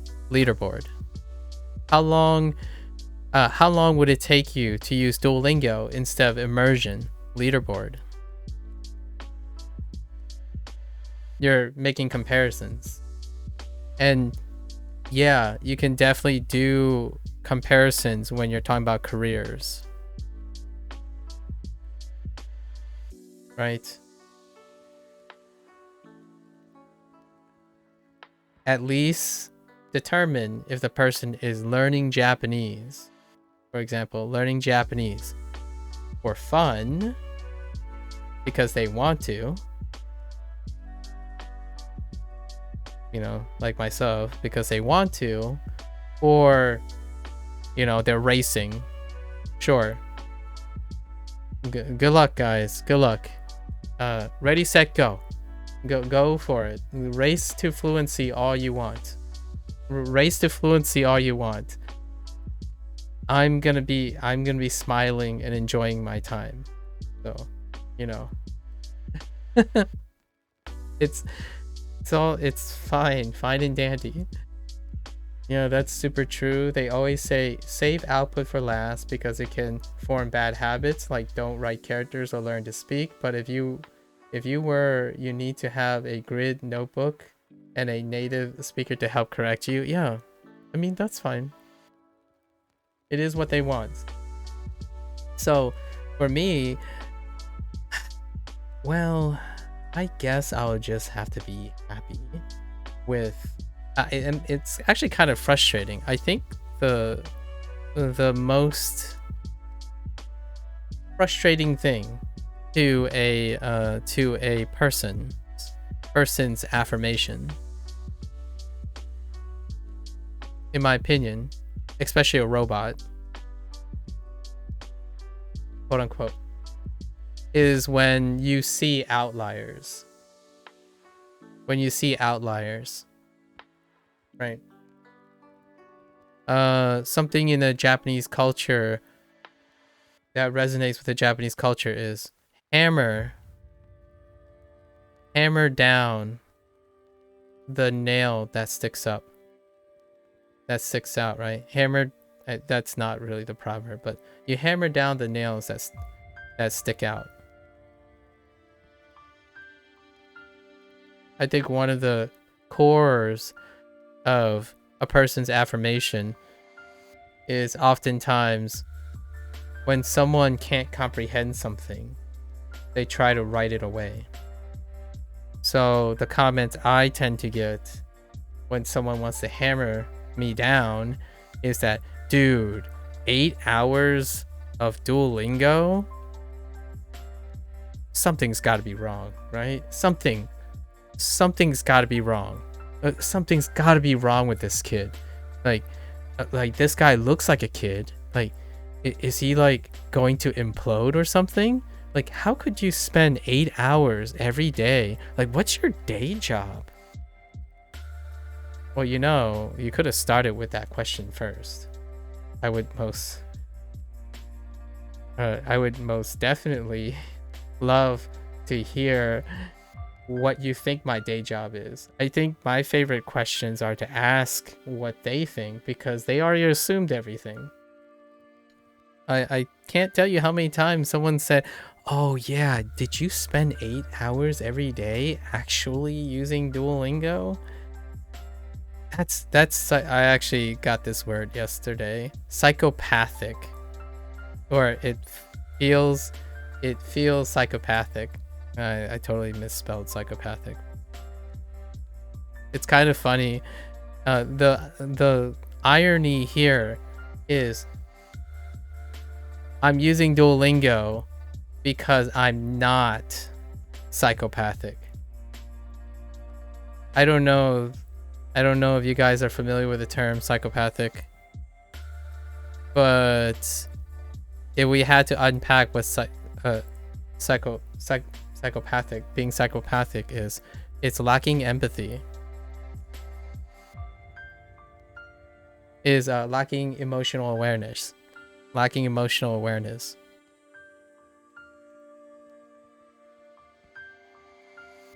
Gonna be honest with you. Anyone who doesn't understand and is detached from their empathy would easily write off someone who is doing something that's incredibly hated, divisive, and they can't understand it. Empathy and emotional awareness is what makes this possible. It's literally the opposite of what this person is suggesting. Like, in order to love to stream 8 hours of Duolingo every single day is literally the opposite of lacking empathy. In fact, it requires a lot of passion. It requires a lot of concern, lots of emotional strength. It's literally the opposite. If you're a psychopath, do you know what a psychopath looks like? Robots. Because guess what? They lack emotional awareness. What do robots look like? Efficiency, efficiency, efficiency. That's the irony here. It's so ironic. Almost counterintuitive, even. How could you ever think that someone is doing something irrational?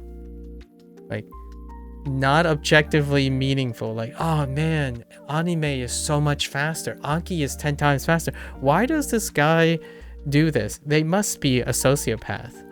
Like, well, no, it's actually the opposite.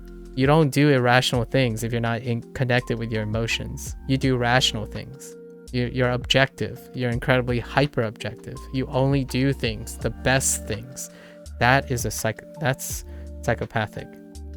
Always focusing on what is the best thing and not how you feel. All right? So, YouTubers and content creators are passionate people. They make content because they want to. It's not driven by and you might be thinking like, oh no, but they obey trends and stuff. Yeah, and if you get an interview with those content creators, you'll hear them say, yeah, we have to do it to keep the business going. But the stuff that we really like to do are our passion project. So when it comes to content creation, you will hear that the robotic mechanical things that are necessary are literally the things that people provide advice on. Like, oh yeah, this is the most optimal way. Like, well, you know that doesn't sustain. That's what burnout is. Burnout is when you start ignoring all the things that drive you emotionally. You become less and less emotionally aware, and you become stuck with leaderboards. What do leaderboards look like? The top 10 YouTubers, trending, viewership, that type of thing is the part that burns people out. Literally, the psychopathic part, the hyper-objective part. So, it translates from Asian culture, it translates from high school, middle school, it translates from conditioning on following the path. What is the most valuable part of a YouTuber or content creator? To me, it's not viewership.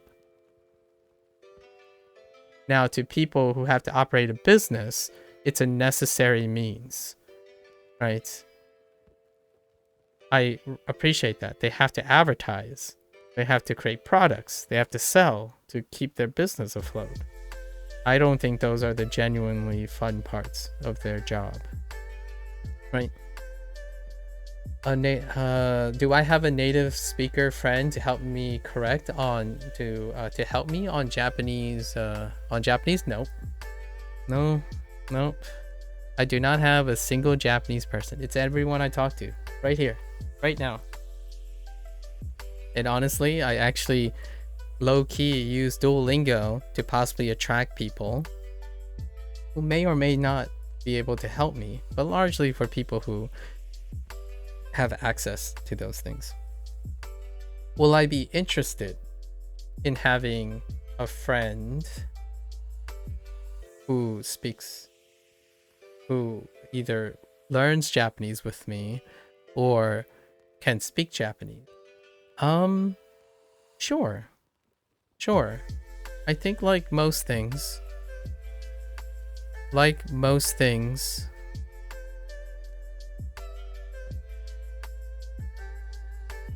I take opportunities. I call them opportunities, by the way. Some people don't like the word help, right? I take opportunities when I know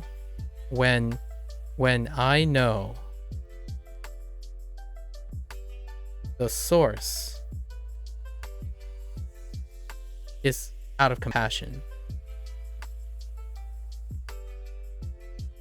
Right? Because if someone is offering opportunities for help, it has to demonstrate that they're compassionate first. And 90% of YouTube comments are not a place of compassion. It is a place of projection.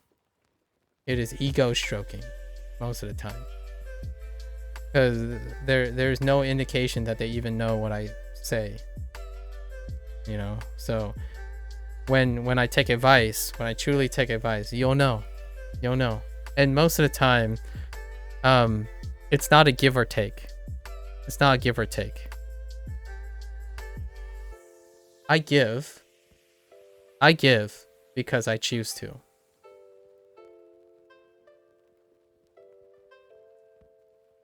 And I also choose when to receive advice or when to take in advice. Right? That's a way to protect myself.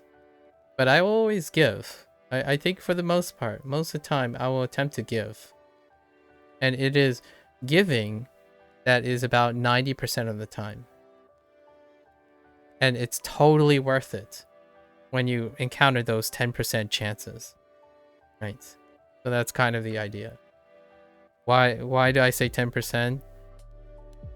It's actually less. But if you give more, you get a disproportionately less, you receive less. However, 10% is a lot, in my opinion. There are so many things that happen in life. 10% is great. And I always consider myself lucky when I encounter those. It's not that luck you can't control. You definitely can't control luck. You can certainly increase luck, though. And that's what I call it. So the more you give, the likelihood of something genuinely magical to come up, right? The whole idea of giving or creating and making things is the generosity. It's about generosity. So to me, I will continue to give, and it is those moments, in my opinion, when someone gives to that same thing, that's when the magic happens. And no amount of video comments, I will continue to, you know, respond to video comments and stuff until I can't, right? Until I'm unable to give more, and we'll see how it goes. But usually all of this stuff, I wanted to tie in some of the things that I was spending time responding to, and then and a good like chunk to create another video to make it so that it's evident that my intent for Duolingo is not speed running, right? Like speed running is weird, but speed running language learning is even weirder. Language learning is even weirder to me, personally. And I don't speedrun people. That's you're gonna be arguing against an incredibly stubborn MAKU. You're gonna be arguing against an incredibly stubborn MAKU if you're shortchanging people.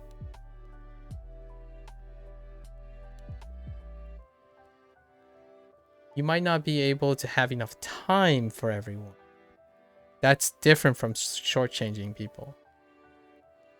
When you choose to invest into someone, don't give like a 10%, oh, I care, and then you offer some like 10 cent advice and then paint yourselves as some like guru of something. So I'm just, let's face it, I doubt people will be concerned with this remark, because after I give back 90%, their comments would be like, oh dude, don't take it so seriously. It's like, yeah, well, guess what? That's not my brand. Like, do you see? It's kind of related to what Gabriel asked yesterday about taking things slowly. Why things are more meaningful when you take it slowly versus living on a fast lane? Well, here it is. I have posted over 1,000 videos. Okay? I've posted over 1,000 videos. And my enthusiasm for any particular video hasn't waned, in my opinion. It hasn't waned. Because this is a product of consistency, not a product of efficiency.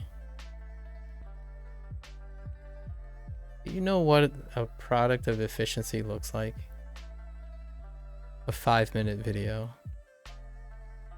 I can even tell you these things. All right, so cut, most hype moment. Then you start the clip, right? Hype moment's gonna be somewhere in here, right? Ending. Alluding to other things, your other videos, right? Your other videos. And then in these moments are sped cut, right? Sped cut to interesting moments, like hyped moments, right? And cut out all the other stuff, right? Maybe 5 minutes. And you know what? If you were gonna do in 1 hour session, if you're gonna do a 1 hour session, cut this into 20 videos of 5 minutes. It's not that extreme. Nowadays, like even the people that I watch, if you watch those, I think Shady would have a very funny comment about this. Even the people I watch, when they do long sessions like me, like 6 hours, for example, because we love what we do, at least I believe we love what we do, they would cut it into 30-minute sections. What does this do? Well, it emphasizes how people would be willing to watch a shorter format regardless how long it is in totality. And I didn't do that because I don't need to. What does this do? It creates quantity over quality.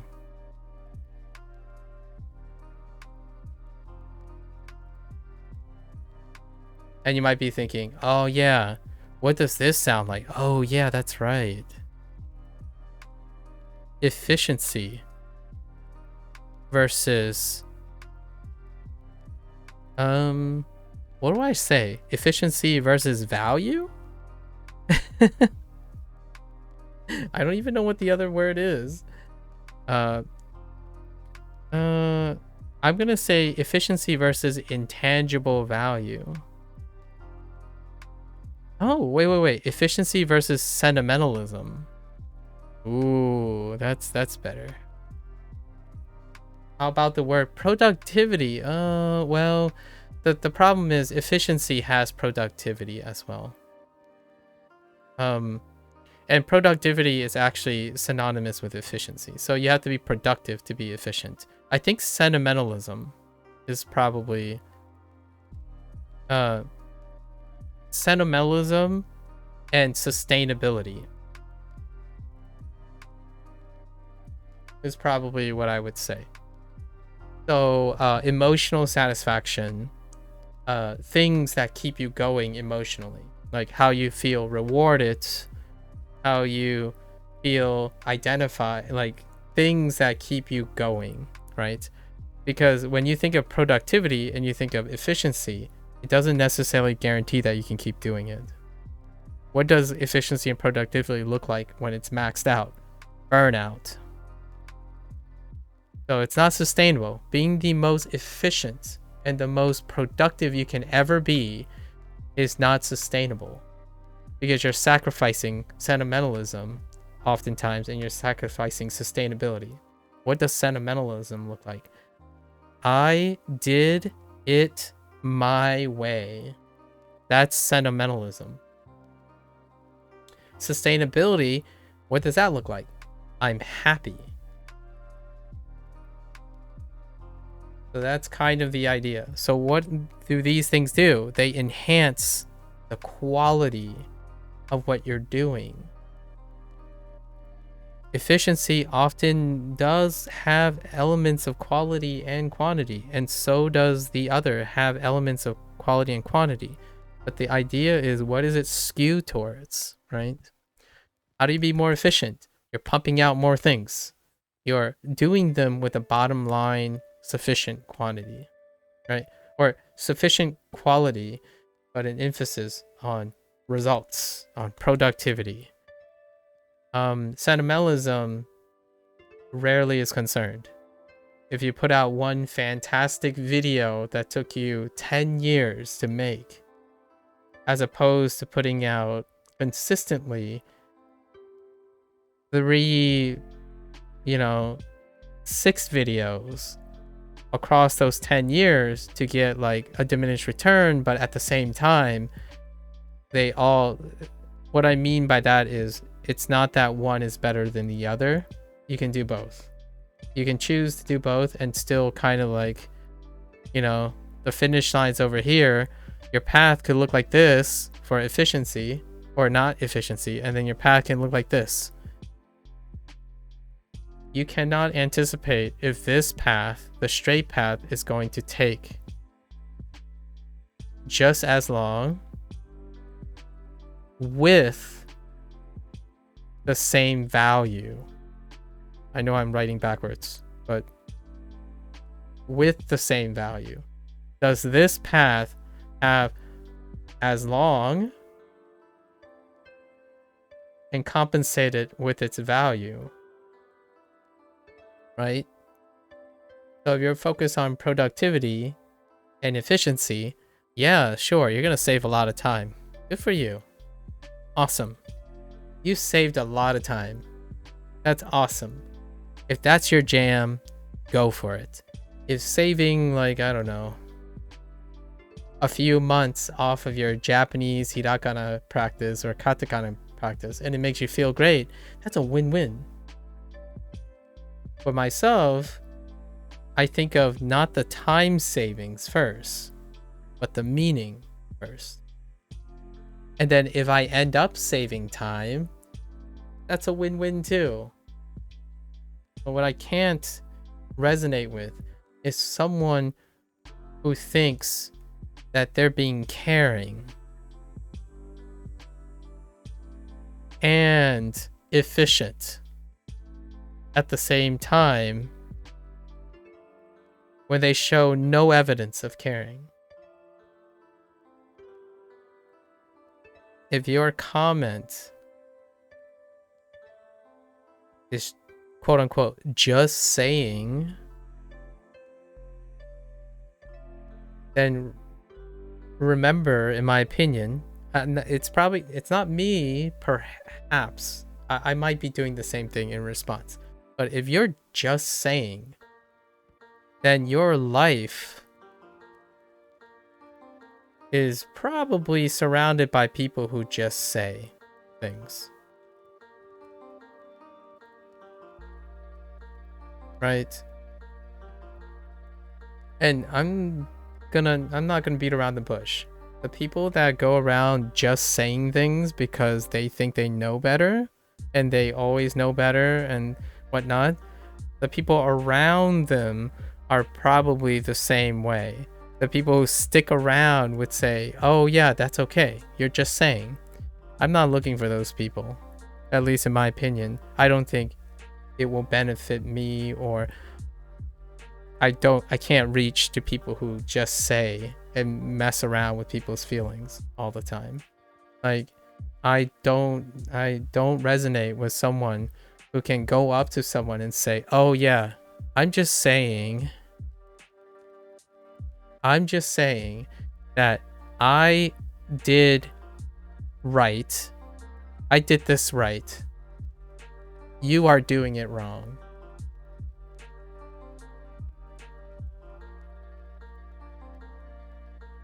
And that's how you show you care.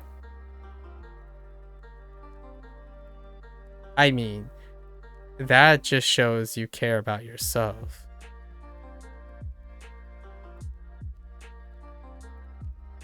Guess what that means? You're more psychopathic. You're more psychopathic than me. Well played. Well played. The sheer irony. I mean, if I'm psychopathic, then we can be psychopathic together. But there's a lot of emotional awareness that go into being able to make a comment that says, just saying I'm right and you're wrong. That is a lacking of empathy and emotions. So to me, it kind of made me laugh, but at the same time, I made my attempt. So let's wrap up this part. I have fallen far behind, so we're gonna adjust how our lessons work today. But thank you for always being so inspirational, Gabriel. I think Whenever you make a comment, it's so fascinating, and I really appreciate it. I needed a break from, doing the Duolingo thing, so this is pretty cool. And it goes back. Let's tie it all the way back to the whole like robotic, and I call it the one size fits all mindset. And I want to emphasize this. This is like the take-home message that I want to say. And I think I'm going to try to write this in the future in like a video comment or like some sort of trailer or something like that. There's room for both. And usually I say both because people look at 1 versus 2, right? But really, most of the time I want to say it's all of the above as well. All of the above. It can be all of the above or none of the above.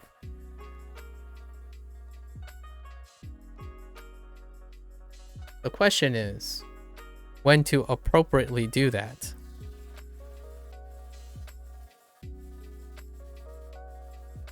And my personal message is, my personal unsolicited advice is, if you choose to do something, as in you desire to do something,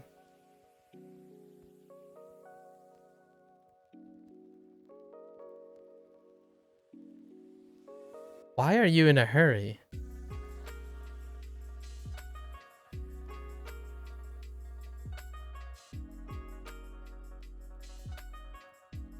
This is different from things you think you need to do. Like, I don't know, make money, right? Make money, feed yourself, shelter. Yes, I can definitely relate to that. First 20 years of my life. Money, feed, shelter, and then finally family. There are many things. These are the necessities. These are the prescribed path milestones. Absolutely. These are the times that are fantastic to be efficient, maybe, and stick to standards. You're on YouTube. All right? You're on YouTube. There are people who work as content creators, and there are people that don't. It's probably fairly easy to determine which one is which. I like to think that most people are competent enough to determine that. Now, I want to ask those people, if you choose to do something you desire, you love something, like you love fighting games, you love learning language, is there a reason why you're in such a hurry? Like, why are you concerned?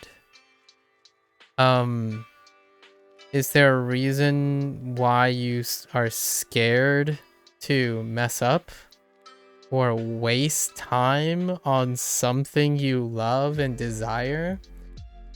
The whole idea of like better use of time. What better use of time is it to spend all the time doing something you like and choose to like? Usually, people use what they need to do as an excuse to optimize what they want to do. To me, you can do both. And when this stuff takes control over this stuff, then you're no longer happy.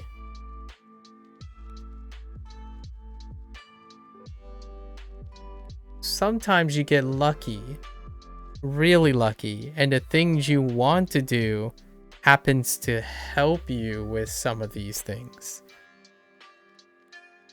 And for me, I was lucky.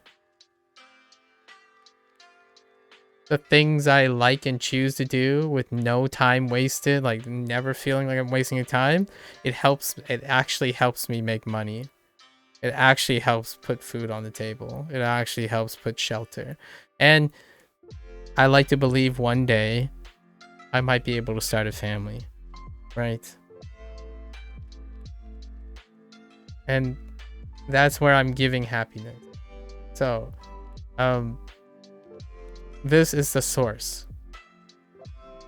I really earnestly believe that if everyone has something that they desire and want to do, and it isn't about like, oh man, there's better time, like better use of my time, like the thing that's making you happy, why aren't you making the most time for it, right? Like why do you want to be efficient with the things that, like, have you heard of someone who says, I love this video game so much, I hope I can beat it as fast as possible and then never think about it again.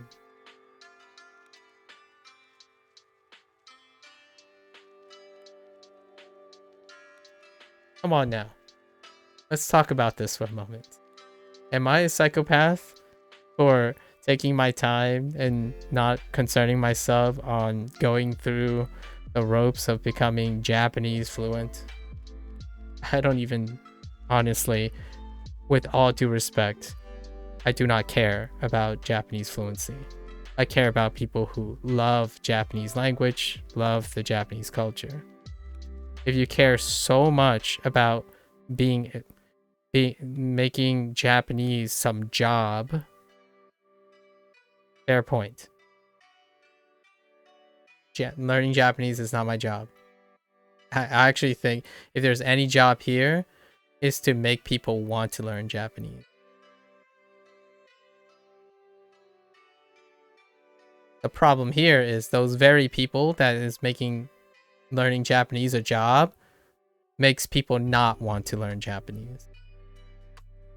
And that's my concern. Actually, well, this whole journey now is often talking about those people a lot of times.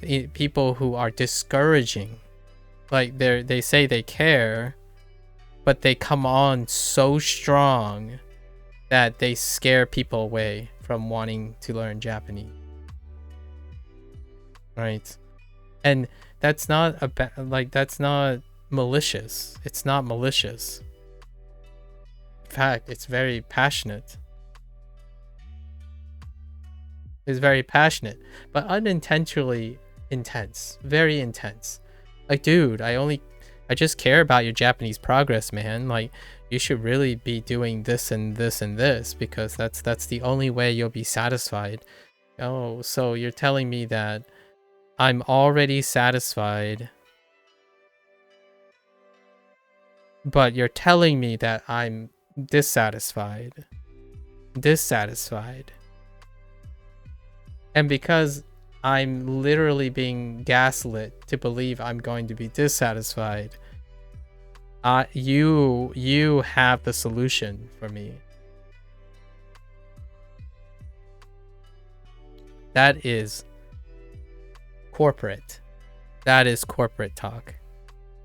What is a great way to illustrate being the exact thing that you hate? Corporate talk. That's called fear. That's FOMO. Oh man, if you keep using Duolingo, you'll never become Japanese fluent, and then you can never enjoy using Japanese and talking to other people and doing shenanigans with other people. Like, all I can see here is I'm having the time of my life, in my opinion. And it's cool that there will always be, in my, like, humbly so, that there are many people who don't use Duolingo who will be great at Japanese. And they will probably want to share that knowledge with me because I'm someone who didn't do it the optimal way or something, right? The only really big draw here is when you do something almost intentionally, quote unquote, incorrectly, you are more likely to draw attention than one that is doing something incredibly standard. So the irony here is lots of people care about my well-being for some, like, or I don't know what the reason is. They care that I need to have views and learn Japanese properly and all that. All the while, the thing that they manage to achieve is to make asinine comments about my happiness and my expectations. As in, oh yeah, you're gonna regret it in the future. I'm like, all right. I mean, come on, I'm 37 years old and I still don't have a regret in my life. In fact, I was more regretful at the age of 20 than I was at the age of 30. And oftentimes, that's not how that works psychologically. I'm incredibly content about my life. Everything else I get is extra. If I become Japanese fluent, whew, that is extra. That is heckin' extra. And I don't want anyone else who hangs around or will see this video in the future, which I'll be posting as a separate tag. I hope that other people get to that position. You have your professional careers, the things you have to do. Get it done. Chop chop, robot, activate. Use ChatGPT and all that stuff. Use all the tools to get what you need to do. Closure in life, right? In my opinion, closure, austerity, happiness. Those things are hard to achieve when you're following not your ideas, right? You follow ideas to one day get to do this. So when you're following people's ideas and standards and whatnot, it is to create opportunities to do what you want, right? To do what you want. Isn't that fantastic? I'm so baffled what happened to this. When was it that people's happiness, closure, posterity is determined by other people? It's so shocking. Like, a lot of people spend most of their life getting jobs and careers, and the end goal, quote unquote, the end game that they want, their end game that they want is to not follow people's ideas, is to do what they want. So you go around spending your life trying to do what everyone else is doing. That's kind of weird. Like, I don't know about you, but if I'm gonna do a hobby, I'm not copying off of someone, right? Like, copying off someone, why would you do that? I don't know. You could definitely use their ideas at first, but when you're doing a hobby, you want to do what you want. Like, it's your thing, right? You work hard for it. Reward yourself. So that's my 2 cents. I think that's my take-home message. Thanks, Nojo. Thank you for the daily reminder. Appreciate it. So,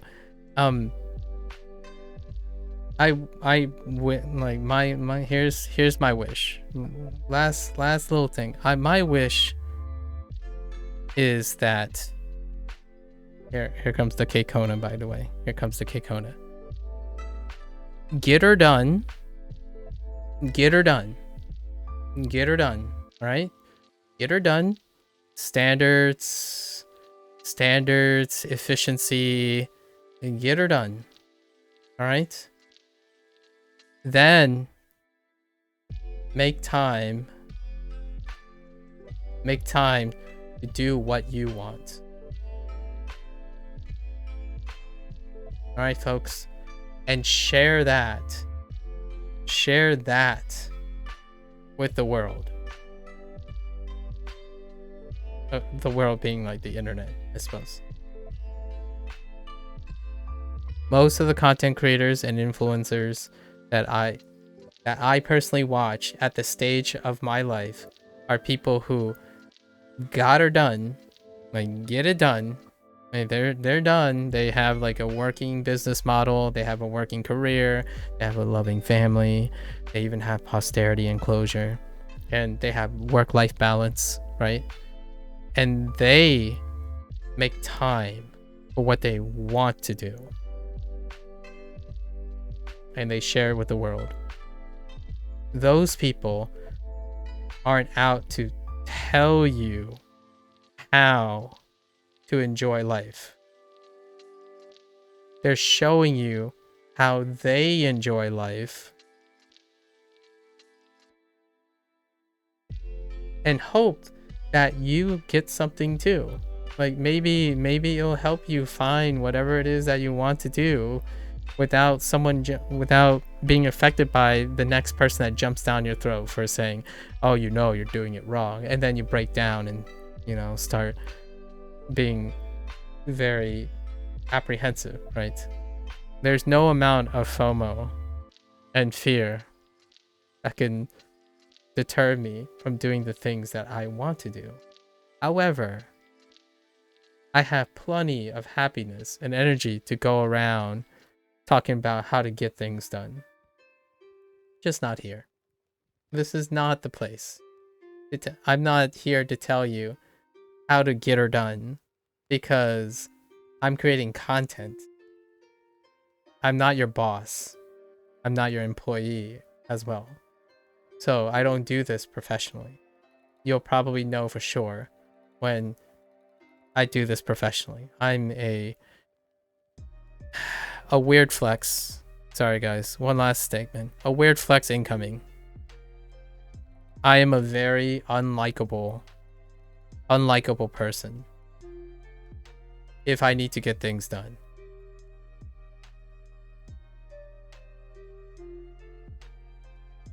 So what I mean by that is I'm far less likable as a person who is pressured to make money, pressured to advertise, right? Pressure to get results, all those things. It's natural for that same person who needs to get things done, to become less and less likable to everyone else. What does that look like? Someone who's pushing merchandise, someone who's obeying the trend, who's trying to pump views, right? Generosity becomes productivity. Productivity becomes profitability. Not the other way around. It's a very slippery slope. So, yes, I'm going to take most of my time. And yes, most people aren't probably going to hear this rant. In fact, I know exactly what my metrics are. And I know that it is the most important things that I make in my content, at least I think I'm trying to make, are the least viewed things. Does that stop me from making them? No, it doesn't, because I love making them. So, and this one will go into that spot too. 2 hours, in my opinion, forever well spent. Hello there, Okami. So, there you go, guys. Get her done. Right? Hyper efficiency, objectivity, best of, get her done. But I hope when you get it done, 20, 30, in your 40s, live long enough to be able to do what you want without fear and FOMO stopping you, and share it with the world. Because those people absolutely glow, in my opinion, as content creators. They just make you smile, and you can't. It's so passionately unadulterated, you know. And then be aware of when they have to be professional, you know, when they have to get it done, right? Get her done. The influencers that I watch, they have moments when they say, oh yeah, hey guys, by the way, I've taken on a sponsorship. This part we'll be doing, just to clarify things, this part we're gonna be business as usual, get things done, and then we can be silly and goofy later. I promise. That kind of thing, right? So hopefully everyone has that luxury. It's so weird that it's become backwards, where people change the things they want to do into the things they have to do. And that's a slight awareness I want to raise before the end of this section. Like, what happened to that? I'm still trying to answer that question. What happened to the whole idea where you suddenly now the reason to get meaning from the things you want to do is suddenly to turn it into something you have to do. You want to turn your passion into about leaderboards. You want to turn your passion into something about competitive process. You want to turn that special thing that you want into adhering to standards and what other people are talking about. That thing you want to do is special to you. Why make it less special? These are all wonderful philosophical questions that you may want to ask yourself. Why turn the thing that you love and want to do and dearly and turn it into everything else? About how long it takes, about how good you are at it, or how other people think you. It's the thing, it's you, it's the it. It can be almost synonymous with the meaning of life. It could be your meaning of existence. And then you see me and I would ask you, like, I know why you're unhappy. Or at least I have a great example of why you're unhappy. And I won't even have to tell you why. I can get you to think about it on your own. Ask yourself, list down all the things you love to do. And do you love them now? And ask yourself, how did they change from the time you used to love them and the time you don't anymore? Oftentimes, most of it is changing that thing into efficiency. If you love something and you change it about efficiency, you're going to love it less and less over time. Because you're going to think about it as results. Results, results, results. Once you start applying that to everything you love and interests and hobbies, then your life becomes get her done every single day. Welcome to the low-key. Welcome to the Japanese work culture. And I'm not even Japanese, so like I'm gonna say that loosely. But the Chinese work culture is very similar as well. You turn. But a lot of times they start with get her done and they never get to do what they want. So what I mean is my family, my parents have always operated with get her done. They have trouble doing this now. They have trouble making time to do what they want. So they don't ever get into that stage. On the internet, is taking everything you want to do and turning it into something that you must do. Be wary, in my opinion. Be wary. That was kind of a doom and gloom situation, huh? What I want to see in the future from anyone who's ever, like, if anyone said anything and I've ever acknowledged their existence, one day I want to see all of you guys, right? All of you guys. You're like, I made it. Right? You make an I made it video. Please Please do that. It would bring a tear to my heart when maybe like 5 years down the line or 10 years down the line, you make an I made it video and then you share with the world on the internet. Not just me, because I'm not the main character in this world, right? But I get to see what you end up doing when you made it. When you got to a point where you no longer have to spend 100% of yourself getting her done, and you end up getting like 5%, 10%, 20% of your life, 30%. Dear Lord, get half your percent of your life, like 50% of your life, and you get to spend that 50% doing what you want to do. Make videos on that, and I will be your biggest fan.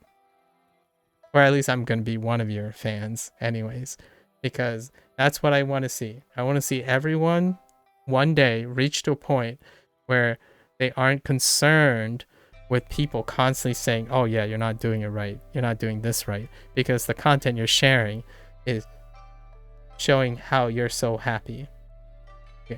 You might even attract people who are upset that you're so happy. That's a possibility, right? I mean, I'm already getting grief about spending 8 hours on Duolingo when I just spent the last 3 hours not doing Duolingo at all, but using Duolingo as a form of expression. Right? There you go. At least that's this is a message to both anyone who will read this or see this, anyone who's here, thank you, I really appreciate it, and to myself in another 5 years. I like to think that there won't be too many tragedies in my life or things that I have to deal with that changes my perspective on here. But you know, to my future self out there, right? In the next 5 years, I hope I continue to make videos where it's about enjoying what I want to do,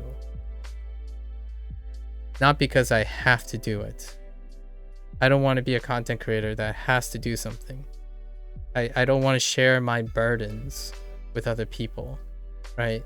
Like, oh guys, please, like, the thing like, oh, please buy this, please buy that, like, spread the word here. I don't want to do that. I hope I don't have to do that. Doesn't exclude me getting a job in the future, right? I will have to get a job at some point in the future, in the near future, to get some stuff done.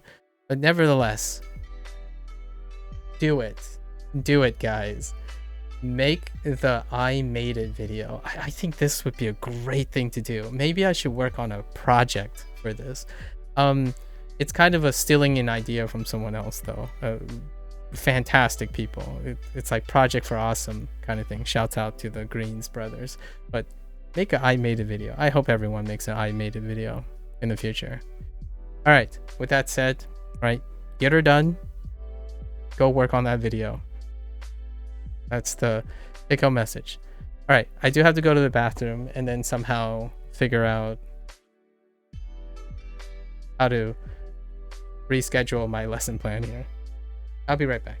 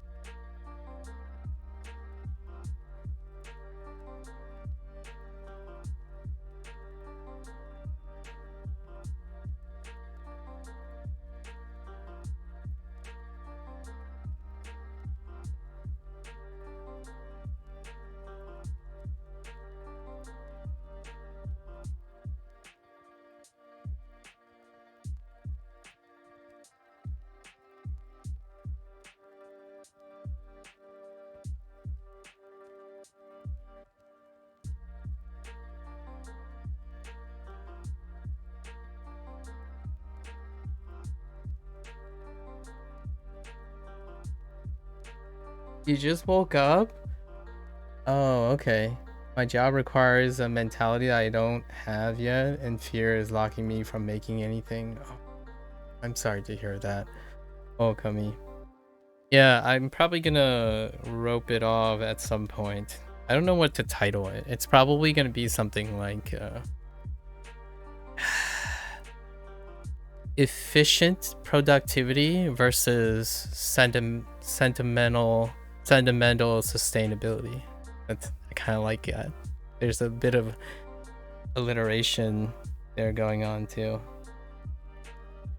Well, I hope you're able to manage right now, Okami. Sounds like a stressful environment at the moment. Yeah, it's been a while since I'm basically in a period in my life where, yeah, I'm living it up for as much as I can until I have to get back to the, work and stuff. So, I truly do wish that most people can maintain a job, find some reward in that job, and also be able to find time to do what you want. I think at the end of the day, your life is measured by being able to do what you want versus what you have to do. You're not showing off, but you're so smart. I am so smart, yet I keep shutting myself up and giving others my chance to glow up. So do what they want when I'm sitting and waiting to be told what to do. Yeah, I can resonate with that for sure. Hopefully you find the courage somewhere and, find some like balance in which you can do that with the whole like environment you have intact. I think one of my hardest situations was getting comfortable with the whole, how do you not overshadow other people? Oh, and have a fear of making mistakes. Yeah. If you spend most of your life, in my opinion, if you spend most of your life being told that you can't make mistakes, that can be pretty much devastatingly scarring, especially for someone's lifetime.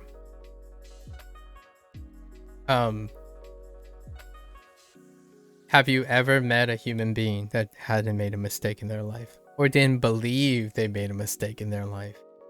There might be some human out there, but personally, statistically, I'm going to take the bet that most people have not lived a successful life thinking they haven't made a mistake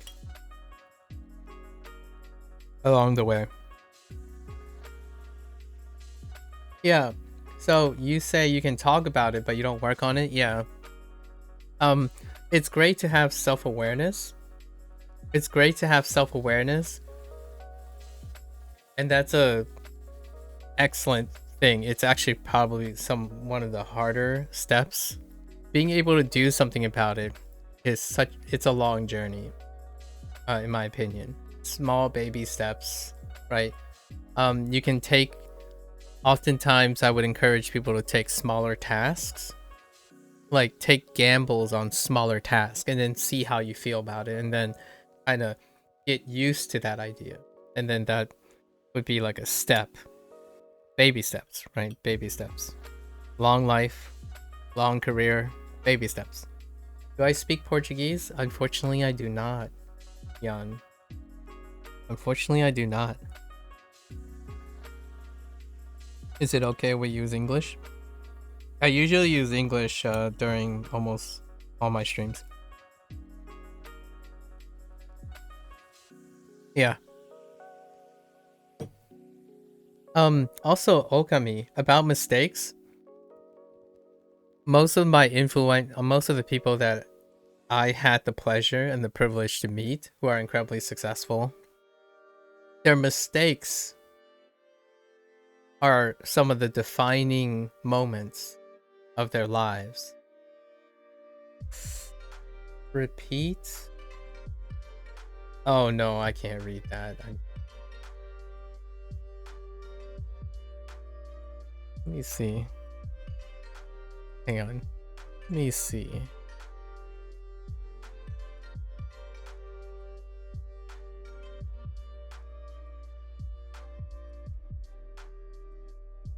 Yep. I'm sorry. I can't. Yeah. Wait. Hold up. Maybe.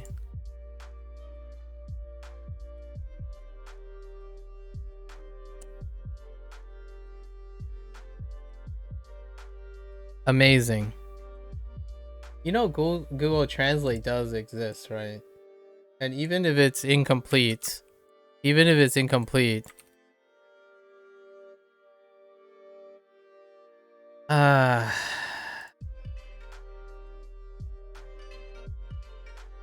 account created May 24th, 2024. Dang. Thanks, dude. Bye. You can create another account if you want, my friends. Good luck. Good luck with your thing. Good luck with your thing. About making a Twitch account and then being toxic and then misrepresenting Portuguese. But alright. Good luck with you. Maybe I'll meet Jan45568 in the future. Good luck. Hopefully you didn't make that many accounts. 45567. Maybe we can get an IP ban on the person too. I don't have that much influence. Fine.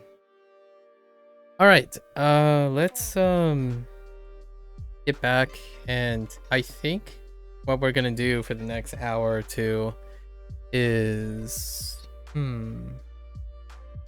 thank goodness for Google Translate, right? You think by now I would love to have the idea that people don't waste, in my opinion, waste their life doing things like that. But that's definitely one thing that I don't tolerate. There are very few things I don't tolerate, but that is definitely one of them. At some point, you have to do it yourself. You're a newly graduated dentist. Well, congratulations. Way to get through dental school. Once you're ready to do the thing, I gotta do it even if I'm scared of messing up. Dude, that's so impressive. Congrats. I have no idea how the rigors of dentistry, but there is that really oddly specific statistic about dentists and their psychological well-being, like their perception of their satisfaction and whatnot. So kudos to you for being able to finish dentistry, or like complete the dentistry side of your education. Way to go. All right, let's refocus on the lesson. Sorry, if you were curious, I was reading something from the Twitch side of things, and it was basically about, it's a human being. I can at least tell it's a human being. They made an account, and when you look at the age of the account, if it's the same day, basically they use it to troll other people by saying obscene and very rigorously objectifiable things that I think Twitch should ban and IP ban all their stuff, because it is incredibly inappropriate. And you know, instead of reading it or trying to read it, I basically Google translated it, and it's incredibly vulgar and offensive. So there are different walks of life in this world. Yeah, I mean, we joke about that stuff, you know, bad mouthing people in a language that they don't understand, but usually that's a joke. These things literally do happen every day though. Also, you work well on your weaknesses during learning as well. that triangle you made, figure out how to work around it, and surprisingly Duolingo is one that helped me get 5% more. Aw, that's so nice. It's a lovely thing.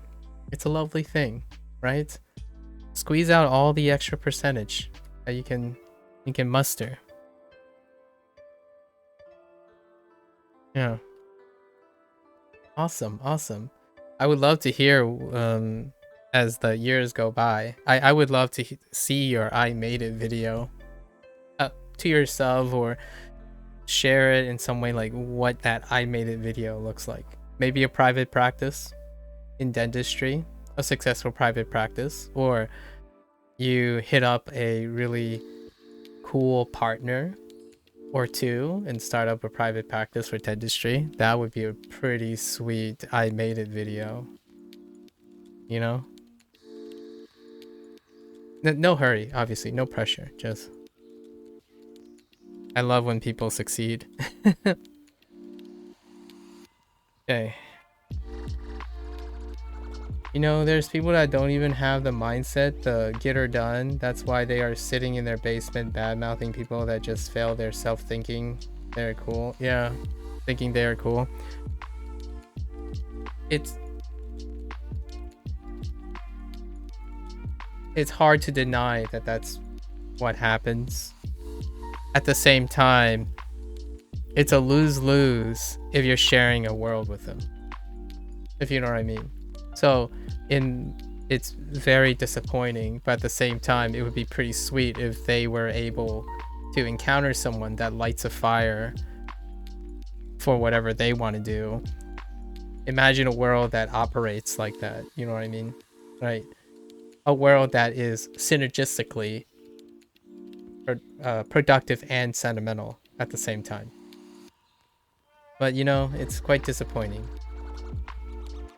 Not that they need my disappointment to worsen their thing. I don't think it adding to the fuel is any way to remediate the problem anyways. They already lost since they don't even value 1 minute of their life and spending it on that. Sometimes they might need to hear that, but unfortunately, I'm not the kind of person that is going to do that. Someone out there, that might be just the thing they need to hear to, you know, get a light going or something.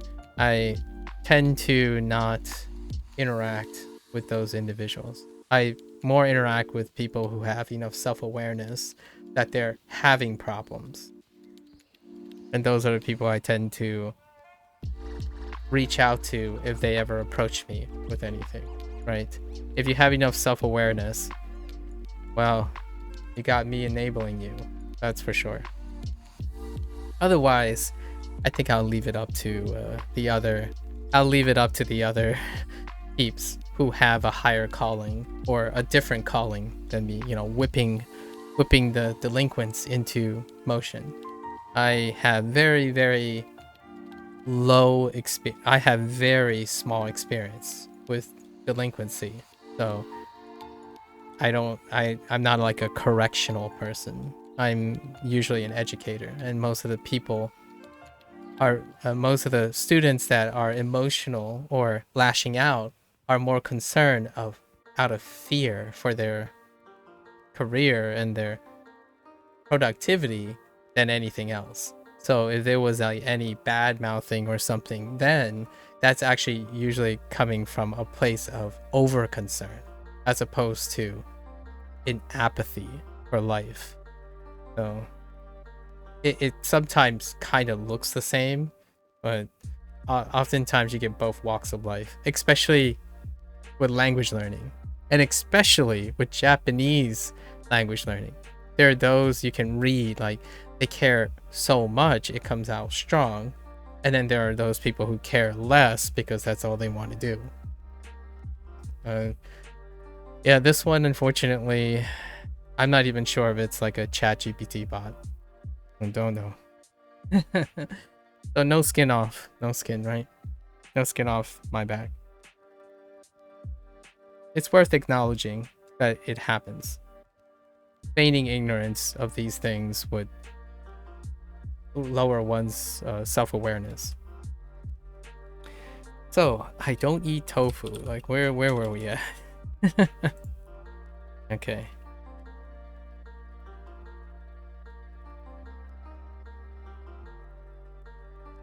Hold up. Is it? Yeah.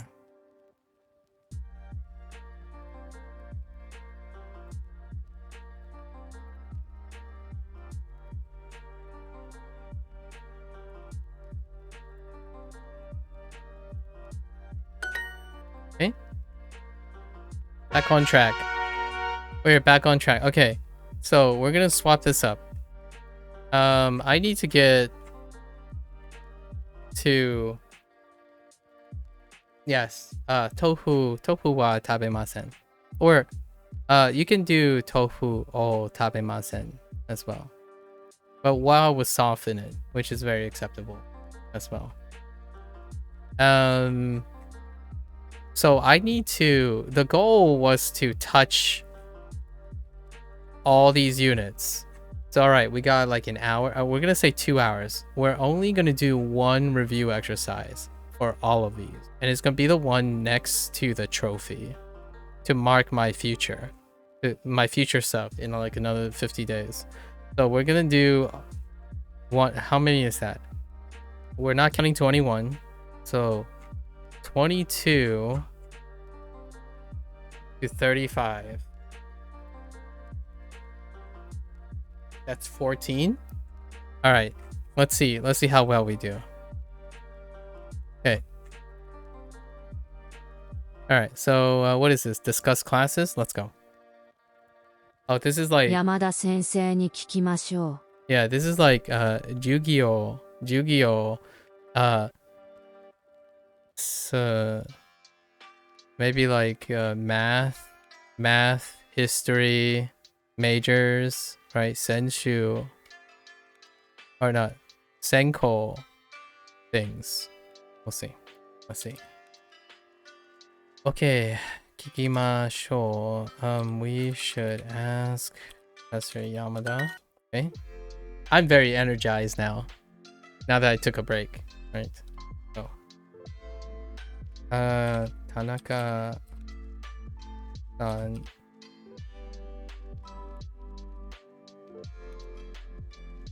Sensei.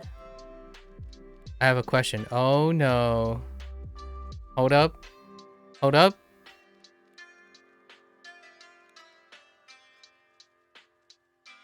Something moan. Like oh, Shumon. Yeah. Wait. Yes. Arimasu. Rip my life. Did I mistype something? Oh, did I do Tanaka? I put Tanaka-san sensei. Oh, moi. プロジェクトは大変ですか？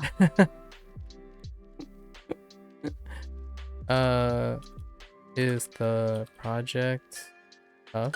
Okay. Class ends early. Oh no. Okay. Ooh. Some of these are gonna be tough. It's like Owadu? Where is it? Owarimasu, yeah. Okay.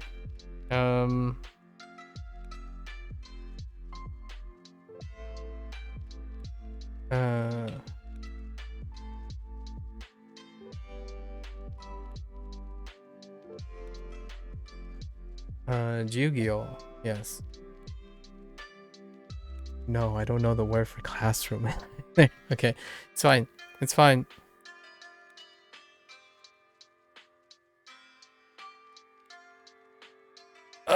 Oh man. Okay. Hang on.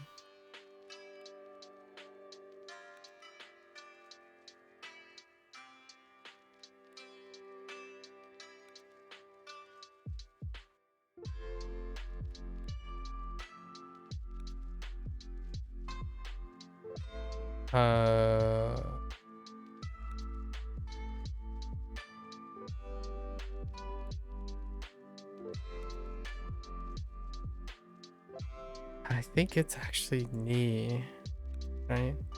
Oh no, it's ga?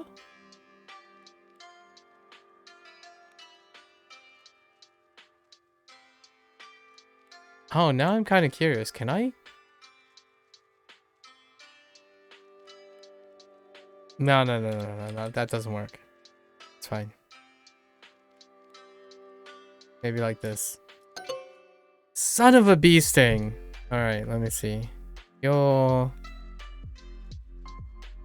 Jugyo. Wa. Oh, I forgot hayaku. Early. Wa hayaku. Owarimasu. 火曜日は授業が7つあります。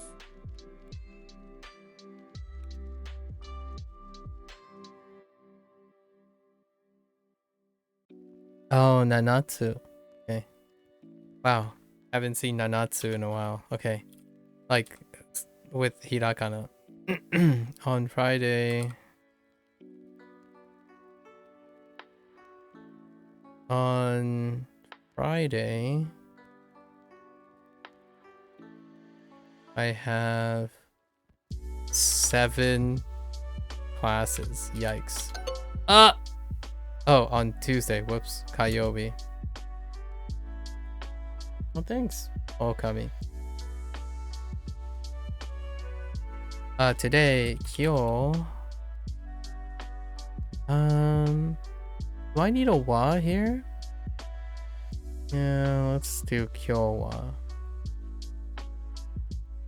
Oh, you could technically do Kyo ni. If you want. You know what? I want to test this out. Let's see. Su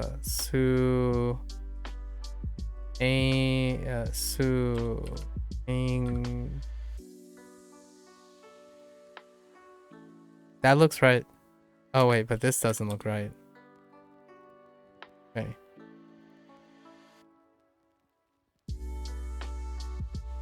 We'll see. I'm actually very curious.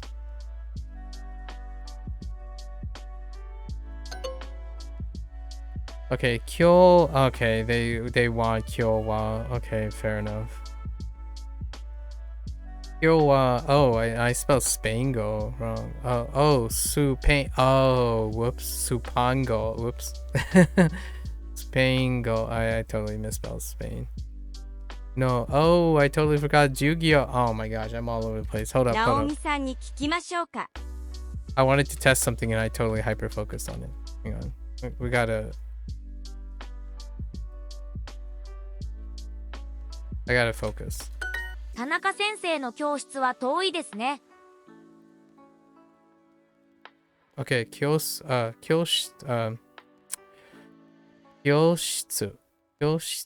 is a classroom.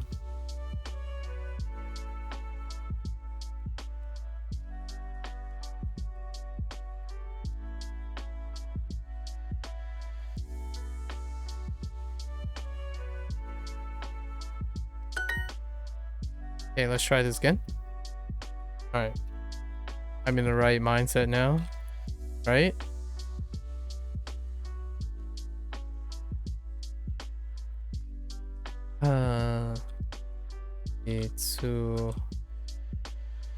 Shitsumon arimasu?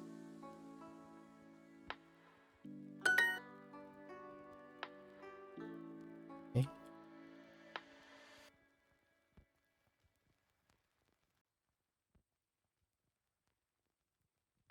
No. Let's do.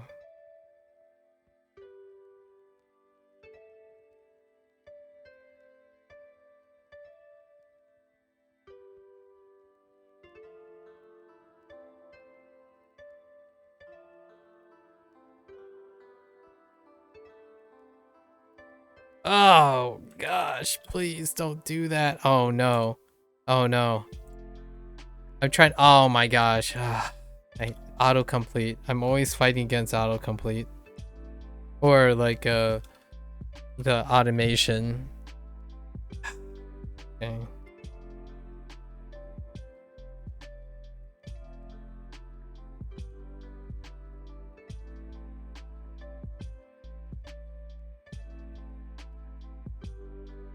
Okay.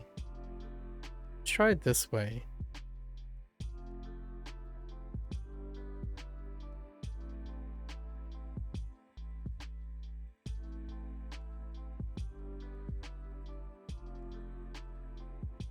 Wait a minute.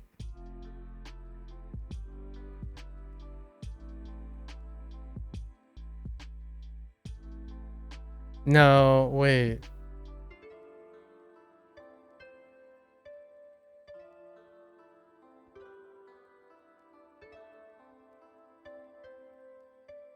Hmm.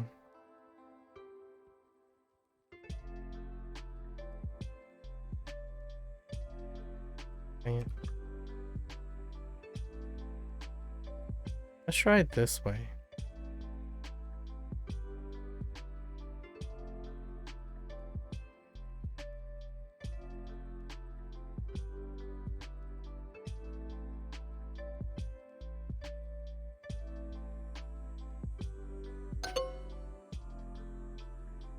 Oh, okay. So they wanted to separate. Okay, so the topic is today. Okay. Fair enough. Yeah, okay. Alright. 火曜日は授業が7つあります。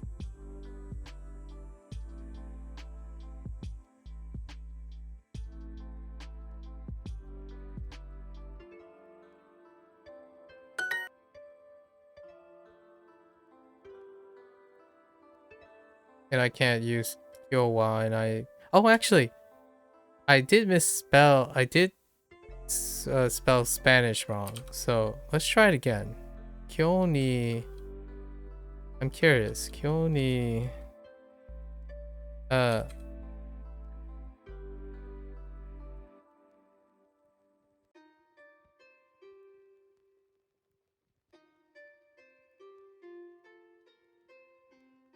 Now, why would it do that? Oh, wait. That's because I typed the wrong thing.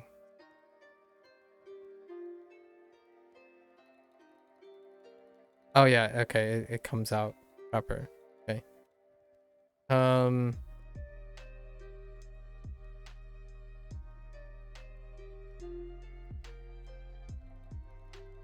I get away with this?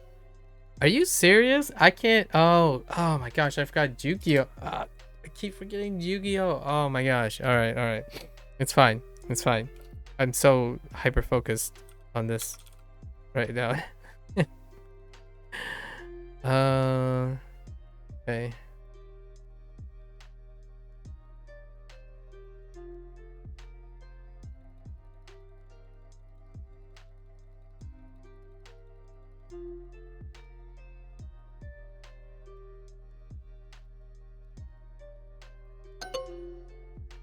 Ah, I forgot Hayek. Oh, wait.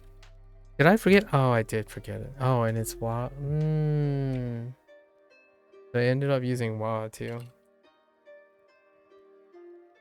Let's try this again. I want to know.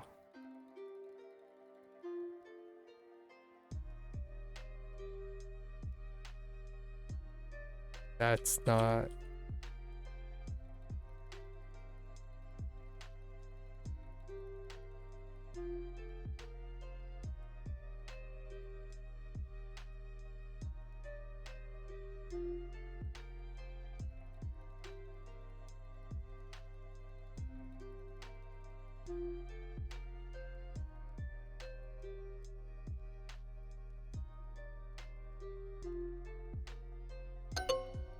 Nope.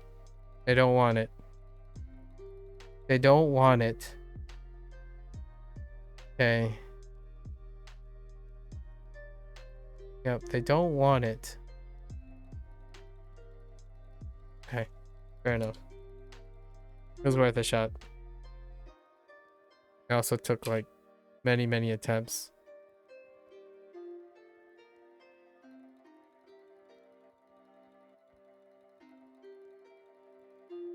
It is so hard to type Yu-Gi-Oh. Such a weird combination. Okay.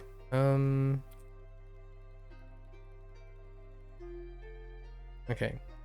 Let's play more doing what Duolingo wants.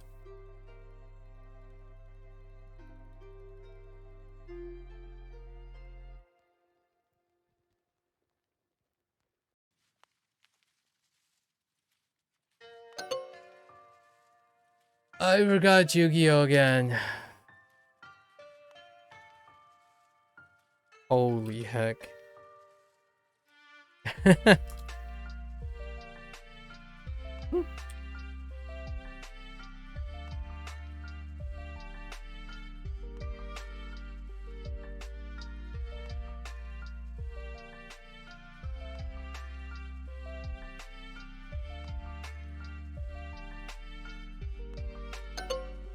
You don't like that either? Oh, wait.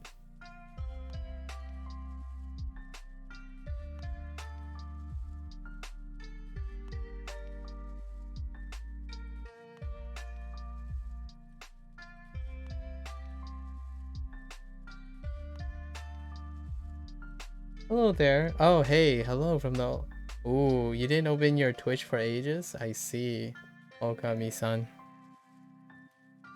Hello from the other side. Hello? Are you... Wait. Are you telling me that Spango is not acceptable here? Now I need like granola or something to pick... Oh no, I screwed up. Never mind, I screwed up. No, I screwed up. I saw it. I saw the error. I saw the errors of my ways. Hold up. Oh my gosh. All my spirit energy is gone.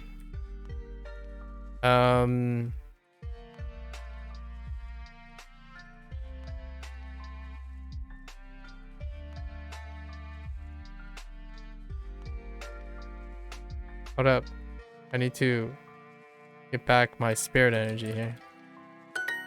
Okay, it's fine. It's fine. What section is this? I have no idea. We're reviewing stuff right now, so it might be section 2, unit 20. I'm just gonna guess. Wait. Yeah, like unit 20 or something. We're like reviewing stuff today. Reviewing section 2.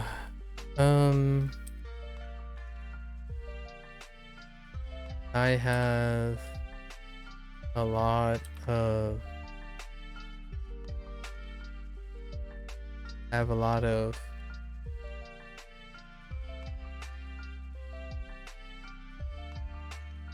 onto a lesson. I have a lot of... Oh, testo. Whoops. Testo. 韓国語のテストは水曜日です。What is my PhD or what did I study? So, oh yeah, no worries, Felipe. My PhD is in biology, in the field of biology.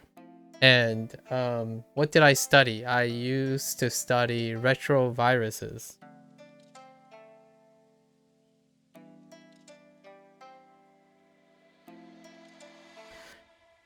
That was over 6 years ago. I do not presently study. I do not presently study that.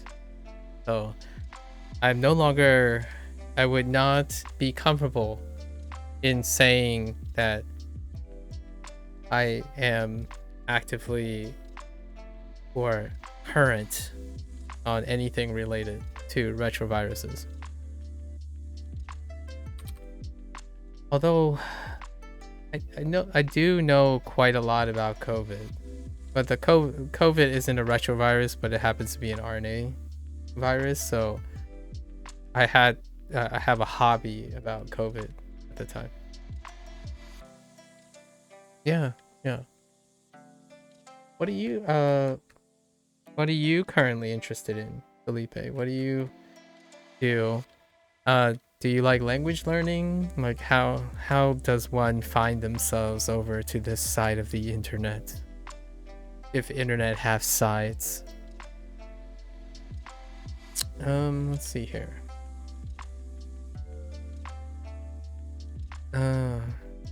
Hankokugo no lesson wa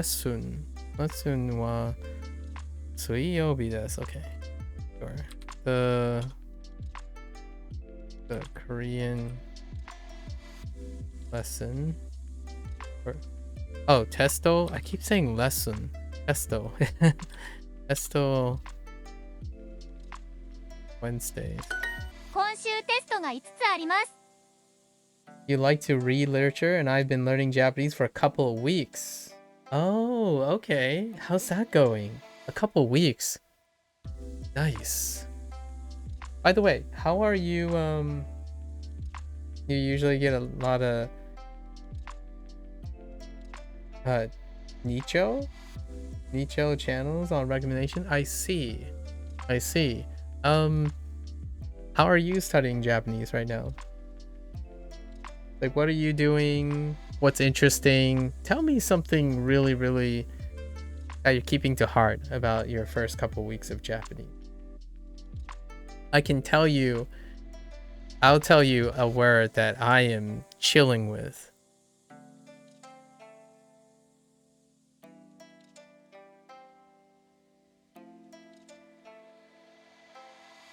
I haven't ever used my mouse to write on my screen, but here I am.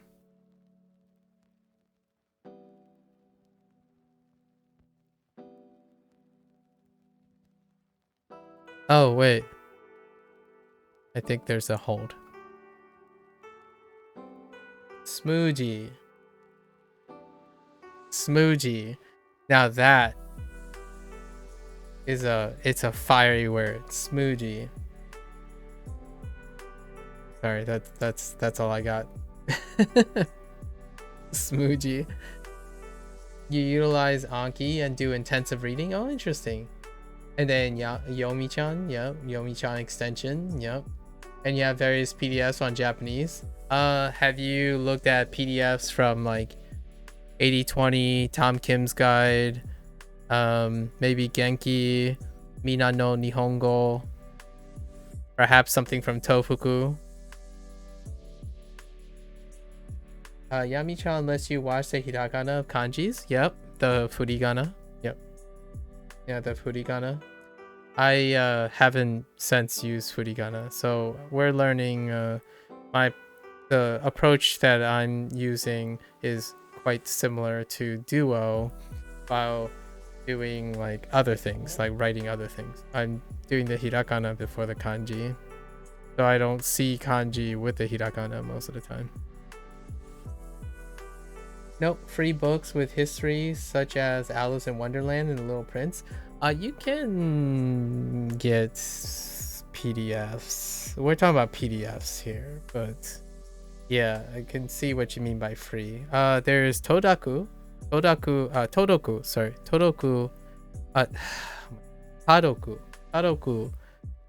is a free resource for grade readers if you want to try them out. It goes up to pretty, like the level 5 goes up pretty high. It does go up to N5 grade readers. Yeah, like here, let me, I'm gonna get blinded. So, wait, hold up. This is pretty wonderful. Flashbang. Here, let me pop in on the link here. Some people like these things too, for comprehensible input. It goes up like after however long I've done it. I'm still on like comfortably. Oh, and you sometimes Azora. Azora is new. Asora? I'm not sure if I'm familiar with Asora. It's a complete library of books of literature free for the public. That. Oh yeah, no, I heard about this one. Is this the one where they're having like problems with the public libraries and stuff? Because I read some news regarding this. Is this that same database? Yeah, it's the Azora group. Yeah, they're having problems right now, like legality problems. Yeah. I heard about this in the news, but it's a very awesome thing that they're trying to do, though. Yeah, so grade readers at Tadoku, Felipe, it's ranked by grade reading. So if you start at like L0, that would be, I'm gonna say, probably first couple weeks. At 100 for me, and doing like all the other stuff, I'm like L1 probably. Wait, did this place? I forgot if this place goes up or down in them. Yeah, I'm at like 1 right now, 1 or between 1 and 2. So give it a go. And they even encourage you not to use dictionary, not to consult a Jisho and stuff. It's a very cute book. They have all of their books have audio tracks, so you can read along if you want to hear someone say those things, and you can do it like a karaoke thing. I kind of treat it as karaoke sometimes. So if you're confident enough to read along, it's kind of an interesting challenge as well. It's been recommended to me by someone else for a while now. Way back in like when I was 30 days in. Yeah, so all the other ones I have heard. Anki is a Anki and Yomi-chan. Yomi-chan is definitely on top of that list. Don't hurt your head with kanji this early. You advised to get 100% good with both Ita and Hira. I'm also new in learning and wasted time looking for all the kanji I could consume that made you forget. Fair enough. Your approach is to extract translations of word by word from a couple of sentences, and I utilize mnemonic devices for each word. Then I do the reading various times. Oh, nice. I have an adapted hybridization of what you're doing. Yes. And sentence mining. Yes. I don't sentence mine at the moment. Lots of people enjoy that approach of sentence mining. I reverse engineer. So I tend to do the good old, instead of devising specific mnemonic devices, I use storytelling, creative storytelling to frame all my knowledge. So I use a mind palace situation. So I create the situation in my space, my head space, to create all the context. So like walk into a zoo, identify everything in the zoo that you can, and not like literally walk to a zoo. Like not literally walk to a zoo, but in your head, how do you walk into a zoo? Okay, how do you type on Japanese with the keyboard? How do you know the letters? It's written on my keyboard. I use Romaji. So you have to know Romaji, in my opinion, for that. So for me, I keep with my Romaji. Right. So before I learned my hiragana, and then, you know, eventually kanji, I still continue to visualize and associate Romaji. And then Romaji is what the keyboards are for. At least for the IEM on the like Western side of things. You need to enter the Romaji. They use the same Romaji in Duolingo. So the fu, like for example, furui is F-U-R-U-I. And then you get kind of fast with it if you get used to it. That's usually the traditional way. Statistically, most people use Romaji as the input. Konnichiwa. Is it called Anthe? Oh, you mean the extension? Oh, you mean... Wait. Written on your keyboard. It's the OS thing. If we're talking about the OS. So the input is in IME in Microsoft. So if you're using an OS, It is called Anthe. What do you mean by it is called Anthe? What is called Anthe?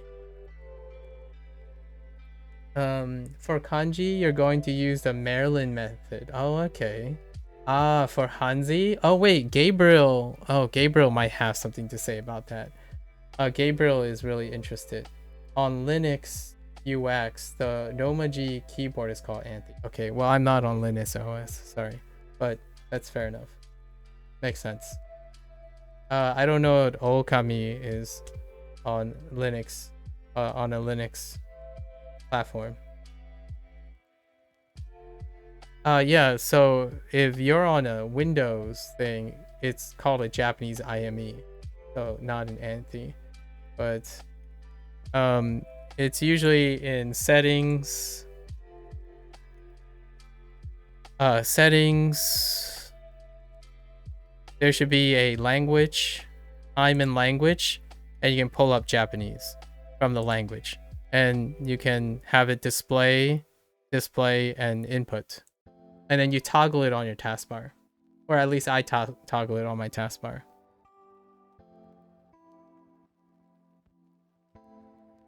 There's a great YouTube video explaining the Maryland method for a guy that created a page for learning the Hanzi in that way. Oh, that's interesting. Change. Right. Yeah, just QWERTY keyboard. Nice, Okami. Alright. Well, I'm glad this could be helpful to you.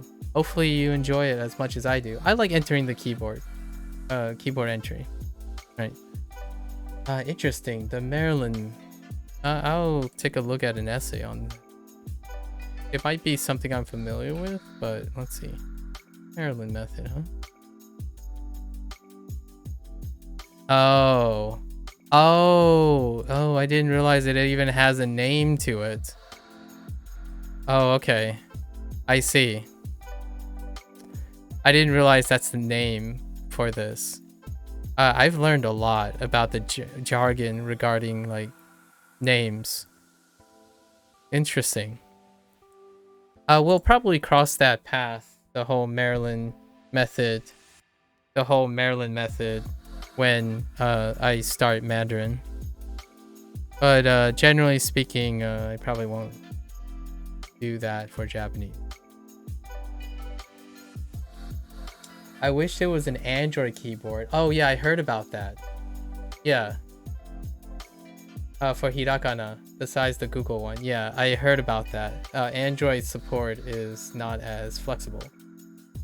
Google is the only existing one. Yep. I heard about that when it regarding the keyboard input. Yeah. I haven't used this on mobile, by the way, so I have no idea. Like, I haven't done any Japanese inputting on mobile at all. And I do own an Android device, but I know very little about that.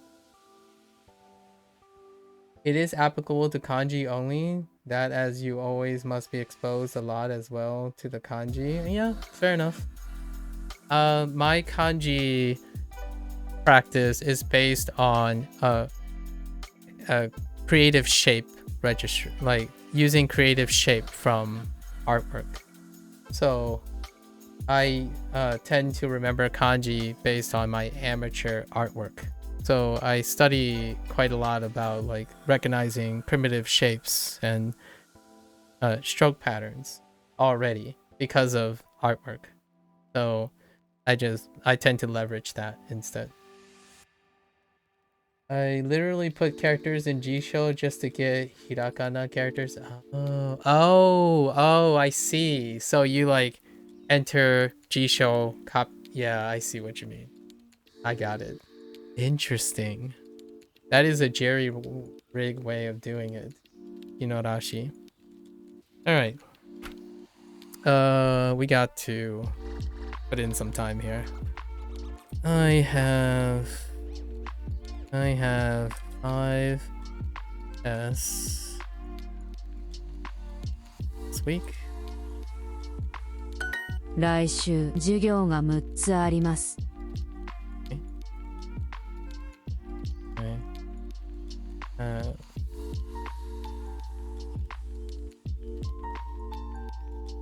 スミス先生の授業は面白いですか？ Okay.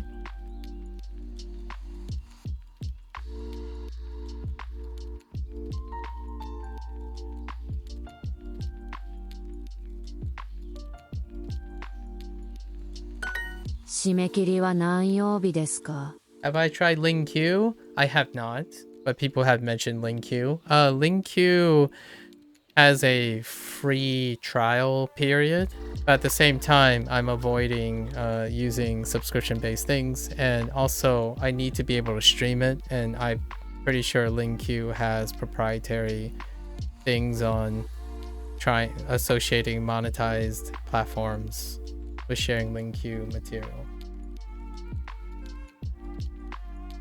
And then learning with text.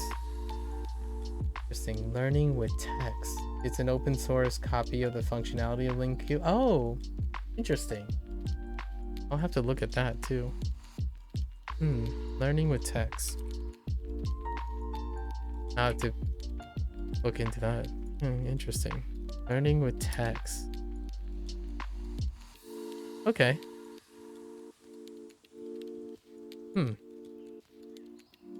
All right. Yeah, no worries, Felipe. Keep up enjoying language learning, and I'll do the same myself. I'll continue to try to learn. Take care, Felipe. Okay. Well, that hurt. Okay, let's see. What? Okay.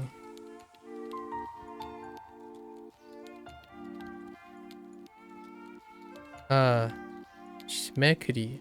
Shmekuri. Today is the deadline.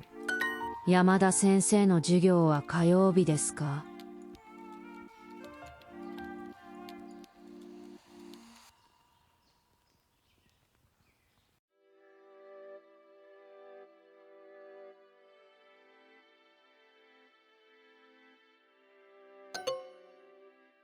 Oh, it's on. Whoops. 授業は何時に終わりますか?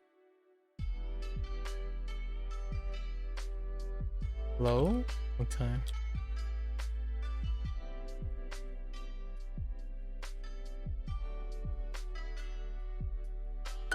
Nakayama senseiの授業はいつも楽しいです。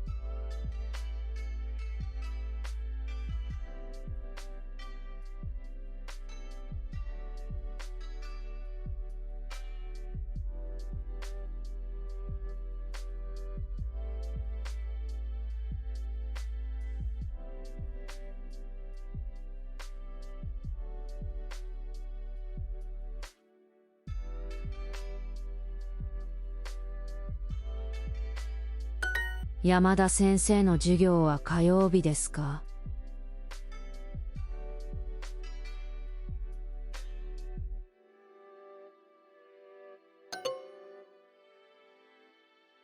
Oh, that's a question. 山田先生の授業は火曜日ですか?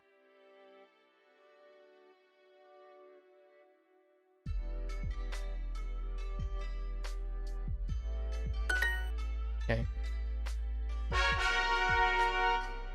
Well, that is certainly a guy who knows his know their route to methods. Interestingly enough, probably don't have time to integrate that many methods. I think we're pretty good on current methods. Maybe we'll experiment with we'll experiment with other methods as we start maturating from existing methods. Okay, next unit was drivers. Okay, sure.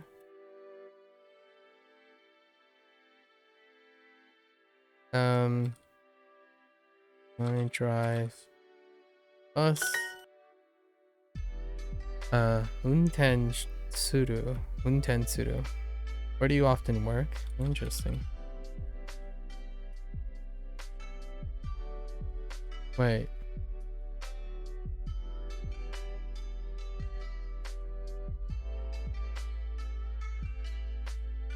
Oh, okay.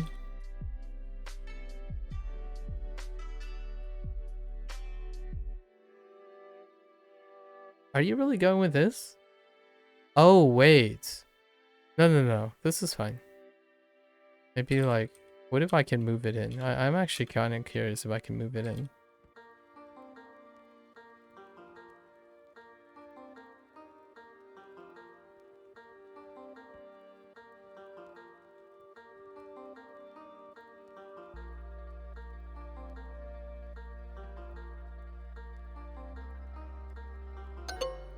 No, I can't.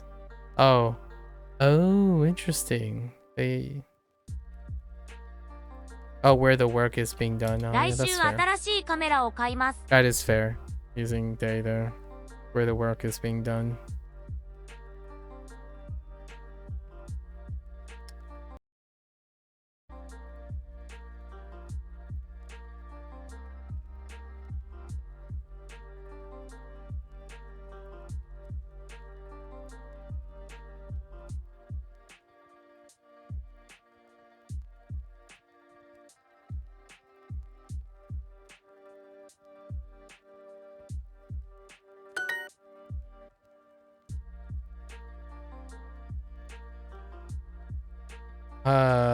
Honyaku.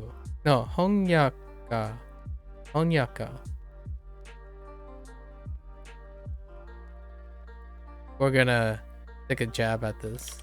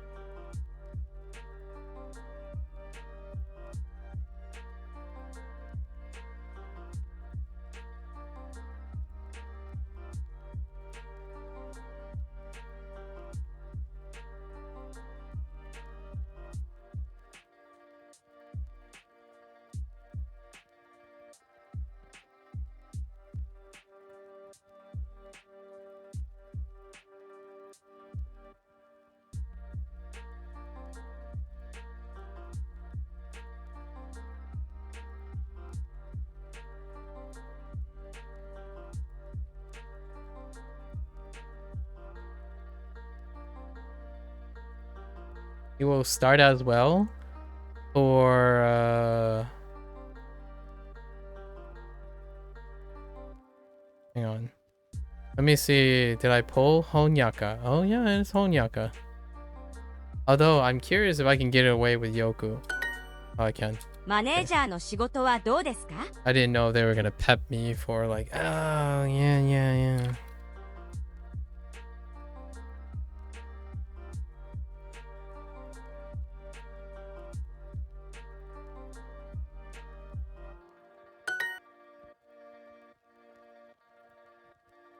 Oh yeah, no worries. Okami. Feel free. Feel free. Spiritual support. Feel the energy radiating. Okay. Oh no. Oh no. Who?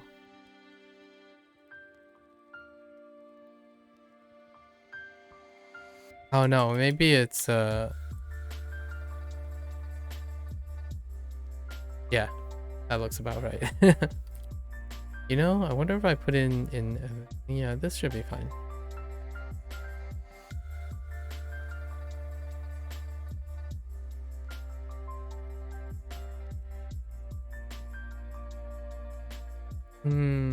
Okay.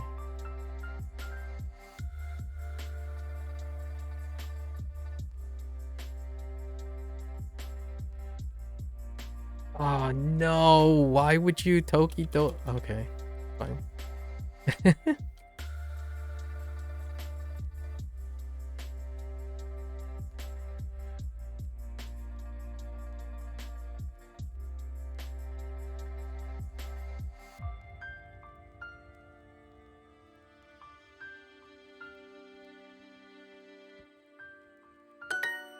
I'm surprised I didn't misspell something there. Alright, they wanted Tokidoki outside. Sure. このナ Whatever. ビはとても便利ですね。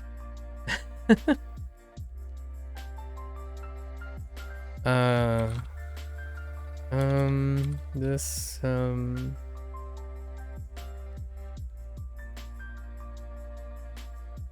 このナビはとても便利ですね。Oh, Nabi. Yo, you don't use Nabi too much.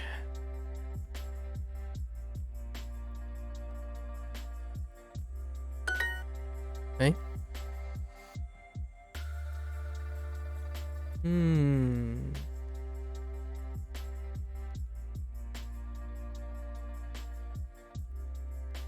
Oh, okay. Sure.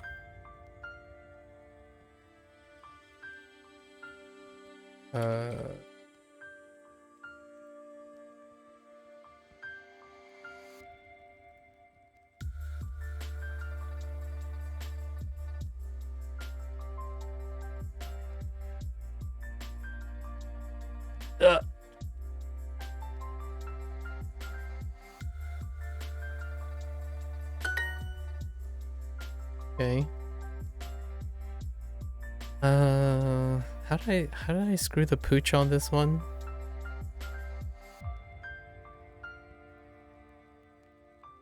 Oh, they didn't like. Yeah.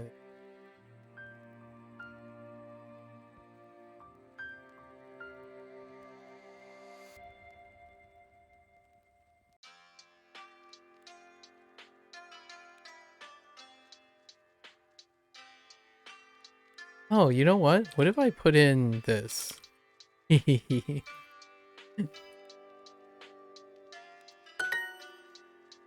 Okay, they'll still take it. Alright, fair enough.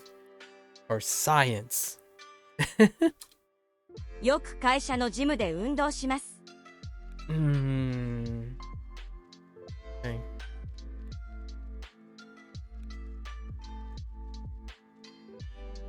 Wait. よく会社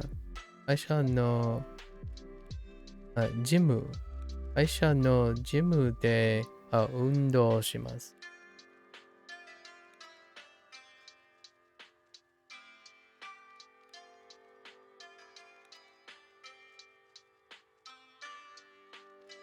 Dang it. No one saw me use my mouse. It's fine. Okay.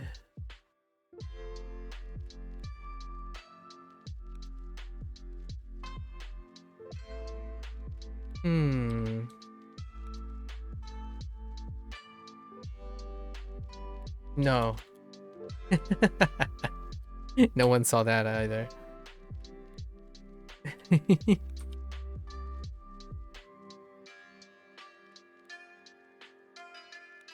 I wonder what happens if I put a O here too.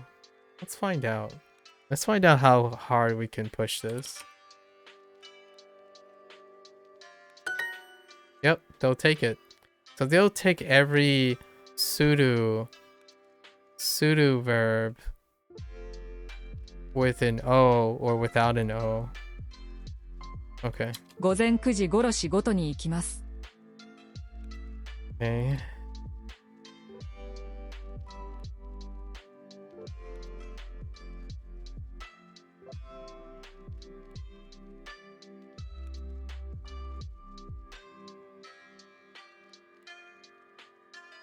Wait, 午前9時頃仕事に行きます。Okay.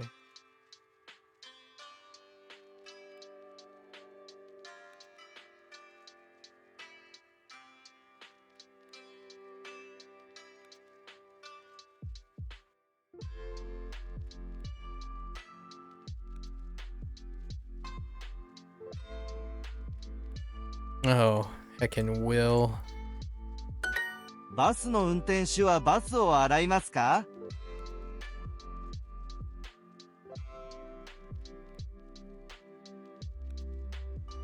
Oh yeah, this is Indy's favorite question.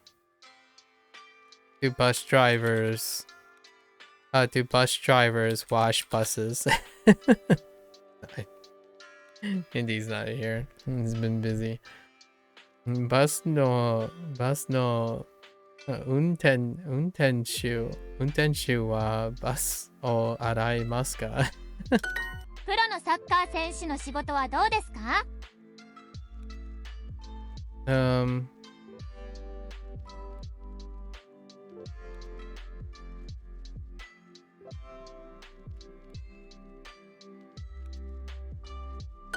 お兄さんも写真家ですか？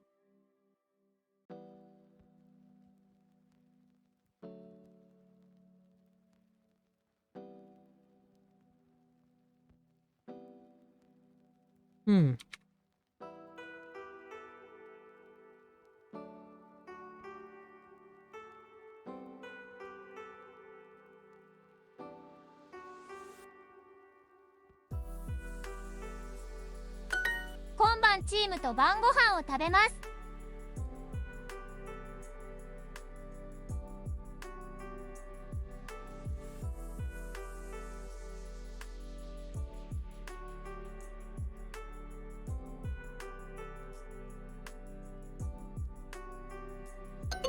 Oh, I've got to eat dinner. 図書館で辞書を使います。I skipped a word.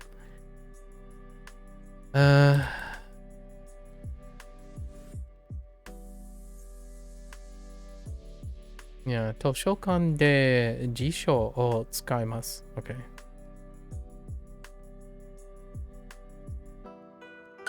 ゲームも翻訳しますか？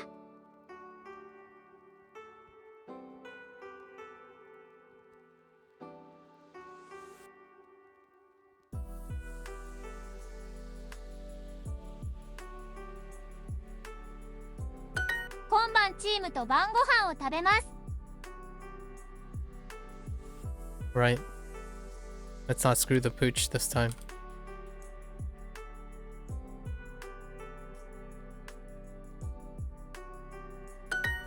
Okay. Alright. Talk about jobs, huh? Get around theme park? Still remember this. Okay. Oh no. Oh no. Let's remember. Okay.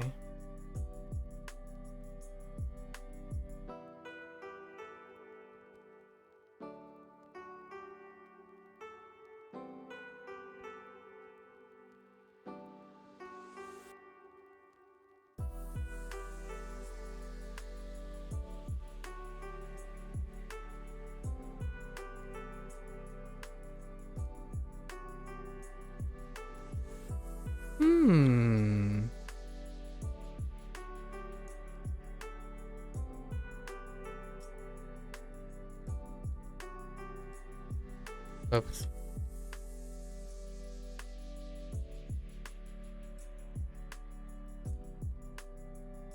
Wait. Right? It is. Yes. Now, what about this raising? Let's see.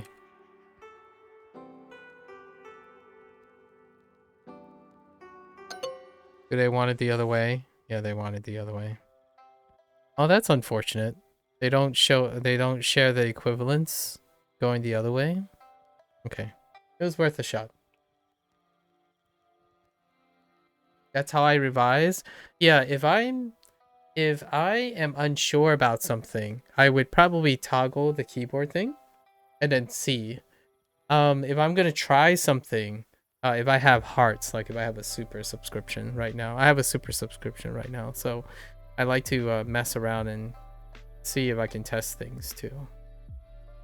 It's fun to see what you can get away with in reverse. Because right now we're in review mode here. Yeah, so you can't say skina. You can't say banida. Did I get banida right? Yeah. Banida wa steak na aji desu ka? You have to go in the other direction for this. That's fine.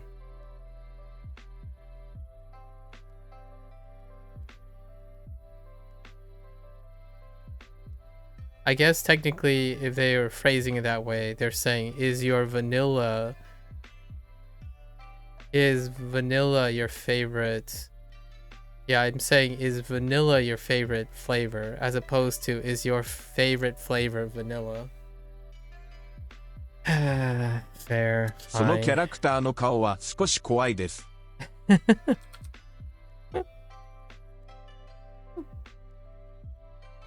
Okay. I was just curious. Wait. そのキャラクターの顔は少し怖いです。Okay.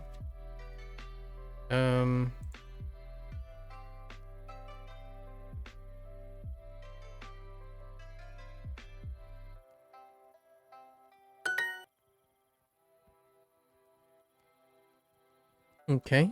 Should we go at 3 p.m.?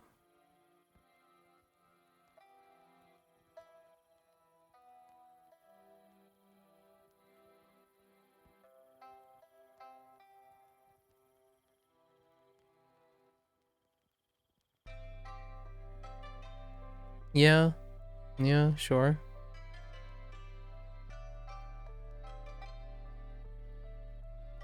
Oh, excuse me? Oh.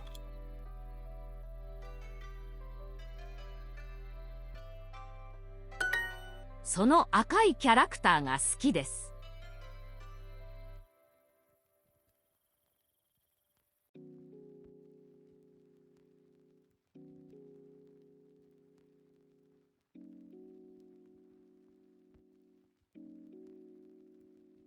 Wait. Oh, 赤い。このキャラクターの顔は可愛いですね。Oh, man.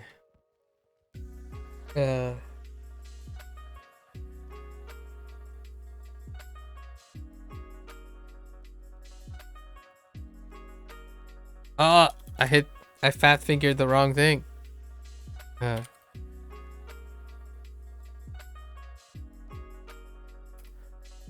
Oh no. No.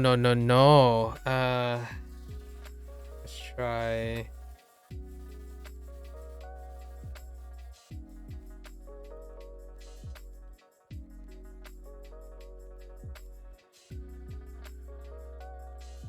Nope. No dice. Oh my gosh. Oh, it's not even close.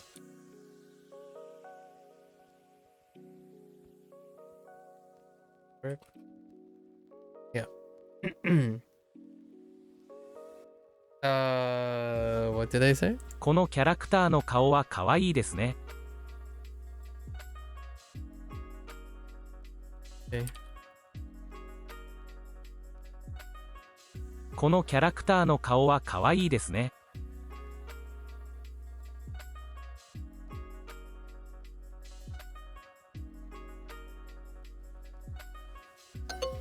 Dang it. How did I mistype something? Oh, kawaii.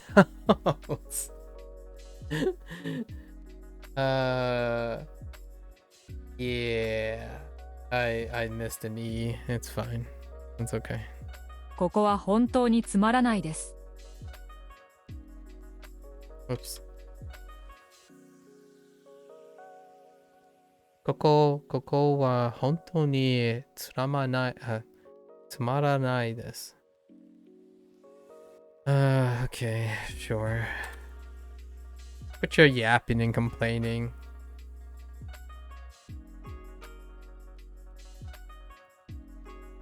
子供の入場料は2000円です。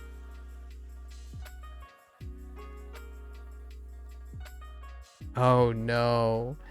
No. Okay, alright.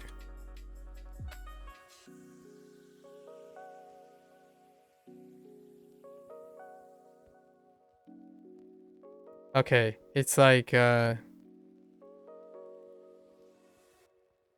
子供の入場料は2000円です。Okay.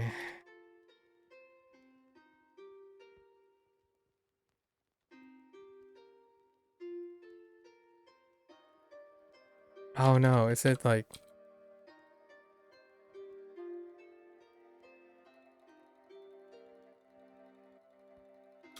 I think it's like new Jew new it's new Jew, right? Rio. New Jew Rio. Yikes. Okay. New Jew Rio. New Jew Rio. I heard a price. 子供の入場料は2000円です。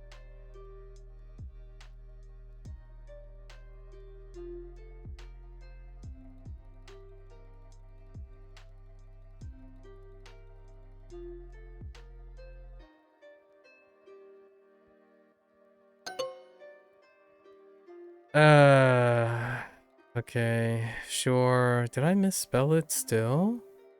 Kodomo no new. Oh my gosh. I wrote Gyu instead of Jew.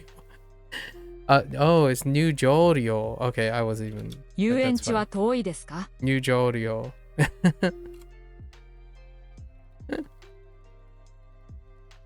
Okay. I was pretty confident I was gonna forget admission fee. How to spell admission fee. Pretty confident.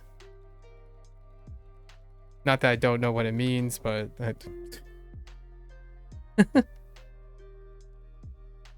UNT, okay.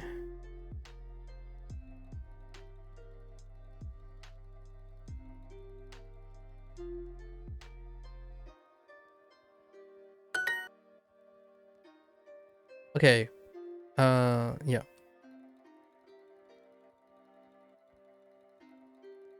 Okay.「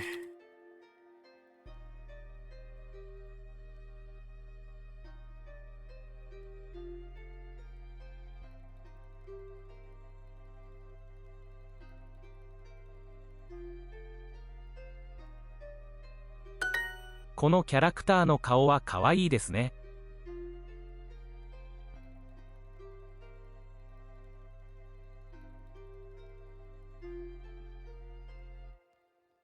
Wait. Yeah.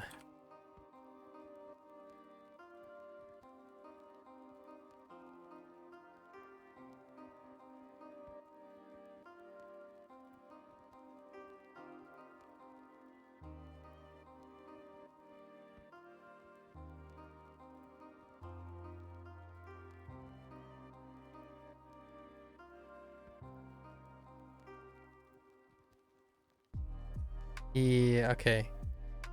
Kirakta. Yeah, Kirakta. Wait.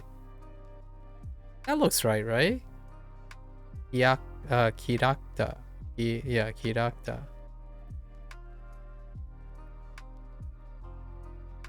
Kiarakta.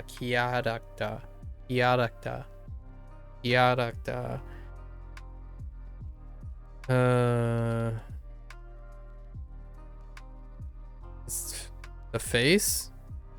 Yeah. Okay. 子供の入場料は2000円です。 Here we go again. Okay. Kodomo. It's a new, right? New Ryo.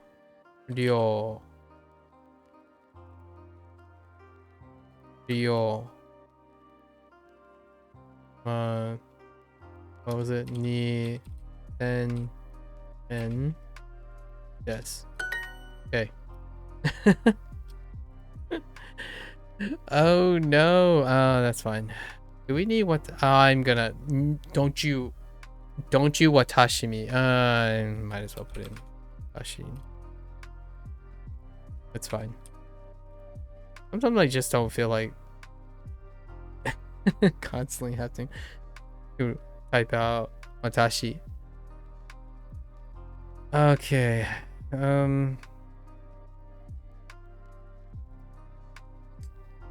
Every time. Oh, you can get away. Wait, you know what? Heck you. Heck you, Duolingo. I'm gonna, it's gonna yell at me. Let's see. Because I'm already saying favorite, right? Like, I don't have to say, let me see. Skina aji. Oh, okay. Oh no. Let's see. Oh my gosh. Kurimu. Kure? Wait, why did I type kure? Hold up.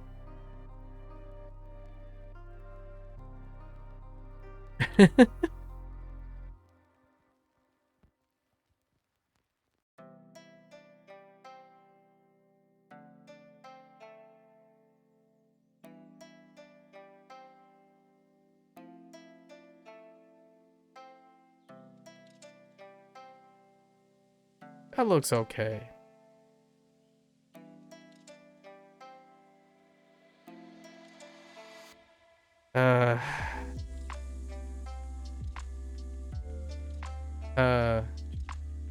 Probably chocolate.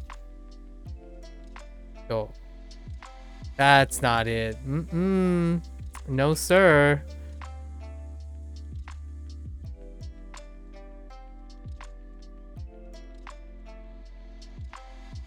Son of a freaking A chocolate. Oh. No, I did type that. Oh. Wait. No, I thought I did type that. Wait. Hold up. Oh. Wait.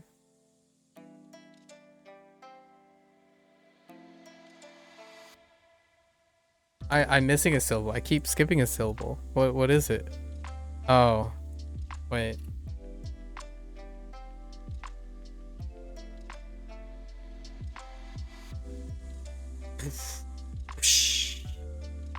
Dear, there's kureto. Wait. Oh, wait, no. What? I don't understand. Wait. Yeah, chokureto. Why is it not coming out? Wait. Am I being a pep?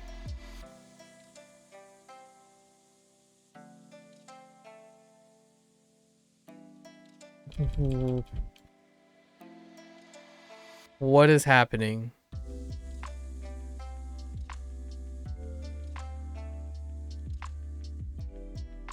Oh. It's choco. Chocoreto.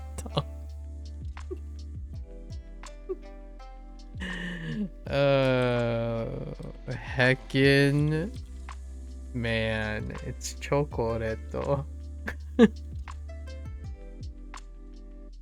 Alright, I'm still gonna get bopped for this. Don't you watashi me. Oh, don't you watashi me this. I was about to say. 好きなキャラクターは何ですか? Okay, alright. We're good.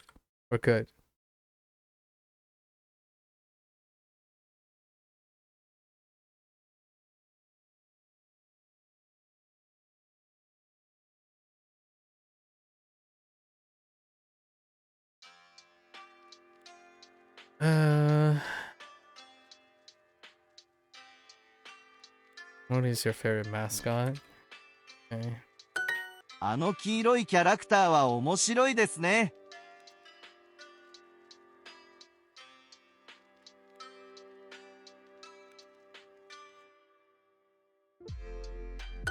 チョコミントのアイスクリームを買いましょうか。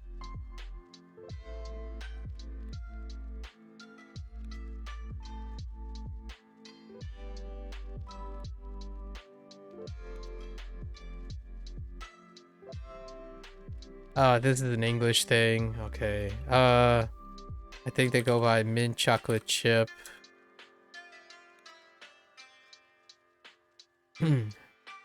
Oh my gosh. Heckin' the. キャラクターのショーを見ましょうか。Okay. Excuse me.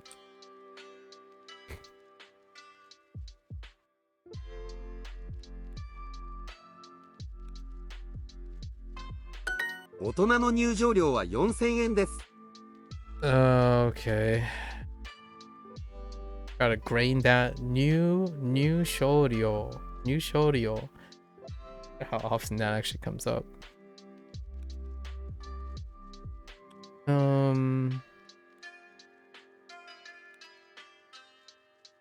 Yeah, otona.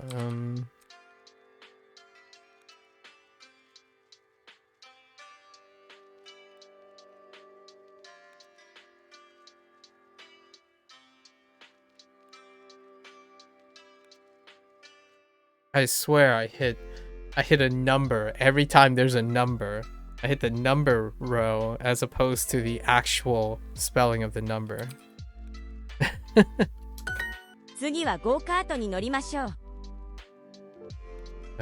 Okay. 次は What? 次はゴーカートに乗りましょう。Okay. I'm just gonna listen to them now. I'm tired of reading.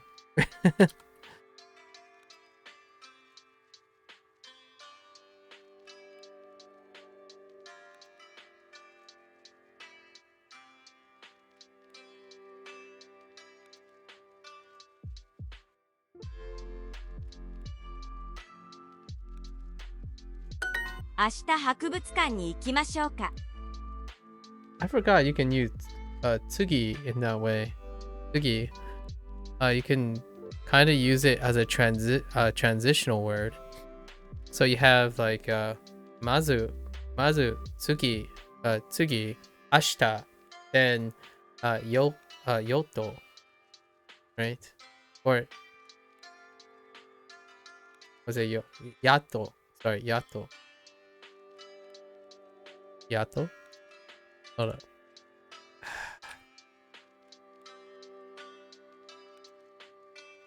Yes, yato.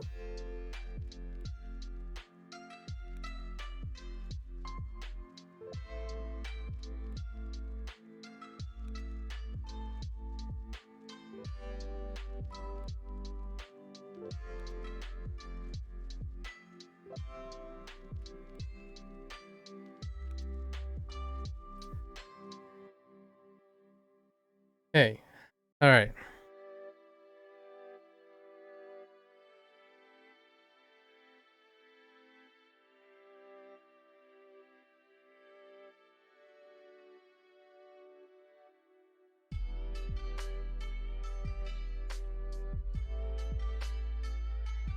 Oh, Hakubutsukan. Man.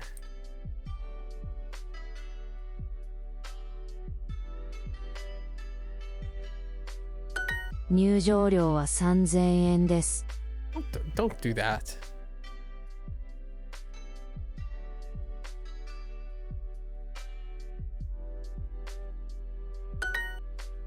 Okay. Oh, we're past midnight. Oh boy, 102. Okay, alright, let's keep going. We got 10 more of these. Oh no. Oh no, why? Why do you make me? Oh no. Oh gosh, alright. Let's just practice. Okay. Dok. Man. Ri? That doesn't look right. Documentary. Oh, wait. Documentary. No, that doesn't look right. I'm missing something. Documentary. Oh my freak. Okay, I missed it by one. It's fine. Docu. Okay, document. I think katakana is gonna be the end of me. Documentary. Okay, yeah, that looks right. I only knew that it doesn't look right. That's all I can rely on when it comes to katakana.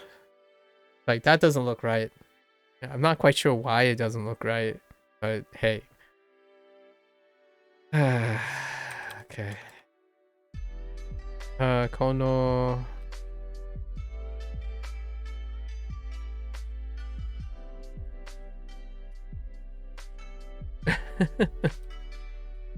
Okay. アニソンは好きですか？ Alright, sure.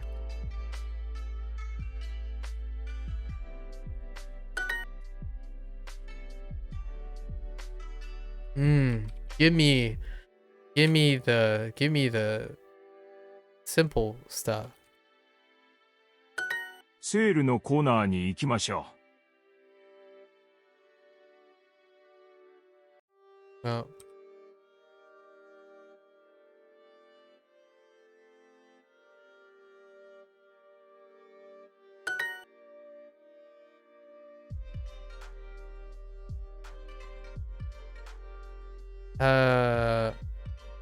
Okay.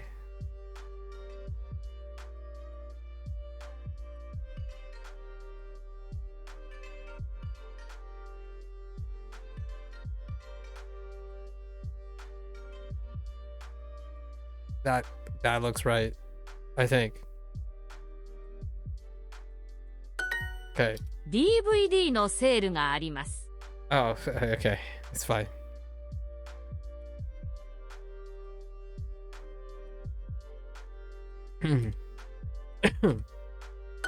この新しい RPG を買います。Oh, bad Unit 4? I see. Yeah, Oki, every 25 days, I plan on reviewing from memory, right? However, on day 50, you get 3 days of free super, and on day 100, I was anticipating that we get 3 free days for super. So I've extended the 3 days to get in as many review as I can. So when super is available, I just spend doing keyboard inputs and going through as many sections or as many units as I can back to the present. Tomorrow is all section 3, and the review on day 104 is going to be covering all the section 3 that I went from memory. So right now I'm like tackling things that are from between day 50 and 75. So the thing I want to do in this way is I want to see if they added anything. So they haven't changed anything. That's not always the case though. Sometimes they add like words back that aren't available. And I'm definitely getting wrecked really, really hard by katakana. I prefer to write it. I'm worse at keyboard input. Yes, so for me, Duolingo gave 3 free days at day 7 after 1 week. When your streak hits 7, you get 3 days. So that's the first time I did it. At day 50, you get 3 days, and at day 100, you get 3 days. So I just caressed 100 yesterday.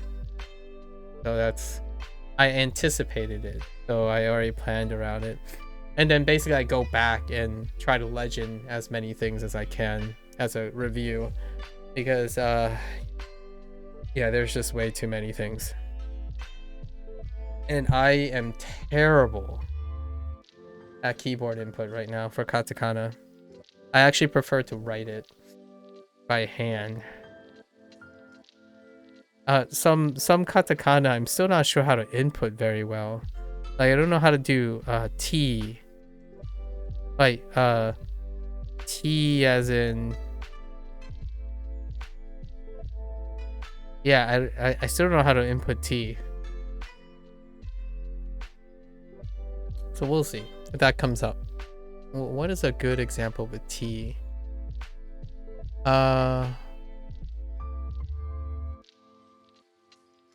Party?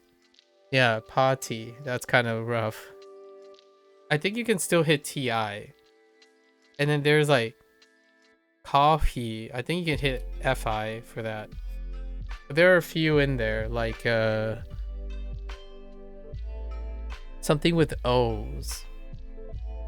Like performance. Oh, I guess you can put FO. I remember there's one that I can't get. We'll see. Oh, B. Like V. I don't know how to put in V sometimes. Anyways. Fun stuff. I'm not very good at it, I suppose. I'm going to buy...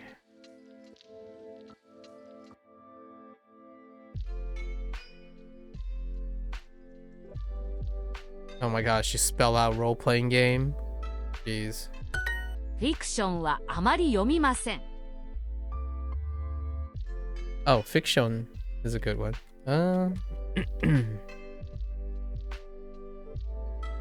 I...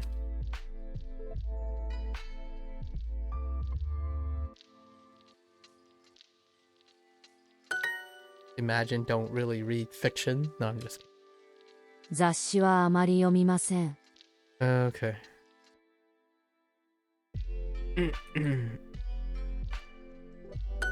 J-POP はあまり聞きません。Basically, you're constantly telling people what you don't really do. I'm okay with that. このバンドのアルバムはどこですか？ Okay.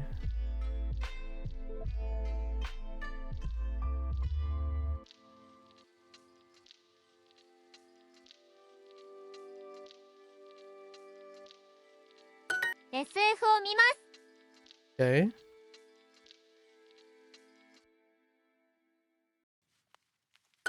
Pops はよく聞きますか？ They fix Super to be always 72 hours because before it was only 3 days. If you log in at 11 p.m., even if only was 1 hour of Super, it counts as 1 day. Oh, interesting. Oh, okay, okay. I see. I see what you mean. The passive, it's a static clock, as in it's based on your, like, clock from the day of that streak. I see.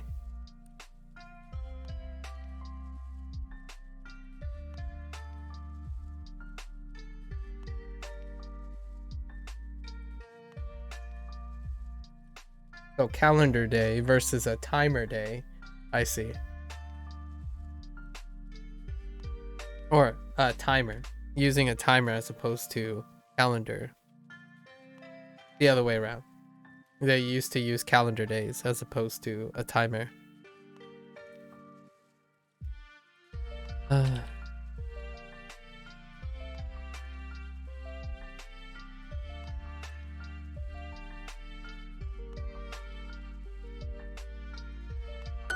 カードゲームはあまりしません。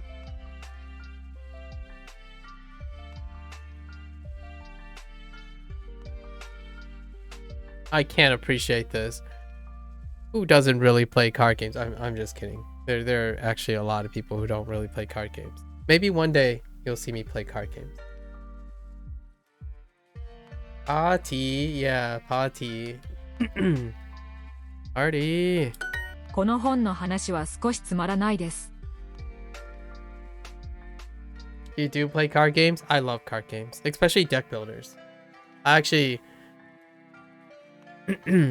give me deck builders that have like an encyclopedia accounting for the rules and borderline MTG, OG MTG things, I'm set. And then give me casual card games too. Like, I'm all for a nice round of Dominion every once in a while, right? Can't wait for Slay the Spire 2. Sorry. Hello there, he. Hello. I swear your number in your name is changing. Has it always been 9999? Your name color does change. I keep thinking your number in your name changes. Or am I crazy? I might be losing it.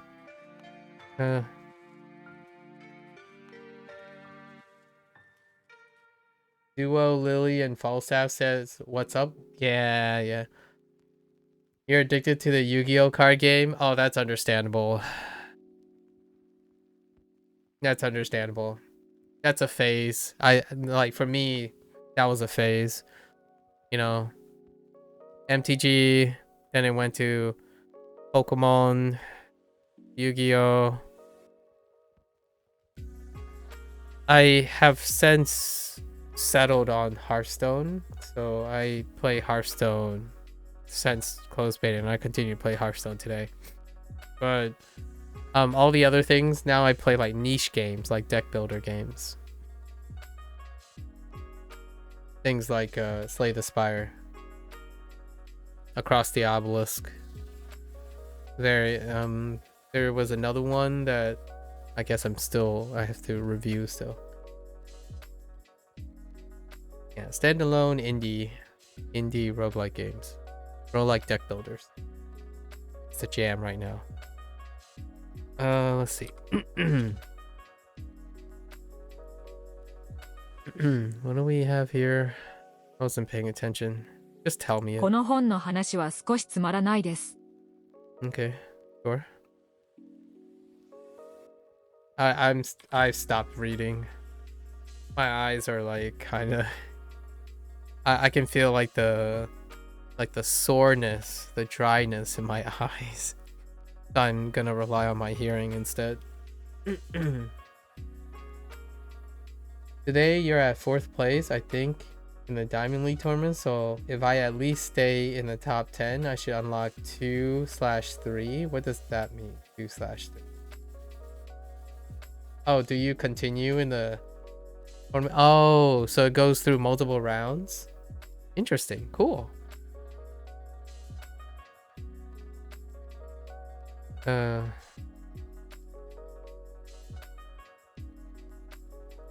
This book's story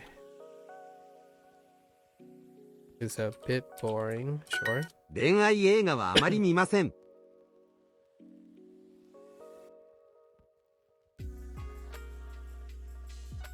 I don't really watch romance movies. The heck with that. この話はノンフィクションですか? By that I mean the opposite. I do watch romance movies. I think I'm more likely to watch romance movies than rom-coms, but that's just me. I'm a little bit more of a realist. Rom-coms are nice for that entertainment. Yeah, I passed 100 days. Thanks. Thanks, he. Indeed. This story was non-fiction. Dang. Is this a question? Okay.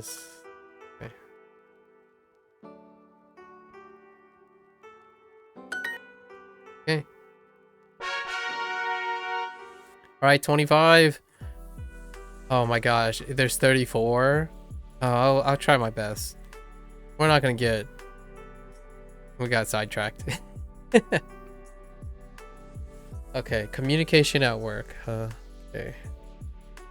Let's see if I can remember this.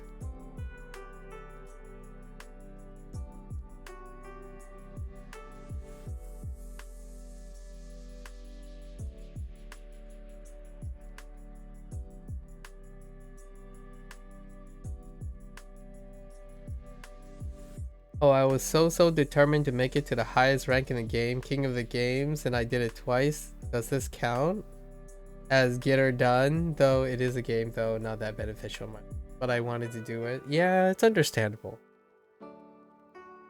I did the achievements. That's all I did. I got the achievements and that was it. When I play video games, I'm an achievement hunter, and that's about it. Why you might ask about achievement hunting? I like to resonate with the developers, so not resonate with the community's competitiveness, but I like when developers create fun achievements or whatever achievements they like, and I make commentary on how interesting or not interesting or whatever pragmatic their achievements are. So I went for the achievement and that's about it. At least I'm not aware there's an achievement for... Actually, is there an achievement for the diamond tournament? I doubt it, right?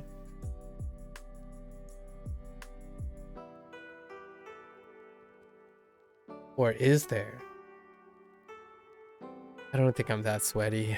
I'm not gonna try. I think, yeah, that's probably not gonna happen. What floor is the front desk on? This is Buketsuke.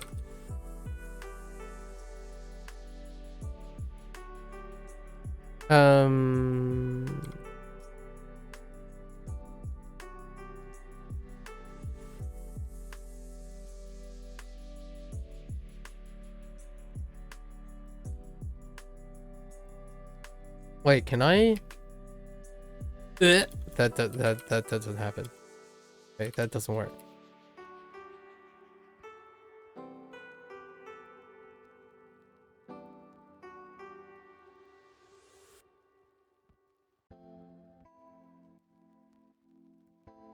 You do your shriek mostly every day, so I don't angry the bird and he won't kill or kidnap your family, or even worse, me? Okay.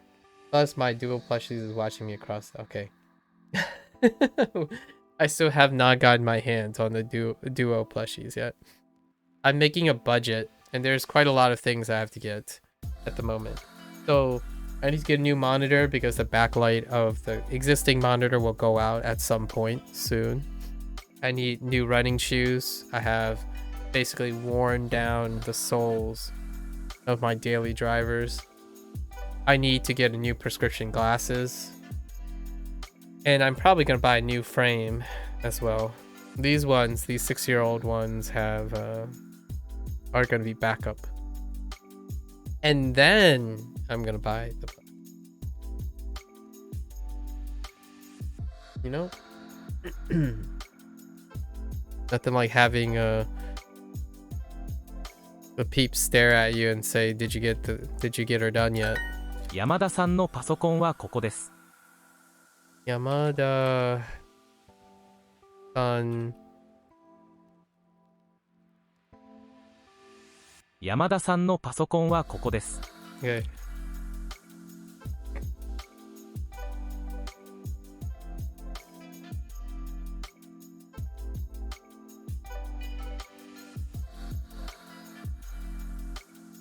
I think so. Oh, okay. You have to reach the specific streak. My arm's kind of feeling funny. 山田さんのパソコンはここです。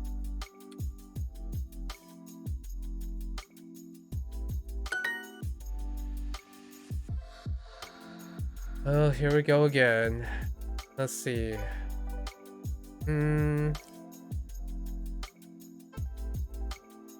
I don't think this has its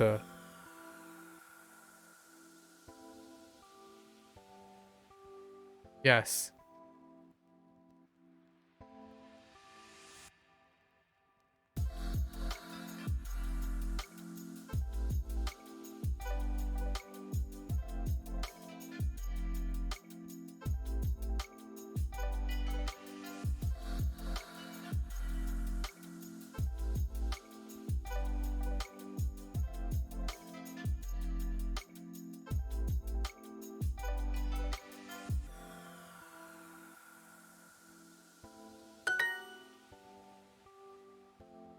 Yeah, streak 6 right now. Once I do the 3 days, I'll try to reset the streak by skipping a day and see. Oh, that's a good point. Wait. Oh, Kami, that is a good point. Huh. Yeah. Interesting. 昼休みは1時半までです。Look at you gaming.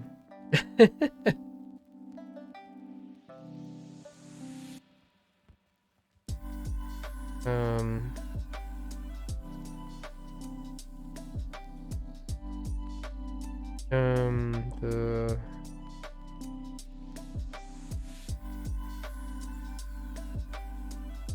lunch break. まで until 今日は食堂で食べましょう。Oh, this is the unit for Shokudo. Okay.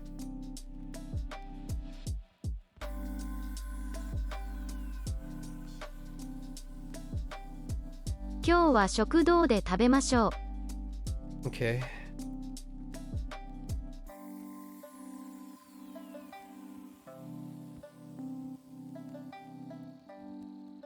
Was it that question? Dang it. What did I miss now? Oh, heck. 午前のミーティングは9時からです。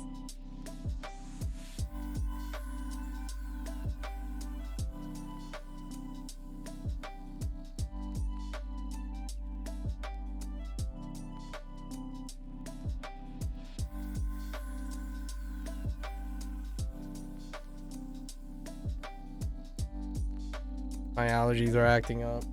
It's lots of rain. The current days here. Kata, okay. The evening, the afternoon. Hello? Wait.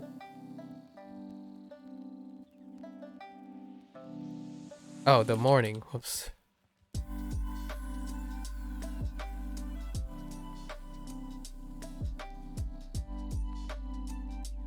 最後のミーティングは何時までですか？ Oh, psycho. Psycho. Wait. Is it psycho or psycho? It's psycho, right? Yeah.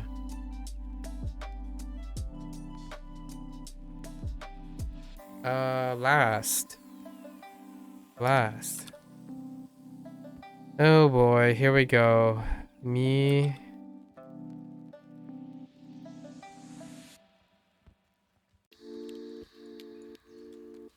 Oh no.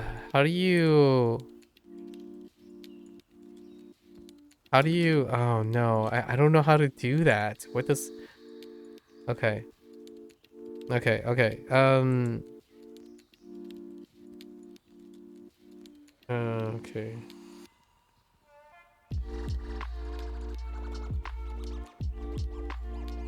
How do I get tea? That gives me chi.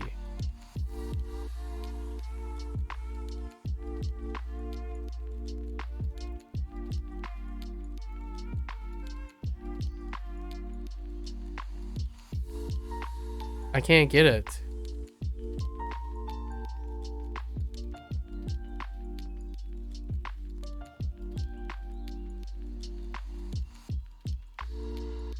Oh, no, it doesn't work. So how do I get...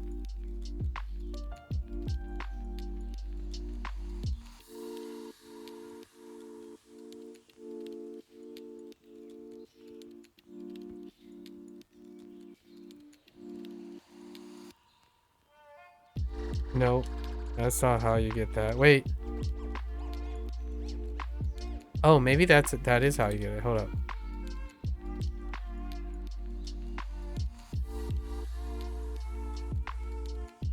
Oh, I screwed up.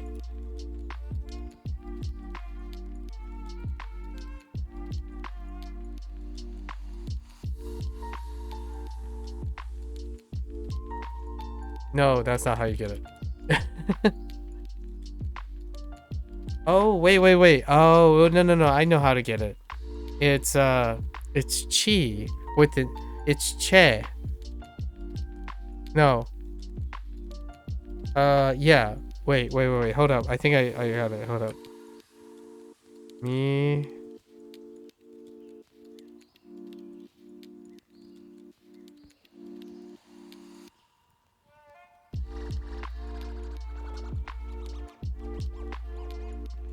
Nope. Never mind. Just kidding.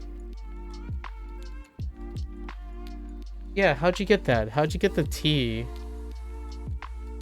How'd you get the T? Is it like... I keep getting... Yeah. Yes. Japanese or broken knees. 734. That's a lot of days. I'm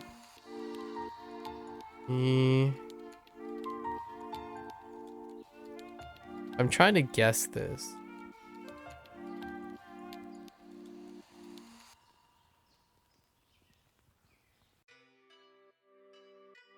Oh.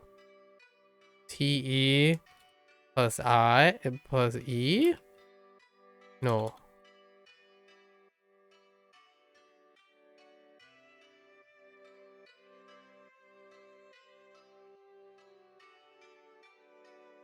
Nope.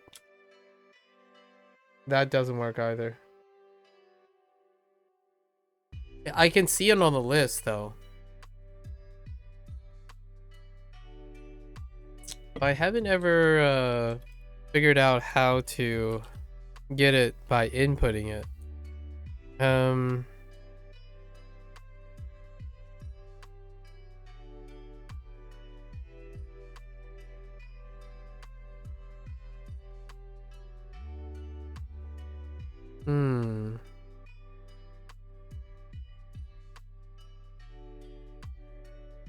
No. But MIT. Oh. Oh, you mean like wait.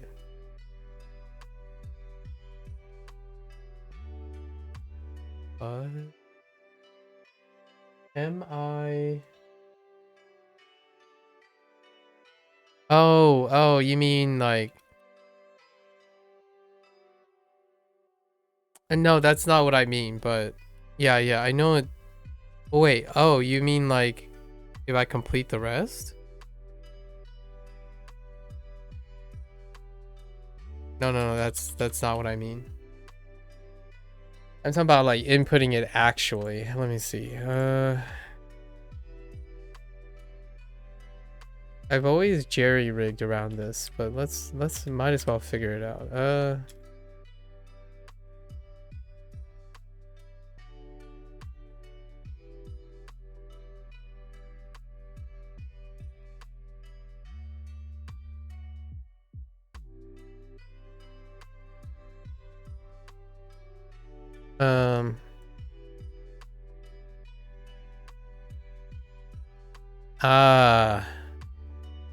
Wait.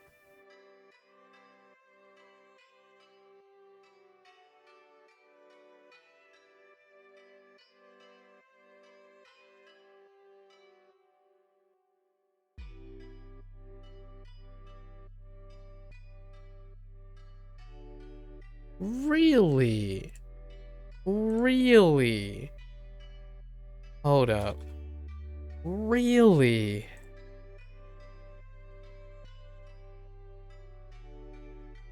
Oh my goodness, it really is that way.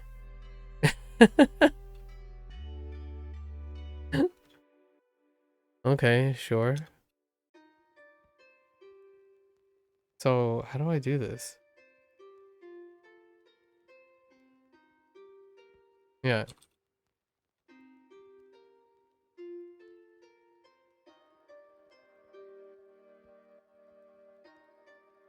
Wow. It's X. It's X, then the vowel you want. It's X, then the vowel. That's crazy. So you can like subscript anything. It can be like okay, let me see. Let me see what else could I try? Oh, yes. What else could I try?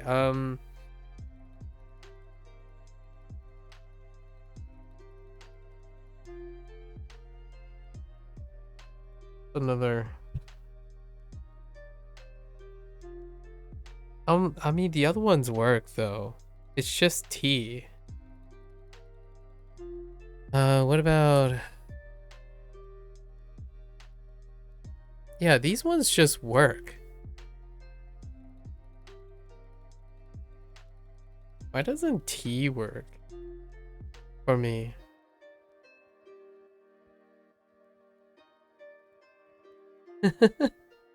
Okay, it's fine. Doesn't matter. 最後のミーティングは何時までですか？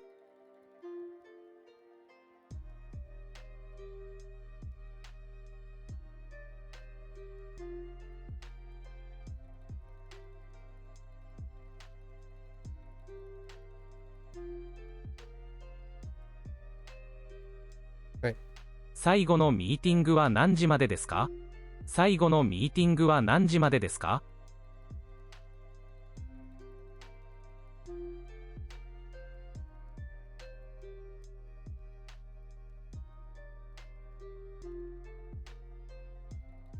最後のミーティングは何時までですか？ Oh, 待て。Okay. Well, that took an act of Congress to. 3時のプレゼンは1回です。I thought I could figure it out intuitively. Managed to write the Japanese Romaji? Nice. Gotta need it. The 3 o'clock presentation. "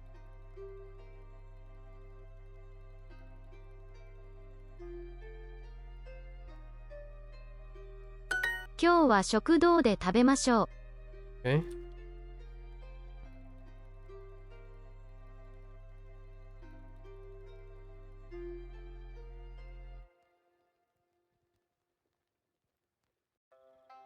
I made a mistake here, right? 今日は食堂で食べましょう。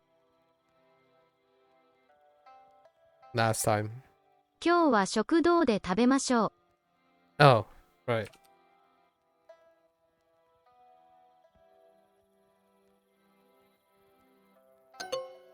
Son of a bee sting! What did I do this time? Oh, I did. I made the same.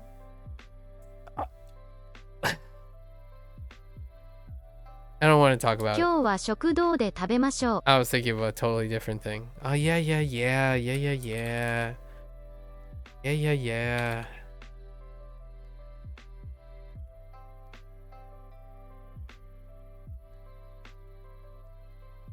Oh, wait. 今日は食堂で食べましょう。Wait. 今日は食堂で食べましょう。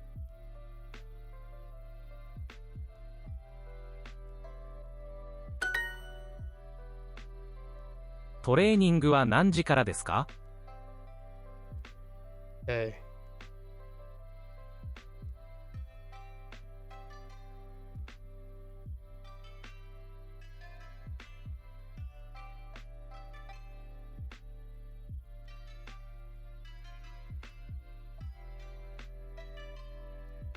Are you serious? Oh.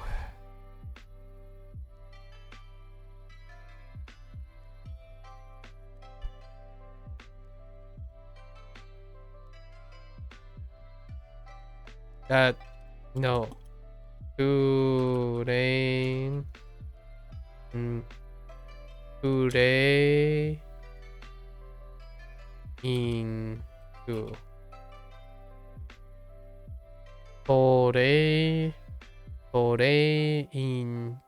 Okay, training. What was it? トレーニングは何時からですか？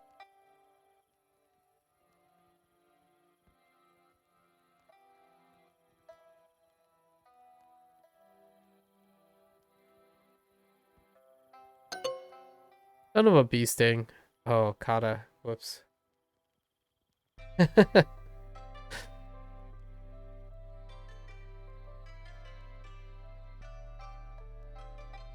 We're getting exhausted now. What floor is the next meeting?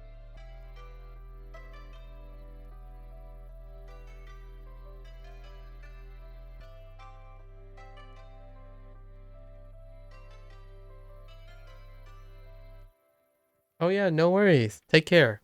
Oh, County. Good luck, good luck. Good luck with everything. I'll see ya when I see ya.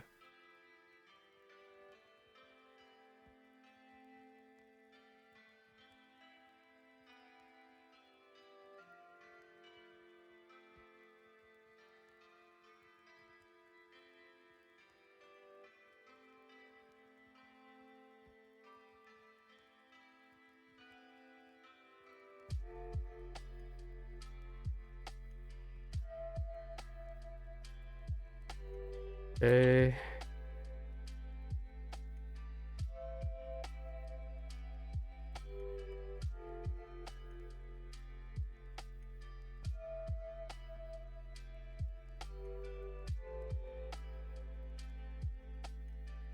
Do I have Kai? I don't have Kai, right? No, I don't have Kai.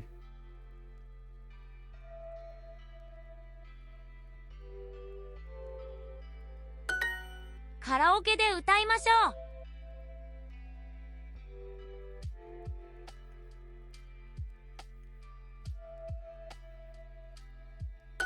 今日クライアントと会います。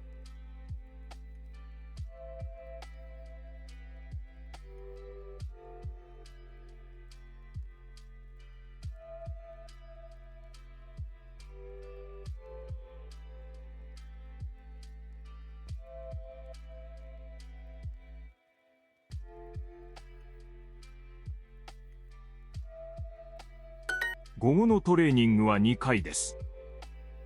Okay.「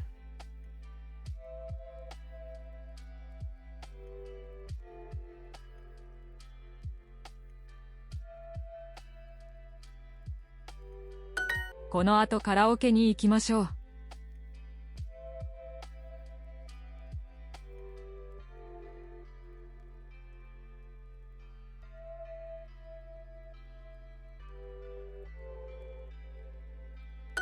今日のトレーニングは何回ですか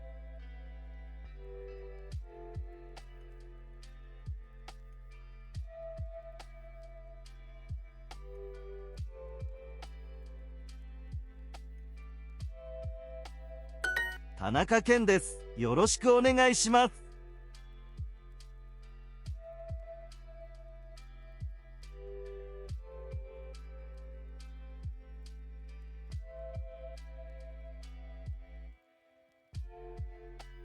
Oh my gosh, there are two IMs.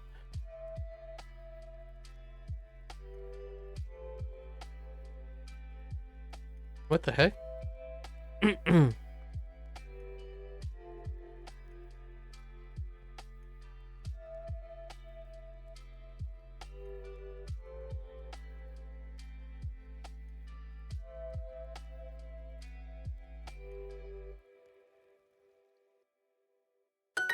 どのバーに行きましょうか?"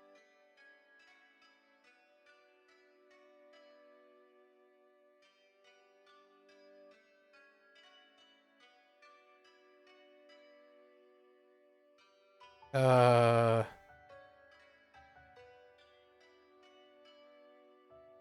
トレーニングは何時からですか how do I screw this up?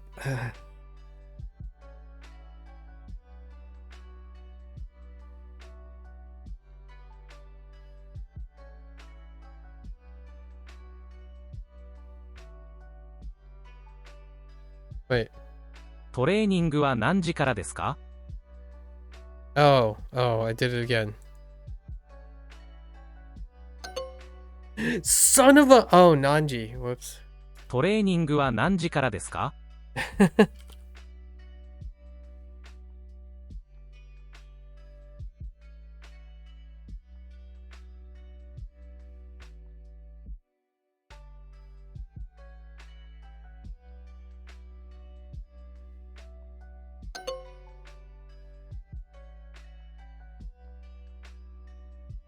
Oh my gosh, it's knee. トレーニングは何時からですか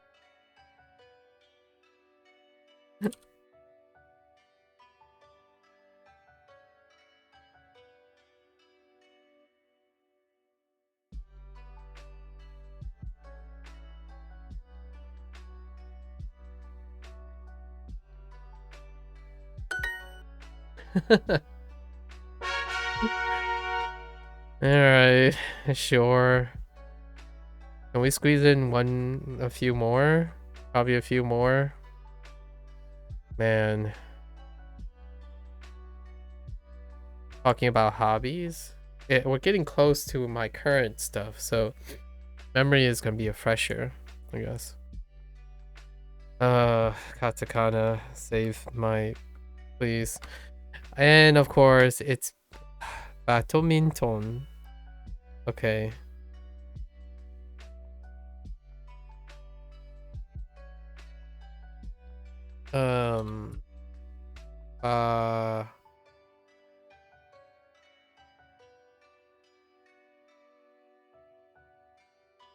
That can't be it. There's no way. That's right. Let's see what we have. Badminton. Of course.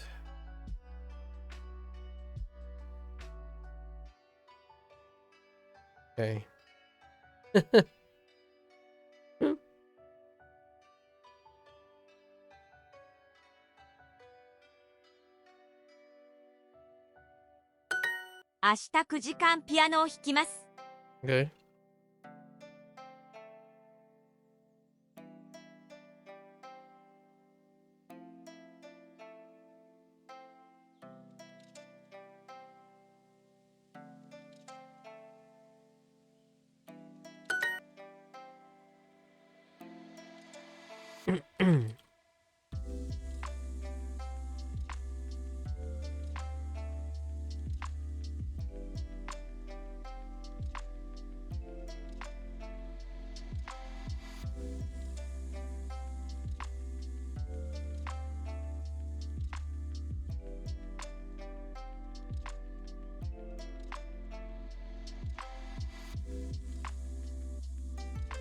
I don't know.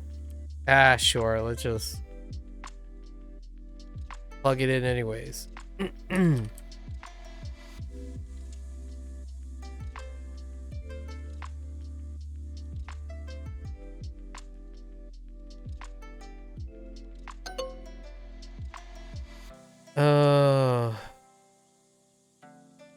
Okay.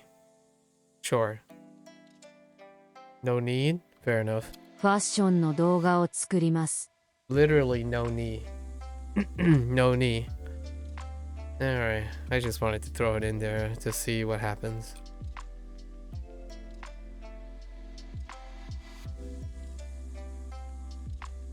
What the heck? Oh.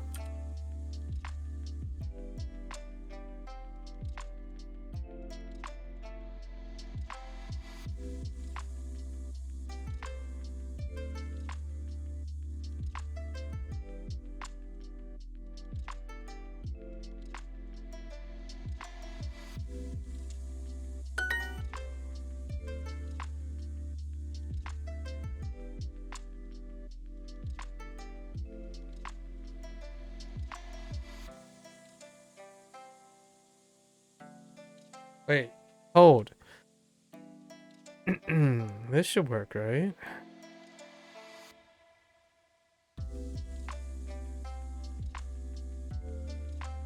Oh no.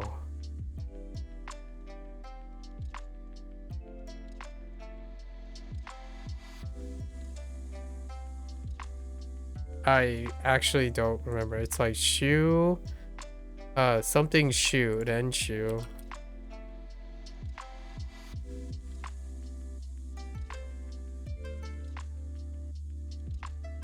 Do I need a O here? Let's see if I can do it without an O.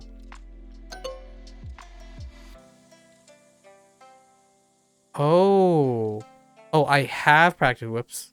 I was thinking practice. I practice at 5 o'clock. Oh, okay. I totally misread that. It's fine. 一緒に記事を書きましょう。 Never mind. I was trying to say I practice at 5, not I have practice at 5.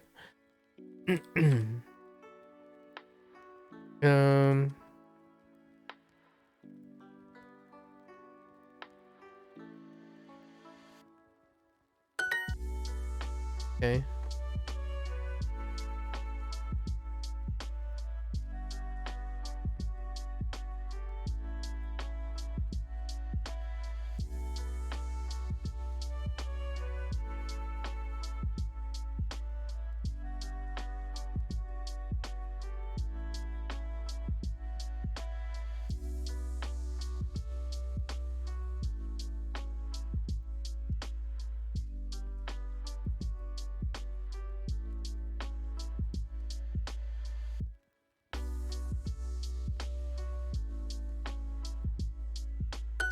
毎日新しいブログの記事を書きますか?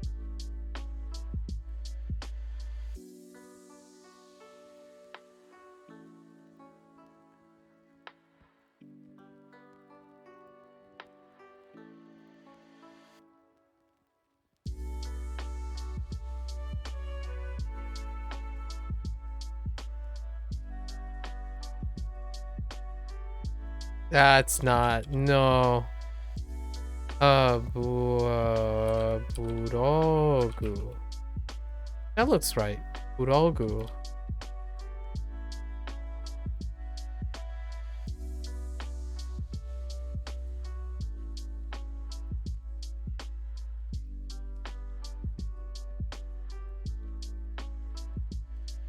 Something like this? Oh wait. 毎日新しいブログの記事を書きますか? Gosh darn it.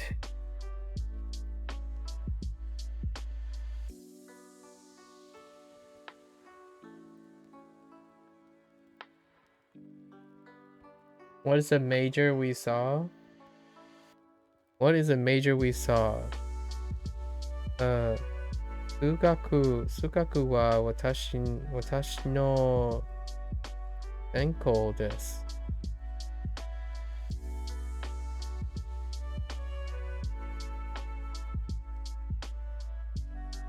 Interesting. What is a major? Okay, sugaku, math. You said sugaku, math was my major. Oh, cool. Wait, are you saying that for real, or are you just saying that as an example, XD? 毎日新しいブログの記事を書きますか? 毎日新しいブログの記事を書きますか? I've got the... Okay. Oh, okay.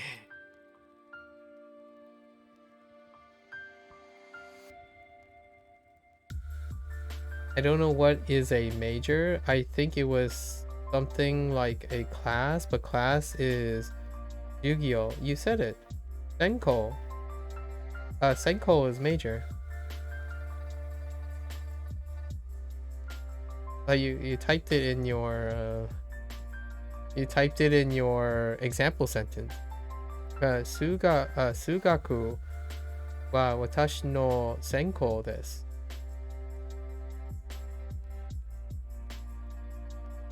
Oh, a major. Oh, you mean like a major. Oh, like a subject. Yeah, sorry, like a subject. Like what did I major in? I majored in biology in college. So the overall major. So you have math classes for a math major, for example. But you can also have math classes for a computer science major. So the major is like the bigger thing. It's the degree which you major in. A major are comprised of classes, sort of, kind of. So to be a science major, like a biology major, you need chemistry classes and biology classes. It's kind of funny, the question, what is a major? I totally get it now, what you're saying. Like, what is a major? We saw this phrase and I'm like, oh, you mean literally what a major is. That's, sorry, I'm sorry, I wasn't really quick on that. My bad. That happens like both ways. Sometimes when someone's trying to explain something to me, I like totally misread. Like, you know, like, how do you say what? What? Like, what do you mean what? I mean, how do you say what? I'm saying what?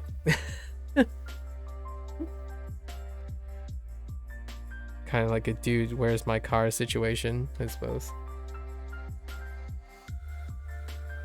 Let's see. 毎日 for 2 hours. Okay.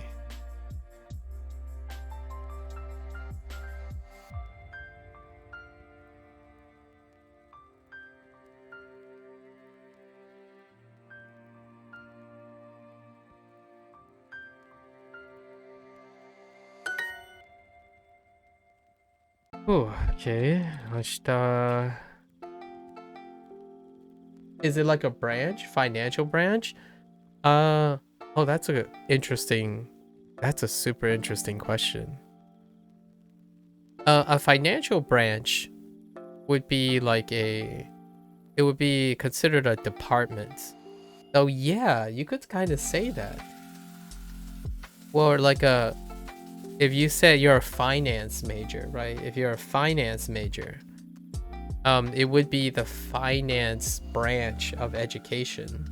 So that is true. You can probably rationalize it as a branch, right? That kind of filters into the whole discussion of departments as well.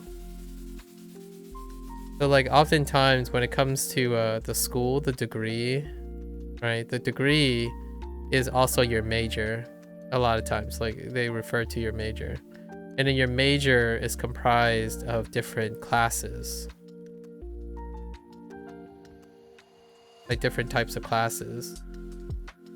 However, classes can also be defined as branches. Or the other word that people would use is department.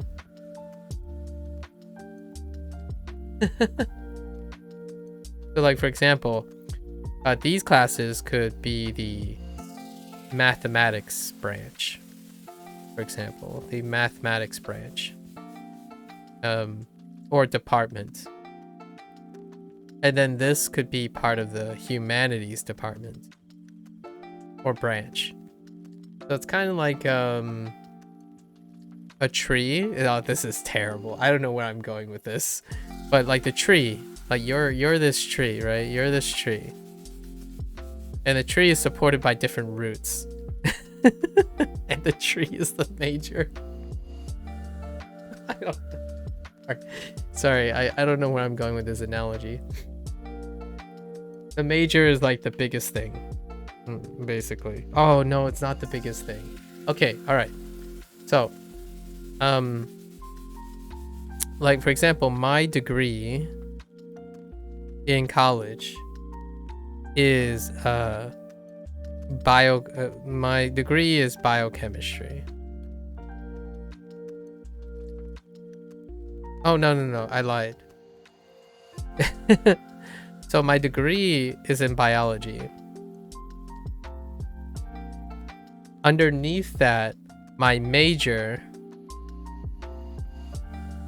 is biochemistry. Biochemistry / molecular biology.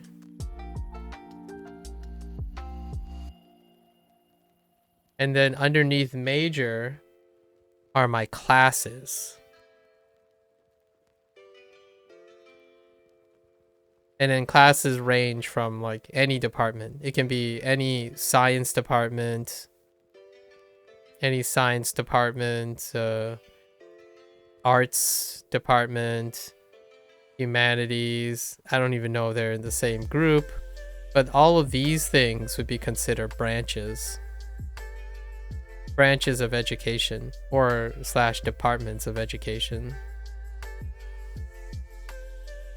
And then when you have a degree, which is the highest, you can have multiple majors as well,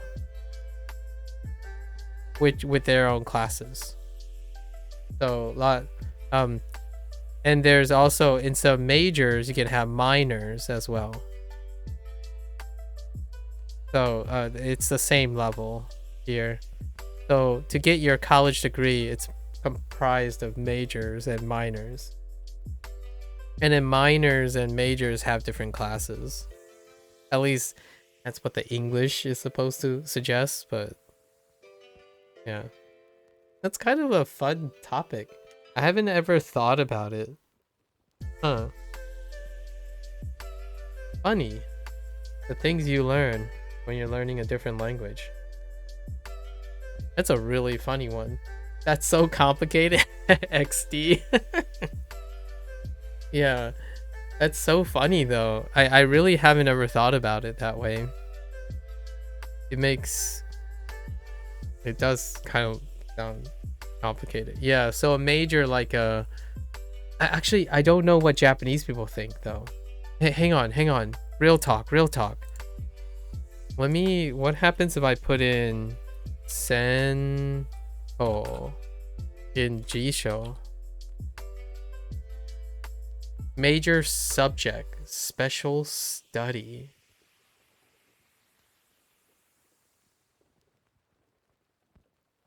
That doesn't help. Oh, it's kind of funny. The G-Show's example is the variety of academic disciplines that can be pursued at universities has expanded, leading to the creation of new departments. Yeah, so they even use a sentence that used the word departments. Now there are departments devoted to anime and manga studies. Those are topics of departments. Real estate studies and crisis management studies, among others. And where the heck is Senko in this example? Oh, Senko is up there. Daigaku de Senko. Iru. Okay, that. No, I don't know anymore. Let's not talk about this. That's too complicated. I can't. All right, well, we'll just stick with. I don't actually know if Senko actually means the same thing as as Duolingo is suggesting it means. It could actually mean department. It could mean degree as well. I don't know. It says it's a study. A study is so broad. Huh. Interesting. It's a super good question, in my opinion.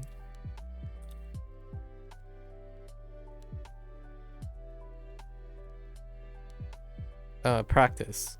What was Renshu, right? Renshu. Nenshu. Okay. I'm sorry, XD. I make everything more complicated, really. It's fun though, right? I laugh about it. I laugh when things get really complicated. And the example of G-show major is a verb? Oh, you major in something? Oh no. Wait, is that... Oh, that's hilarious. Hold up.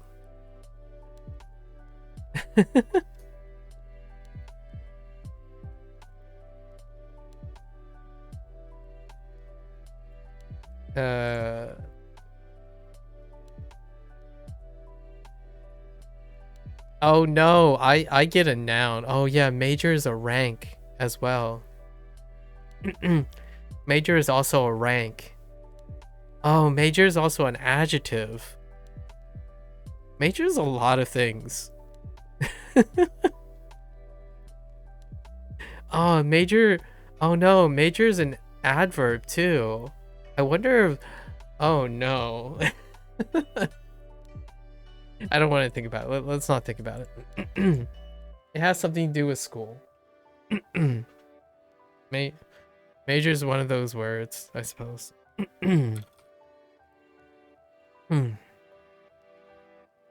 Hiragana.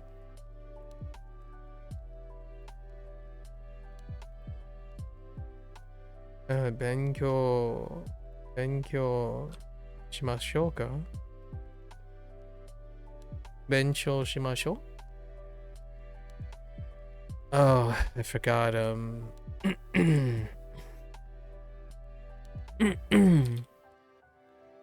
Oh? Am I owing? I'm owing. 今夜は新しい記事を書きます。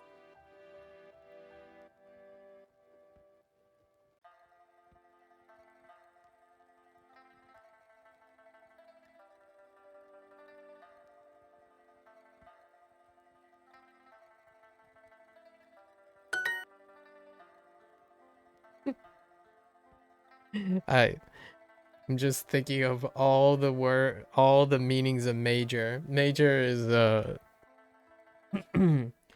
and I don't even know how. I don't think Duo is gonna tackle that stuff. I'm pretty sure Duo is gonna stay away from that. Like major is also a proper noun. It's a lot of proper nouns like major leagues. Something like big, significant, major. Oh my god. Yeah.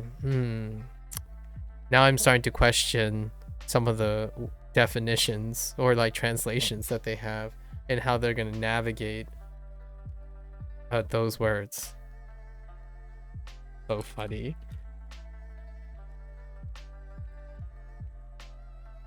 Oh wait, I have konya.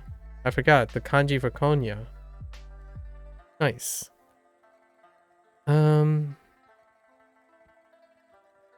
Honestly, can I put... I want to test this.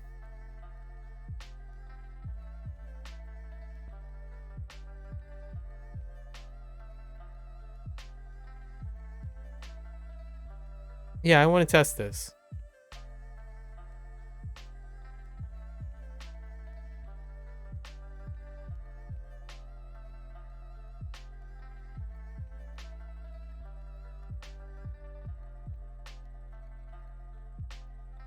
Oh no, but this is a specific day, so I don't need anything, right?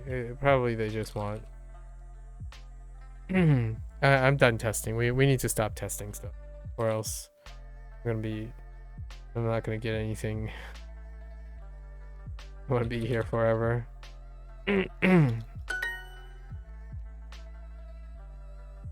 Oh no, they went with wa. Okay, so they suggested wa. But you don't really need wa for konya. I guess the test worked out after all. Yeah, for this case. You don't... For that translation, you don't necessarily need wa. Interesting. Yes, indeed. Spanish or vanish. 今日一緒に漢字を勉強しましょうか?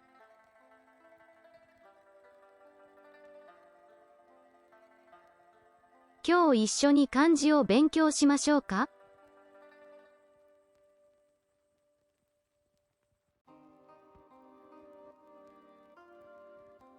What were we studying? Or are we just nonchalantly studying? 今日一緒に漢字を勉強しましょうか? 今日一緒に漢字を勉強しましょうか?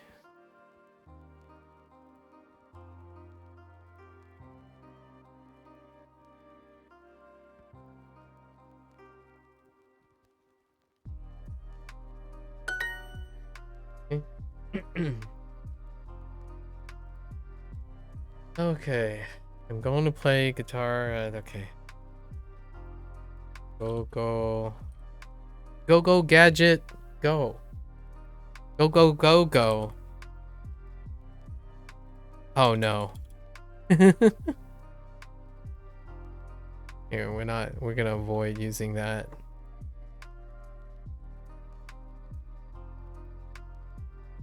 You know? I wonder what happens if you placed... No. This is fine. I'm just kidding. Yeah,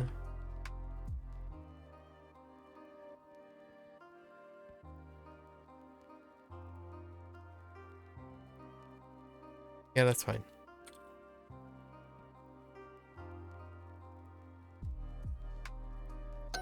Son of a bee sting.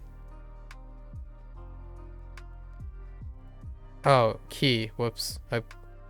Key. バレエのレッスンは何時からですか? Okay.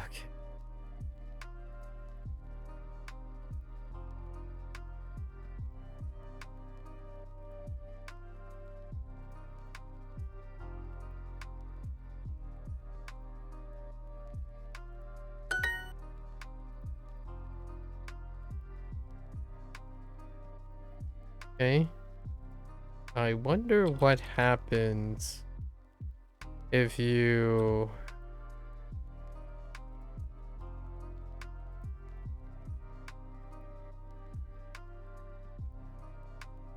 This probably still works.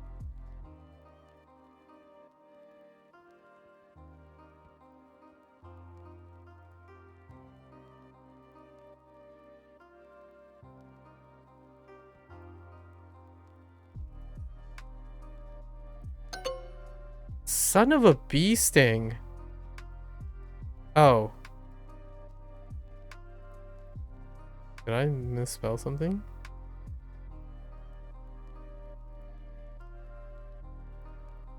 Oh, it's not we should.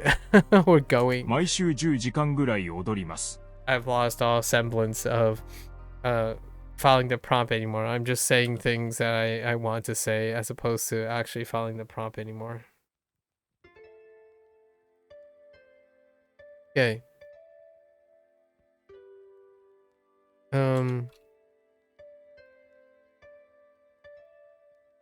Okay.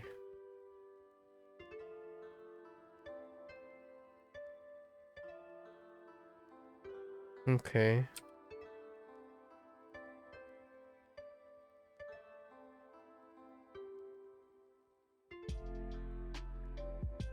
Oh my gosh, I hit 1-0 again for 10.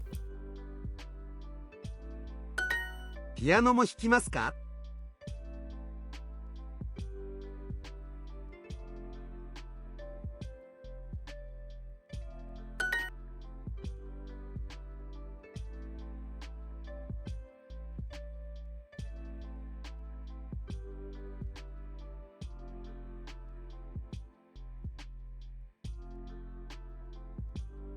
Dang it, dang it.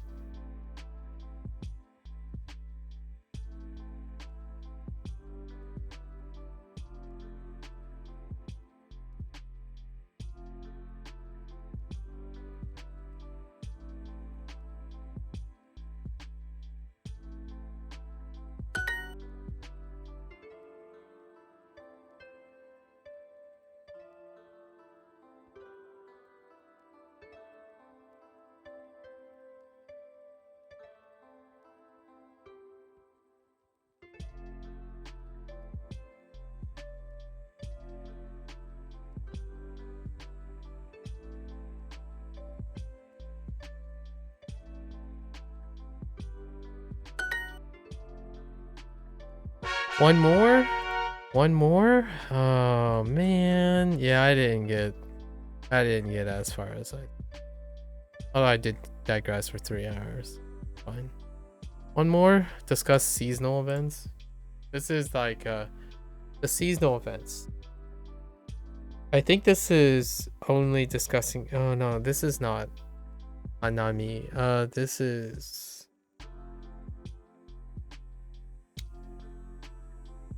like light shows. Oh, this is probably New Year's and stuff.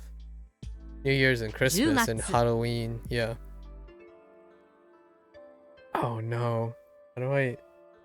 Halloween. Oh no, there's a we in it. Alright, we'll figure out if we can type we. 今週末、花火大会があります。Okay, 今週末. So, time when 今週末. What do we have? 花火大会. Oh, there it is. Fireworks.「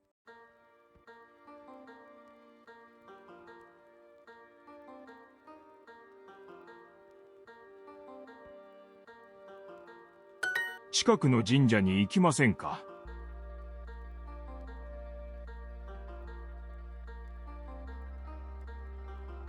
Oh, and this is the Senka, so.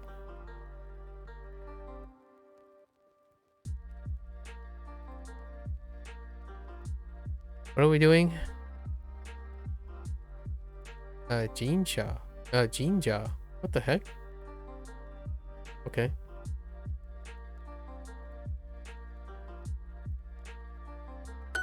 Yokohama で素敵なイルミネーションがあります。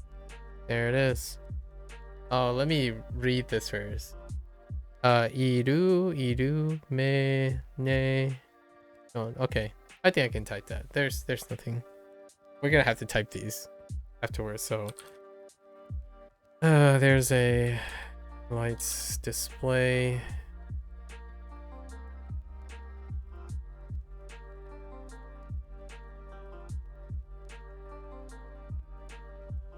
Evento? No evento.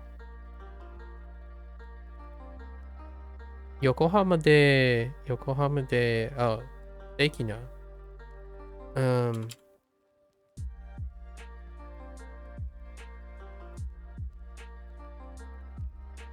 コミュニティセンターで太鼓のイベントがあります。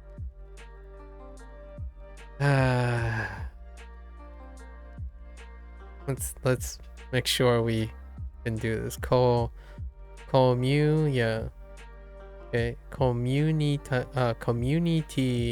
There's the T again. Community center.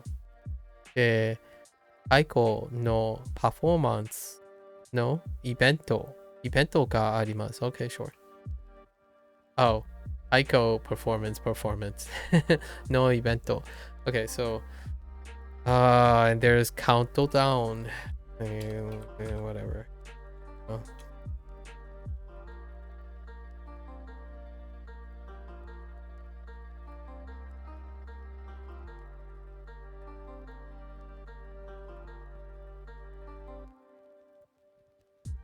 どんなコンテストですか?」コンソールですか? Okay.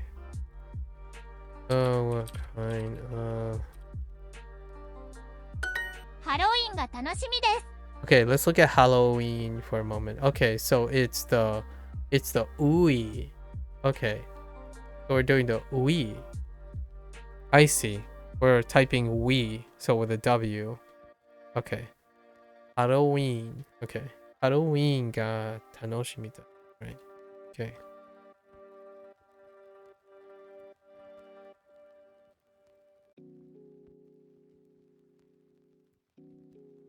明日一緒に遊びませんか? 明日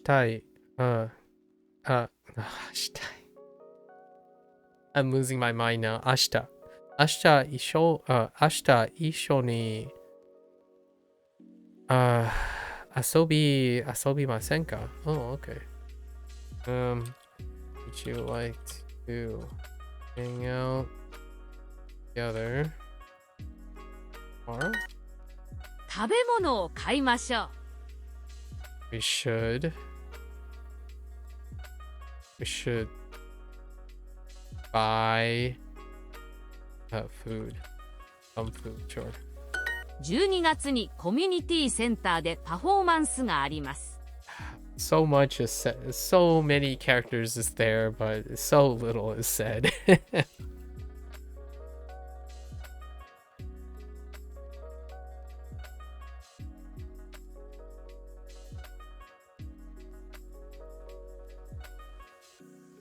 Hello? T? Man, yeah, oh man, I gotta add a new keyboard to the list. Yeah, my T is not working. But it's It's dying. Perhaps I should now finally invest in a hot swappable keyboard. Maybe I'll custom one. Maybe I'll build one.8月に大きいお祭りがあります。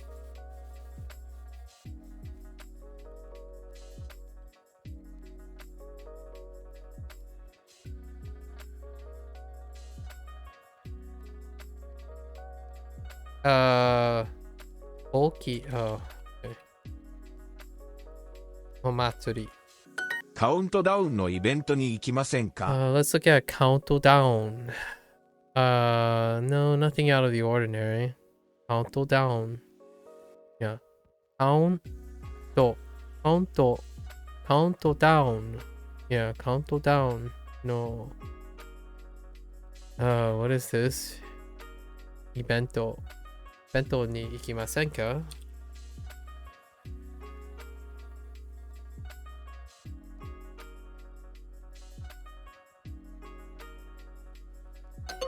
あ、Oh.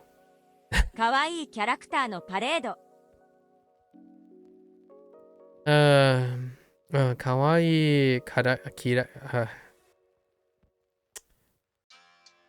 わいいキラクターのパレード。OK。ダンスのコンテスト。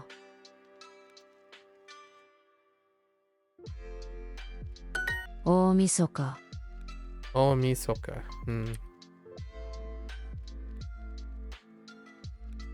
アイスクリームを食べませんか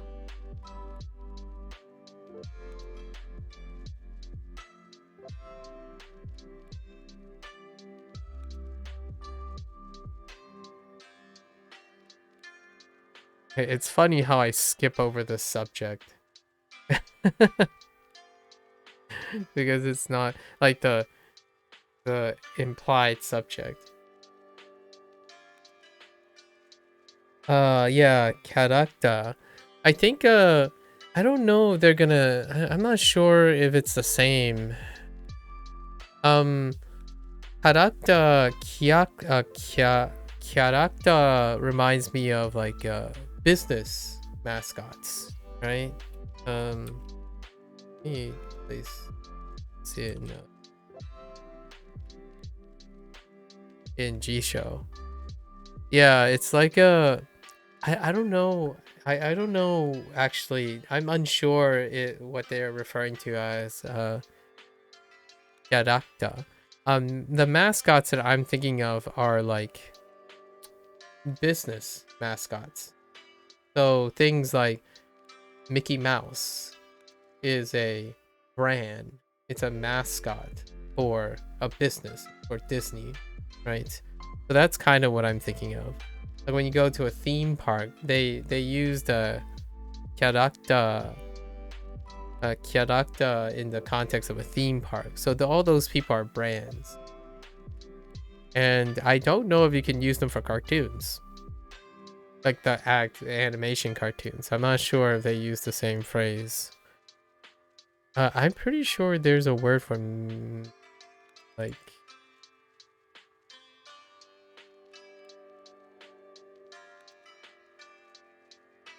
yeah, no, okay, letters. Yeah, letters. Personalities, characters, individual personhood, personas. Yeah, there is another word for persona and personality. Characters. Oh, there's a lot actually. Holy, okay, there are a lot. Oh no, it's starting to feel like major again.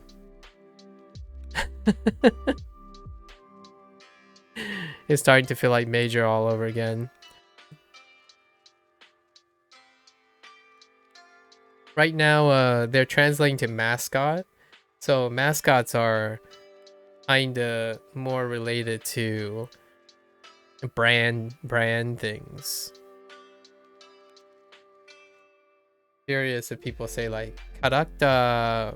No. Character. No. No, or like Yasumi. Not Yasumi. Hanashi. Right? Hanashi no character.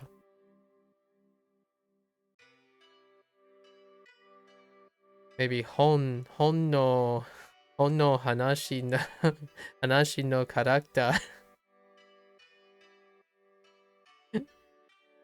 And I don't even know if you use aru or iru. You probably use iru because the character is animated per se. So many questions. I'm trying to say there are characters in the story in this book story, right? And I'm thinking you use imas regardless, iru, because they're animated characters, but they're technically figurative characters. So I don't even know how aru and iru works when it comes to talking about figurative stuff. I think it still tracks. You probably use iru. Ga imasu, something like that. Ga imasu. Yeah. Oh, you can say like hon ni. Maybe hon ni.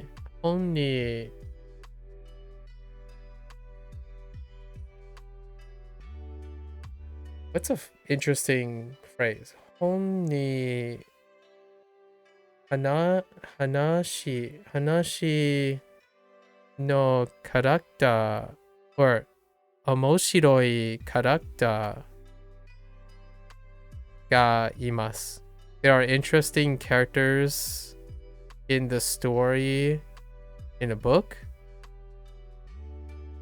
There are interesting story characters in the book. Homni, yeah, maybe, I don't know.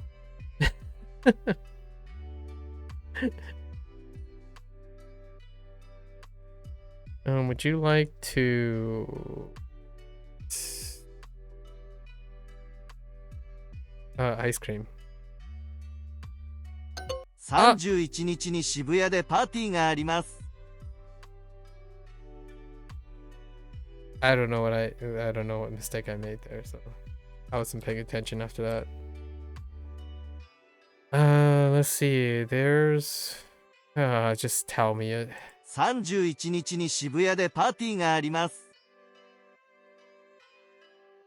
I'm tired of reading. We're not reading anymore.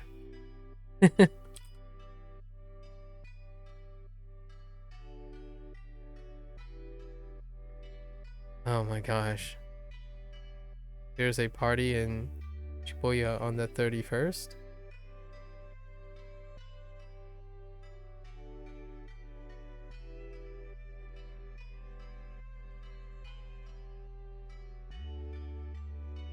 Wait, something's missing.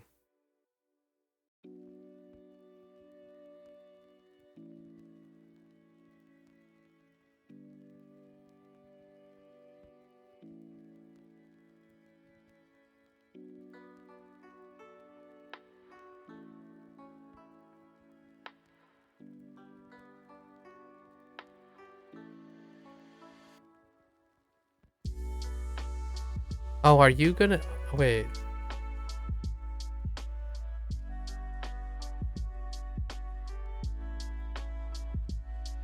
I've lost my mind. It's over. Let's see. There's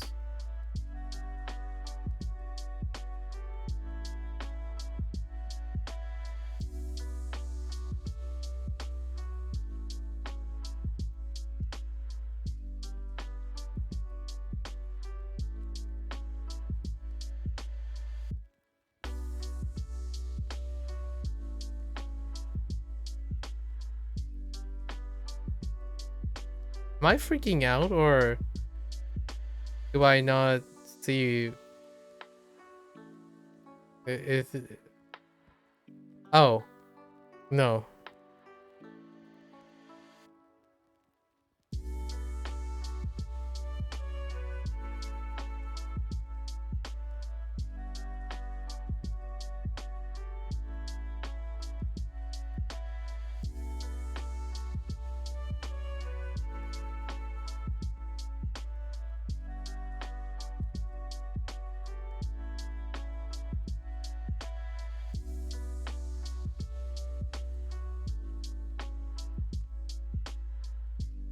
Maybe Day is the friends that we made.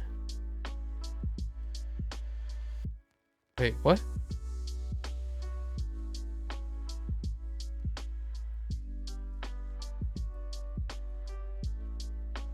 (31 日に渋谷でパーティーがあります. There's a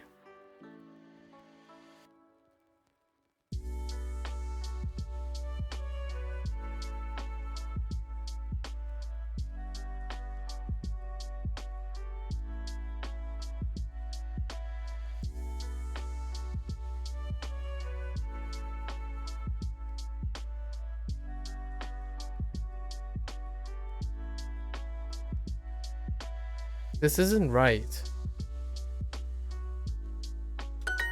Oh, this is right. カウントダウンのイベントに行きませんか? I've lost it. I don't. And let's not talk about it anymore. I've lost it. It's gone. We're tired. We gotta wrap it up today. Okay. At least I haven't had to type. You know, I just realized this whole exercise I didn't have to type anything. Like, what I mean is I didn't get to enter any of these words. Interestingly.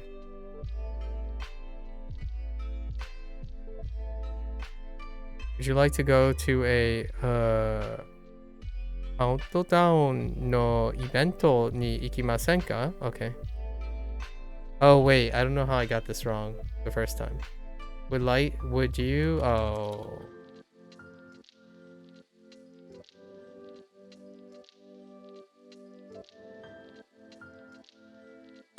Okay. アイスクリームを食べませんか? And how did I get this one wrong? I got this one wrong too. Would you?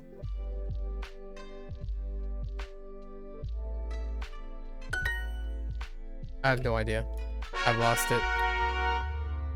I'm so crazy right now. We're gonna do one more. Talk about date plans. 綺麗なドレス。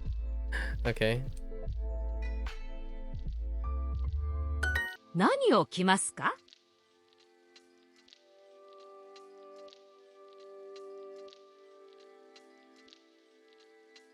誕生日の歌の後、ケーキを食べます。Okay.「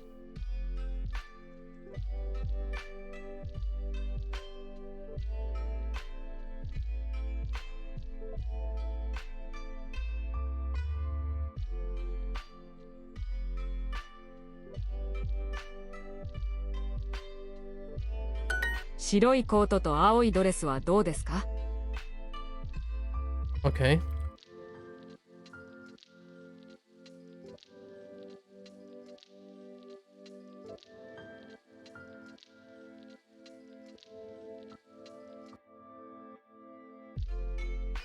美味しいステーキを食べます。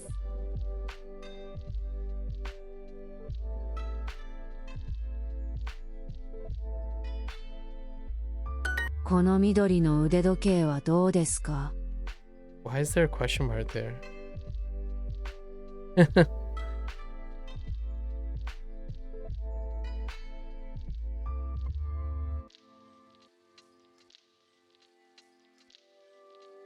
What is it? Udetoke?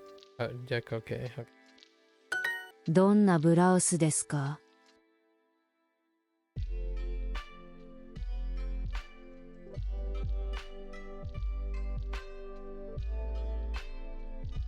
このおしゃれなスーツはどうですか?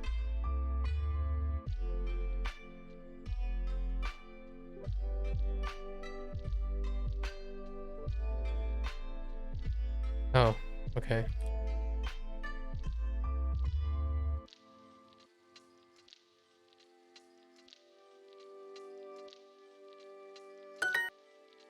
きな監督の映画を見ます。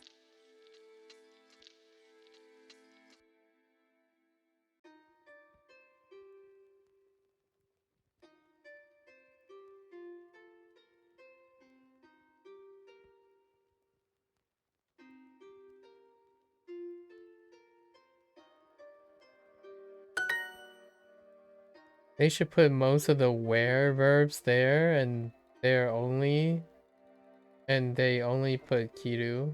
Yeah, yeah, yeah, yeah, 多分ワインを飲みます。 yeah.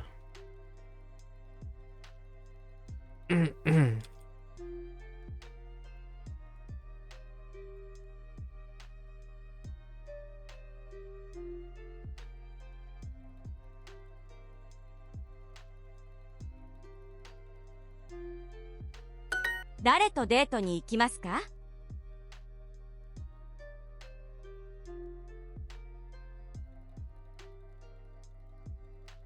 Hello?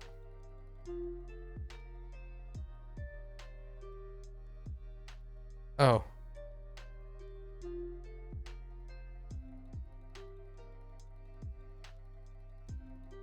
いい席を予約します。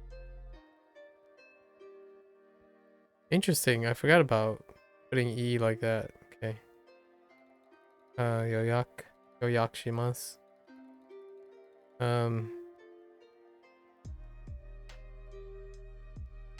Hello? 映画館の高いポップコーン。Popcorn. Popcorn. Okay, 映画館の高いポップコーン。Right, movie theater. Movie theaters. Expensive.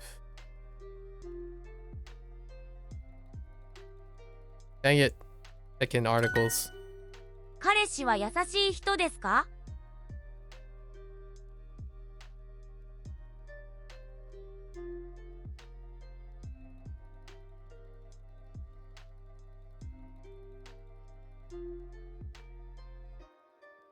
I guess your or mine work here, right?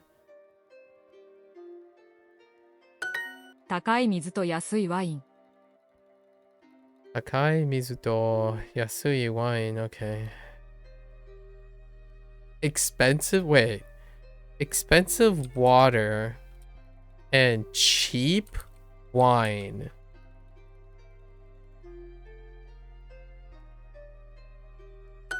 高いネックレスを買います。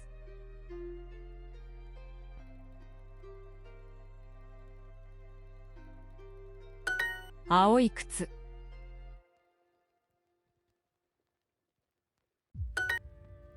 Oh, that wasn't too bad. You know what? I'm crazy like that. Let's do one more. We're getting really close to the present day. So we're getting close to the last 25 days, and that stuff is still locked pretty hard. Let's... エスカレーターは遠いですか？ Okay. 近くの出口でタクシーを呼びます。 So far, we haven't gotten a lot of things to type. Weirdly enough. What's going on?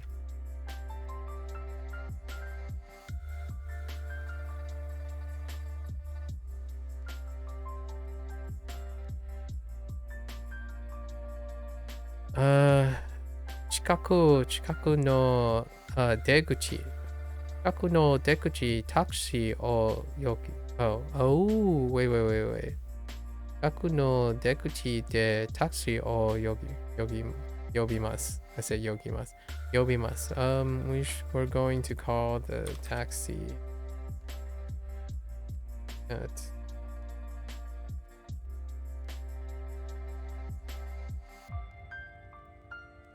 ここでゆっくりします。ゆっくりします。Okay.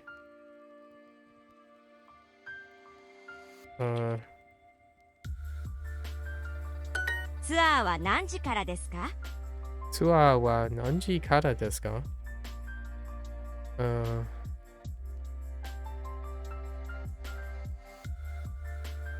切符売り場で払いますか？切符売り場で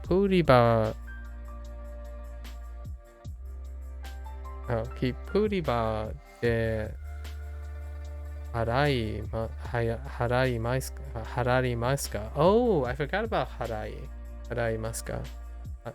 Araimasu ka? Do we pay? You know, I'm surprised pay didn't come up at the work issue one. But I don't think it's that same pay. I don't think it's the same pay.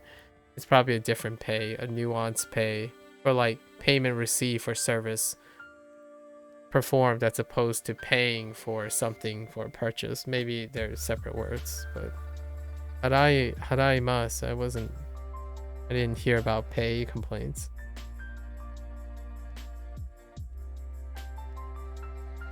そこでお菓子を食べませんか？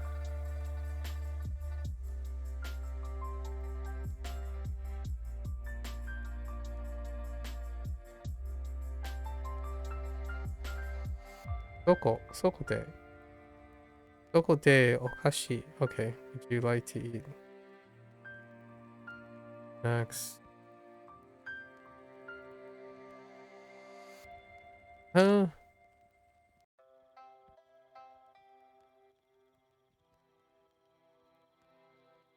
I forgot you. 少しゆっくりしましょうか。少しゆっくりしましょうか。3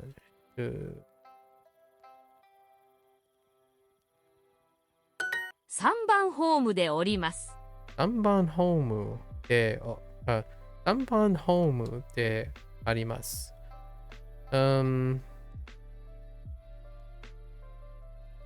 Oh, we can't even start with there. Oh, arimasu. Whoops. I mean, orimasu, not arimasu. Orimasu. Orimasu. Okay. We, oh.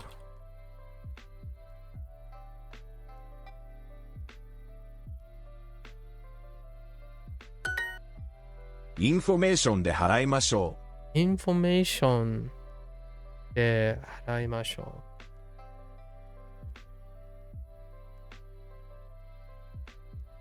渋谷駅で降りましょう。渋谷駅で降りましょう。Okay.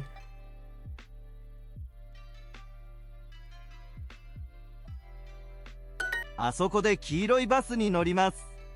Wait, are none of these later exercises have any keyboard entry? Like Japanese keyboard entry? It's weird. I haven't gotten a prompt yet. Maybe I need to click on a different thing. Asoko. Okay. あそこで黄色いバスに乗ります。Okay. Hello? We are? Where? Okay.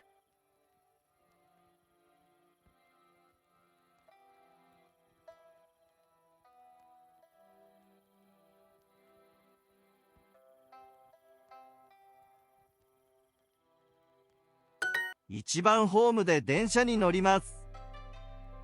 1番ホームで電車に乗ります。Oh, these are really comfortable. I've been outputting for so long in speech that after I don't speak for a day, it feels so like a whole weight is off my vocal cords. Holy heck. We're going.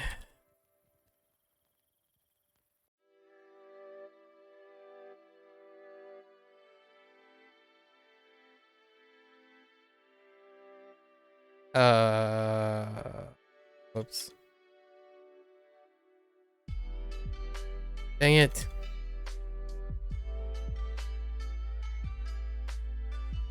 We're gonna get on A train. バスツアーはどこですか？ Okay. 北口でタクシーを呼びましょう。呼びましょう。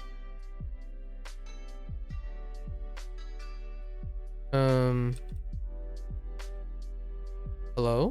Should? Okay.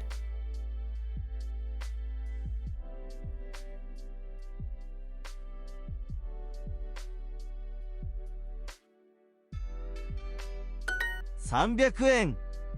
300円。Oh, okay. ここで次の電車に乗りましょう。Yeah, weird.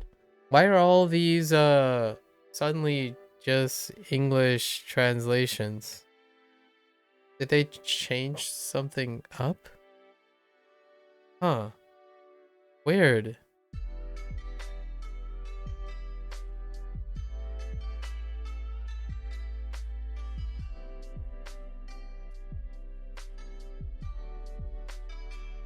どこで降りましょうか?」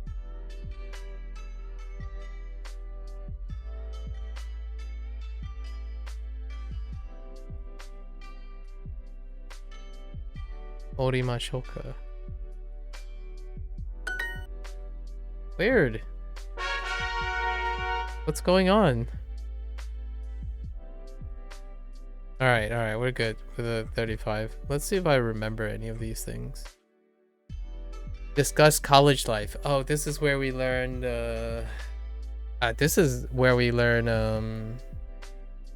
like kurasumeito,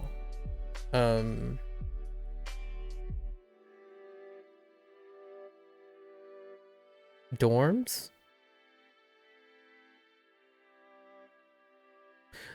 Wait, is this the one where it was Senko and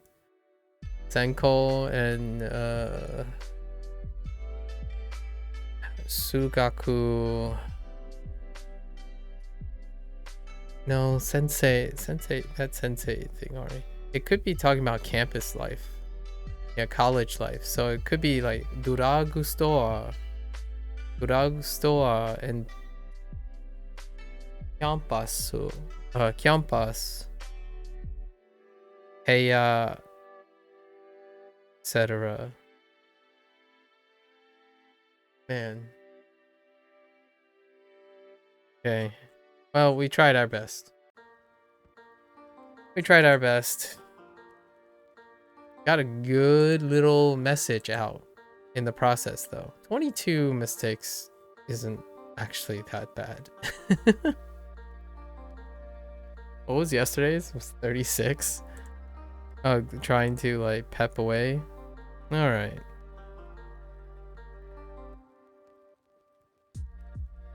Tomorrow is the big deal, though.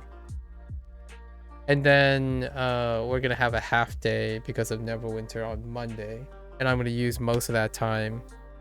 We'll do a little bit more review with that time, and then I'll prep everything for day 104. Okay. All right, folks, that's a wrap. We didn't quite get to the end. We weren't even close to like doing all of the things. Yeah, that stuff is incredibly... I need to be a lot faster with my keyboard. My keyboard entry is much too slow. Okay. All right, folks, there you have it. That's day 101. As always, remember to take care. I want to leave a message, right?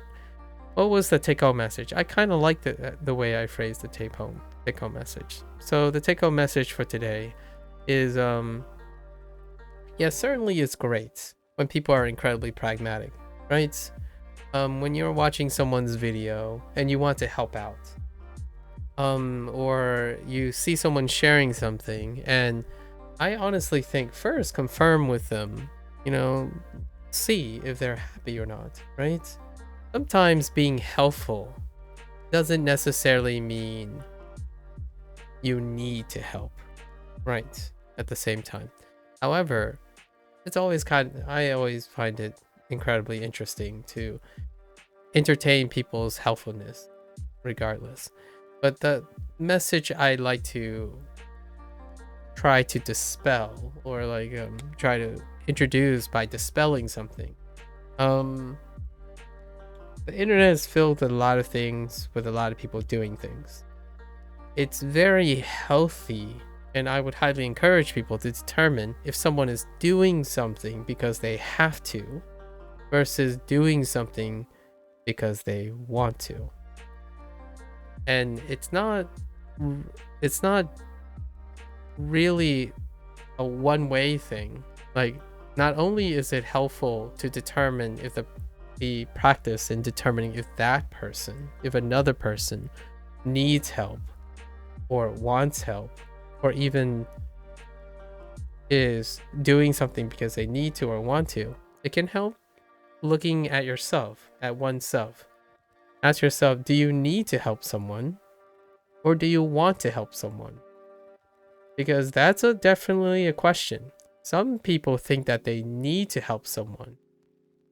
And that comes off at oftentimes when you feel like you need to help someone to validate your own value, that comes off as potentially toxic. Like what I mean is it can come off very strong or maybe even misunderstood.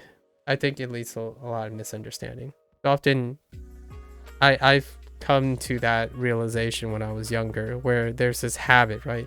Someone makes an error and you just can't resist saying, oh yeah, but I know better, I should volunteer it. Well, sometimes what we have to establish is, does that person need to do this, need to be successful, or they want to, right? Do they want help or need help? And then ask yourself, do you need to help someone or do you want to help someone? And then if you yourself is able to do something that you get your stuff that you need to be done, get the stuff that you need to complete, but also save time for engaging in things you want to do without turning those things into what you need to do.